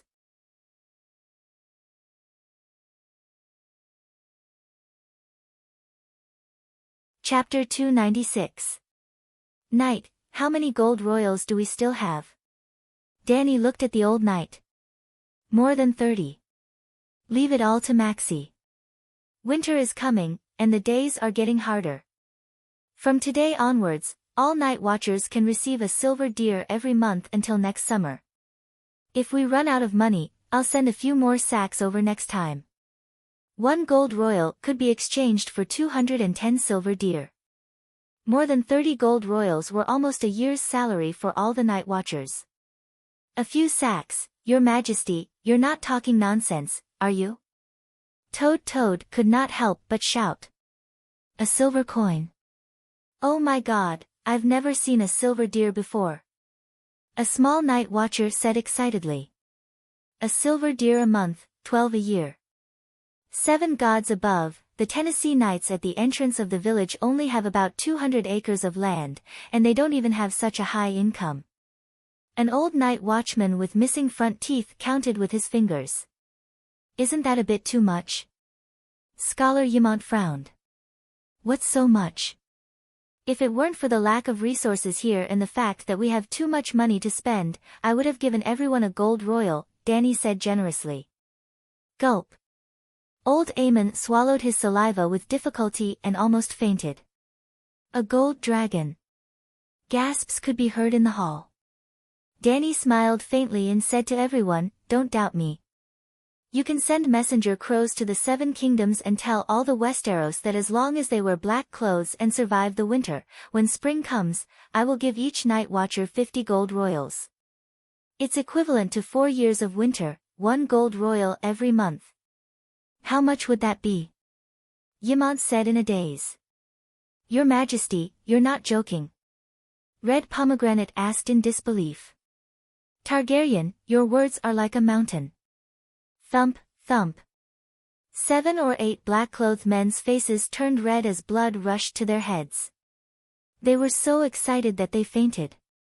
Your Majesty, I'm afraid that once this news spreads, countless civilians who can't survive will come to the Great Wall to join the Night Watchers. If you can't fulfill your promise. The old scholar reminded her worriedly. Ha ha ha, not to mention 10,000, even if 100,000 people came, it would only cost 5 million gold royals. Dani raised her head and laughed. Only 5 million gold royals. Elisa and Slint stuttered and looked at each other. Paris-tan, Danny called out to the red-nosed old man who was standing at the side with a look of disdain on his face, "Tell everyone if I can fulfill my promise." The old man glanced at everyone in the hall as if he were looking at a country bumpkin. He raised his chin slightly and said, "If Her Majesty hasn't been defeated by the Alliance after winter, she can even raise 1,000,000 night watchers, let alone 100,000. If the Alliance army is defeated by her, it wouldn't be a problem for the grown men of the 7 nations to come and defend the Great Wall. She's already the world's overlord, the greatest empress under the heavens. She has so much gold that she can build another Great Wall of gold." Thump, thump, thump. The night watchers in the hall felt their legs go weak. Even Jon Snow was on the verge of collapsing. He was trembling under a certain someone's heroic spirit. Danny wasn't just trying to show off. Well, she was definitely trying to show off. She wouldn't know if she didn't come to the Great Wall. There were too few night watchers. If she had 10,000 night watchers now, the 19 castles would all be filled. First of all, the barbarians would no longer be a threat. Well, with her around, Danny wasn't worried about the barbarians taking down the Great Wall. But a few hundred night watchers couldn't take down 100,000 barbarian captives. Secondly, as long as she didn't ride her dragon and wander around outside the Great Wall, it would be difficult for the Night King to cross the Great Wall if there were enough night watchers.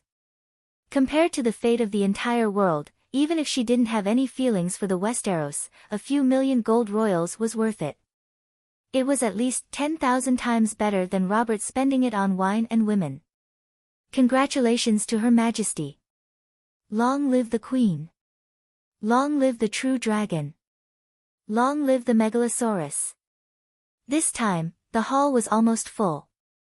Hundreds of night watchers raised their cups and toasted to Queen Danny. Their shouts shook the sky and their emotions surged.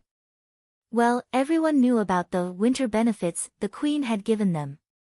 50 gold royals. How could they not wish her well? After 3 rounds of wine and 5 dishes, Danny, who was sitting at the head of the table, cleared her throat and said to the night watchers on both sides, "Commander Mormont has been dead for more than half a year. A new commander hasn't been chosen yet. What do you think? We'll be negotiating with the barbarians tomorrow. Let's not talk about whether we can succeed. You should at least send a representative, right? Your Majesty, we can't let the barbarians cross the Great Wall." Sir Alliser said hurriedly. "It's true that the barbarians put down their weapons and surrender unconditionally. It's good for both sides.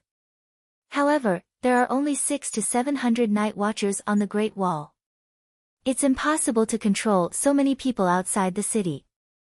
The veteran commander of the Shadow Tower, Sir Dennis Mallister, also expressed his opposition.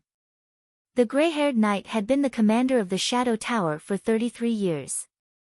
He was the uncle of the Earl of Sealand and had a high status. Danny had to take his opinion seriously. There are only 3 ways out for the hundreds of thousands of savages outside the city. 1. They can break through the Great Wall and destroy the northern region. 2. With my 2 dragons and the 600 or so night watchers, you can keep the savages outside the city. When winter comes, 99% of the savages will freeze and starve to death. 3. We can negotiate and decide on a plan that both sides can accept to minimize casualties. Sir Mallister, do you have a 4th plan? No, but... The gray-haired knight's expression was cold and resolute. He gritted his teeth and said, "People will die in winter. Countless civilians of the 7 kingdoms will freeze and starve to death. The North has experienced turmoil and is still in turmoil.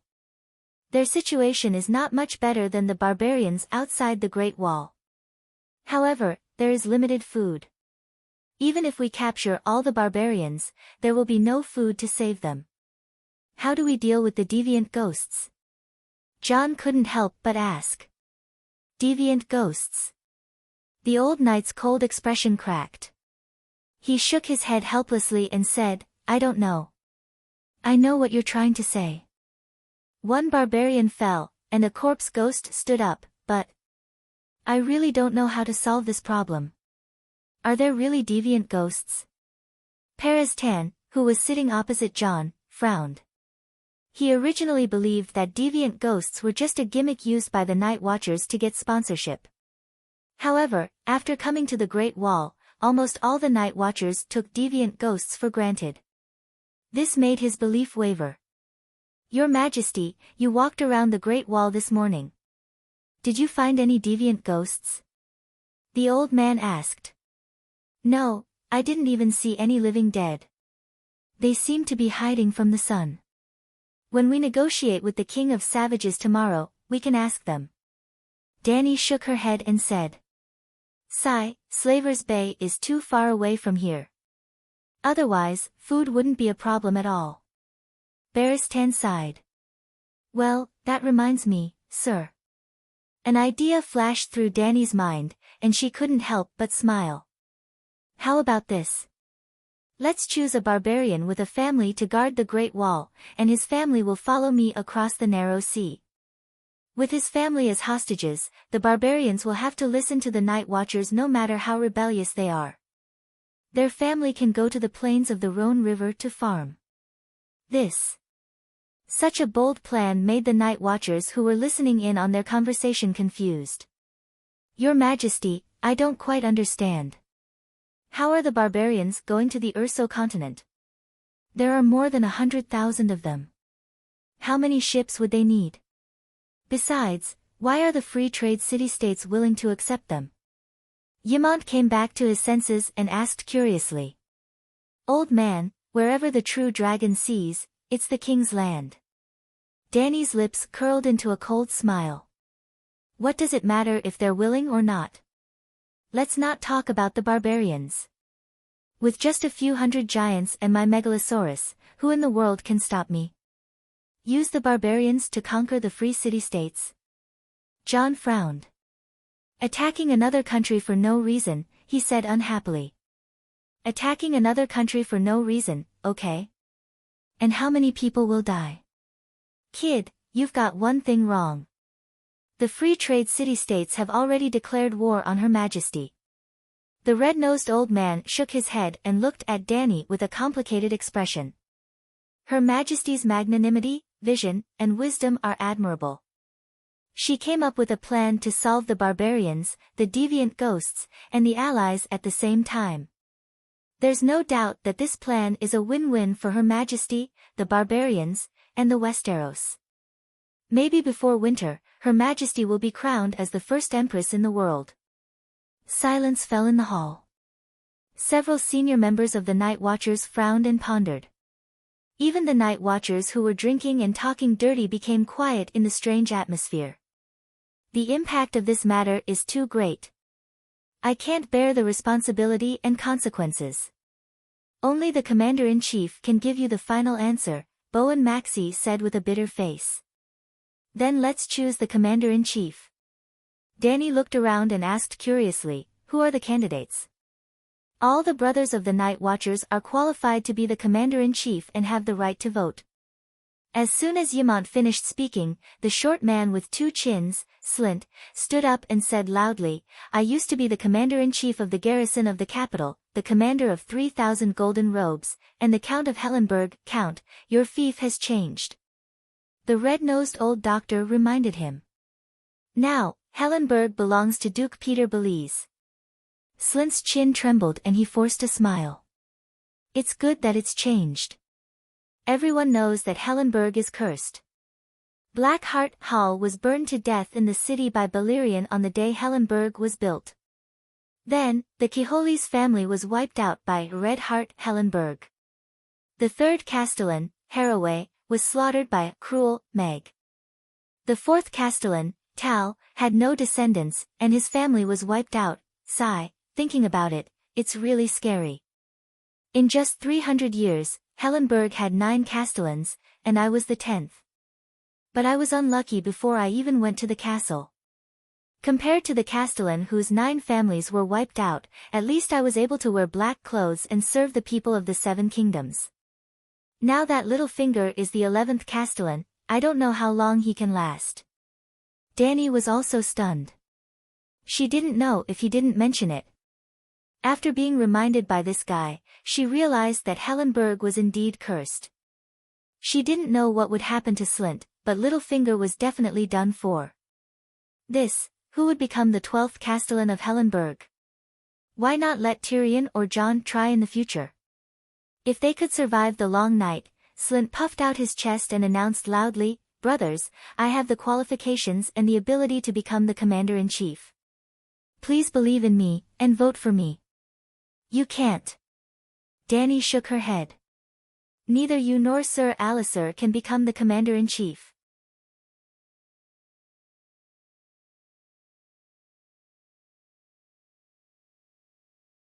Chapter 297. Why?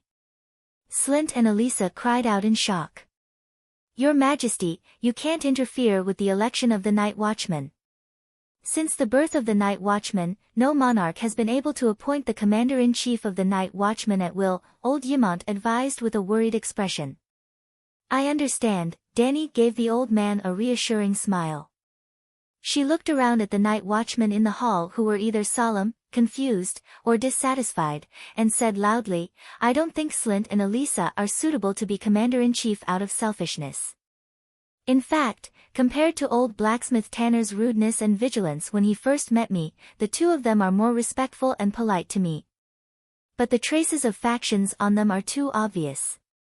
When they arrived at Dark Castle this morning, they kidnapped Jon Snow with a very reluctant reason. Scholar Ymont and acting Castellan Tanner have already covered up this matter, and as a newcomer, Count Slint does not have an official position in the Night Watchman. He has never even met Jon Snow before. Why did he do that? There is only one reason. Slint belongs to Lannister, and the hatred between Lannister and Stark is as deep as the sea. Even though the Count has been exiled to the Wall, his determination to continue serving Lannister has not been extinguished. Well, everyone knows about the bad things between Targaryen and Stark. I can't speak for Jon Snow just because he has a Stark father. My thoughts are simple. The Night Watchmen belong to the Night Watchman and the Wall. No political force can investigate your previous identity or experience, and no one has the right to do so. But when you wear the black coat, you have to strictly remain neutral. Old Ymont nodded thoughtfully. Bowen Maxey frowned. As the acting commander-in-chief, he did not have the ambition to remove the word acting. First of all, he did not have a good background. Almost all the high-ranking members of the Night Watchmen who sat at the same table as the Queen had the title of Knight, and he was the only one who was born a commoner. It was also because he was a commoner and had not received a systematic military education that he had been tricked by Mance Rayder and won a Pyrrhic victory at the Bridge of Skulls. The Night Watchers, who were already short on manpower, had lost another 100 elites. He fought bravely and was not afraid of sacrificing himself. Although he was as fat as a red pomegranate, he still charged in front of the black-clothed brothers. However, being a commander-in-chief required not only courage, but also wisdom, military experience, and temperament. Secondly, he had a sense of responsibility. He was a true man of the Night Watchman, and he believed in the profession of Night Watchman for his whole life. After understanding his shortcomings, he immediately extinguished the last hope in his heart of becoming the commander-in-chief. He was determined to spend the rest of his life assisting a wise and powerful commander-in-chief. Slint was the one he had chosen. He was brave and good at fighting, and his military skills were excellent. Otherwise, he would not have been promoted to the commander of the garrison. He had a noble status. He was now a count with real power. He had connections with the court. He was the confidant of Cersei and Tywin. He was young and promising. He was not even 40 years old. But no matter how many merits Sir Lyntion had, there was no way he could wash away the fact that he was a loyal follower of Lannister. Before the appearance of the Dragon Queen, being a trusted follower of Lannister would have been a plus, but now, the Night Watchmen strictly adhere to neutrality. We will never participate in the struggle for power among the Westeros. Bowen Maxey said with a firm expression. The Night Watchman in the hall nodded silently. Adhering to neutrality was one of the most important oaths of the Night Watchman. No one could refute it. Dany did not even glance at Slynt and Elisa. She only stared at the Shadow Tower commander, who was deep in thought, and said, "Obviously, Slynt and Elisa are unable to do this. They belong to Lannister, and Lannister sits on the Iron Throne. As long as the other ghosts are proven to be real, the nobles of the Seven Kingdoms will no longer ignore the Wall. At that time, various forces will come. Not to mention how a selfish commander will convince the masses. What if the Night Watchmen side with Lannister? As Lannister's enemy, how will Targaryen deal with you? Why don't you say it out loud? I will lead by example." Dany raised her right hand. Her expression was solemn, and her voice was loud and clear. "I swear in the name of the Targaryen ancestors. I swear in the name of the Mother of Dragons. No matter how much I invest in the Night Watchmen only belong to the Wall. I will never ask the Night Watchmen to serve my personal interests." "Good." Bowen Marcy, Blacksmith Tanner, Mal Lister, and the other higher-ups of the Night Watchmen cheered loudly. The Night Watchman brothers in the hall clapped excitedly. Even Jon looked at Dany with admiration and worship. This woman. Professor Peristan had a complicated look in his eyes. His emotions were in a mess. If the other ghosts were real, if the other ghosts were as powerful as the legends said, if the other ghosts really had the intention of crossing the Wall, then the nobles of the Seven Kingdoms would end their disputes and head north together to resist the enemy. However, the War of the Usurpers and the rebellion of the Four Princes had caused the blood feud between the nobles to be as deep as the ocean. Would they be able to trust each other and deal with the common enemy peacefully? Dragon Queen's vow at this moment was undoubtedly a good start. The forces of the Seven Kingdoms would unite under the neutral Night Watchmen without any selfish motives. They would only serve the Westeros. Thinking about it this way, Dragon Queen's decision to exclude Elisa and Slynt as candidates for Commander-in-Chief was not only correct, it was also very wise and decisive. The Night Watchmen had to be neutral. Otherwise, the plan of the Seven Kingdoms to resist the other Ghost Alliance would never be realized. Unconsciously, the red-nosed old man also began to clap. He was filled with emotions. Apart from the conflict of ideas between the true world and the magic civilization, the Dragon Queen's talent, magnanimity, and wisdom were far beyond the players of the Seven Kingdoms. They were not even on the same level. She was truly a wise ruler of the Seven Kingdoms. "Your Majesty, I think you misunderstood me." After the cheering stopped, Sir Elisa's thin and stern face turned red. He stuttered, "I admit that I dislike Jon and Stark, but it's not to curry favor with Lannister. I'm different from Count Slynt. I'm not a confidant of Cersei and Tywin. In fact, it was Duke Tywin who forced me to wear the black robe." "Oh, then why did you do it?" Dany asked curiously. 2 drops of sparkling tears welled up in his eyes. Elisa's tall and sturdy body swayed slightly, as if he couldn't bear some kind of huge blow. He choked with sobs and said, "Your Majesty, I come from the Thorne family of the royal territory. My brother and nephew both died with Prince Rhaega at Ruby Beach. Dany was shocked and embarrassed. Damn, this is a loyal subject of the dragon family. She had accidentally hurt an ally. Scholar Ymont reminded her softly, the Thorne family is a direct vassal of the royal family. They fought for Targaryen until the last moment. After the fall of the King's Landing, Duke Tywin forced Sir Elisa to choose between wearing the black robe and being beheaded.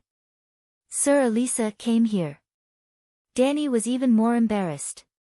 Even after coming to the Great Wall, he did not forget his old master and wholeheartedly wanted to kill the son of the dragon family's sworn enemy. This kind of spirit, actually, she should have thought of it. The Night Watchers came from all over the Seven Kingdoms, so there would definitely be factions. For example, when she first arrived, the one-armed blacksmith Tanner was wary of her. He came from Storm's End Castle and watched the 3 Theon brothers grow up. He was definitely a stag. And an important source of night watchers on the Great Wall was criminals, criminal civilians, and nobles who stood on the wrong side in the game of power. The War of the Usurpers was 16 years ago. There should have been a large number of knights loyal to the dragon family sent here. Sigh, after coming to the Westeros for so long, she had broken the heart of the only loyal subject she had met. This should not have happened. Fortunately, Dany had been a queen for a few years. Although her chest was not big, she was shrewd enough. She only glanced at Scholar Ymont and said loudly, "Of course I know Thorne and Sir Elisa's loyalty to Targaryen. Before coming to the Westeros, Sir Barristan had already introduced me to countless old people of the Seven Kingdoms. Among them was the loyal Thorne family." "Was there? Why don't I remember?" Barristan was confused, but on the surface, he nodded firmly. It must be because he was old and his memory was deteriorating. He had forgotten some of what he had said before. How could an upright, honest, noble, and upright legendary White Knight lie? Everyone believed him. But as I said before, the commander-in-chief of the Night Watchers cannot be selfish. He must be neutral. No matter how much Targaryen has sacrificed for the Night Watchers, he will not affect the purity of the Night Watchers for his own benefit. Dany spoke righteously. Her expression was solemn, and her words were sonorous. "Targaryen, you must do what you say. You must be firm in your actions. You must be firm in your actions. Your Majesty." Scholar Ymont choked on his words. "Your Majesty." Bowen Marcy was so moved that his eyes turned red. "Your Majesty." Sir Elisa finally shed tears. "Your Majesty." Fortunately, this king was smart enough to turn the awkwardness into emotion. The men in black were moved to tears, and this set a good example for them. The Night Watchers will never participate in the politics of the Seven Kingdoms. Who knew if some future commander-in-chief would be stabbed to death by his own men in black? Half an hour later, the lively banquet ended. Dany, accompanied by Barristan, Old Ymont, and Jon, left the main hall of the castle and walked towards the king's tower. "Your Majesty, this afternoon's trial." Jon's grey eyes flashed with a mixture of gratitude, admiration, and worry. "Thank you. No need to thank me. The strength of an organization depends on its reward and punishment system. Those who do well will be rewarded, and those who do wrong will be punished. If justice is lost, the hearts of the people will easily scatter, and honor will naturally disappear. It is already hard to endure beyond the Great Wall. Without unity and honor, how can the Night Watchers fight?" Dany shook her head. Jon was stunned, and asked hesitantly, "Your Majesty, when winter is over and summer comes, after you take back the Iron Throne, what do you plan to do with Winterfell Stark?" "Ha, Winterfell now belongs to Rhaenys Snow, right?" Dany smiled meaningfully. "The people of the Northern Territory will not forget Stark," Jon said with certainty. Screech, walking up the stone steps, Whitey, who was lying at the door, stretched its neck and called out to Dany. Dany patted its chin and asked, "Where have you been? I haven't seen you all day." "Winter is coming, and the beasts in the forest have all hidden. It's not easy to find them." Scholar Ymont lifted the oil lamp and looked at the charred corpse of the beast in front of Whitey.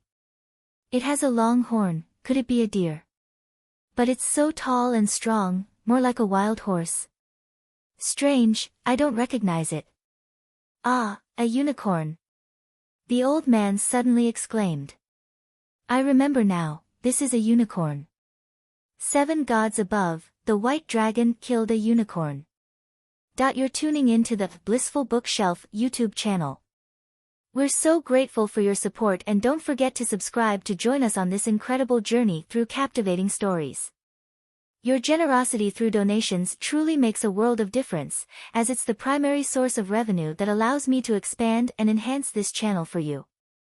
Thank you from the bottom of my heart for being a part of this adventure.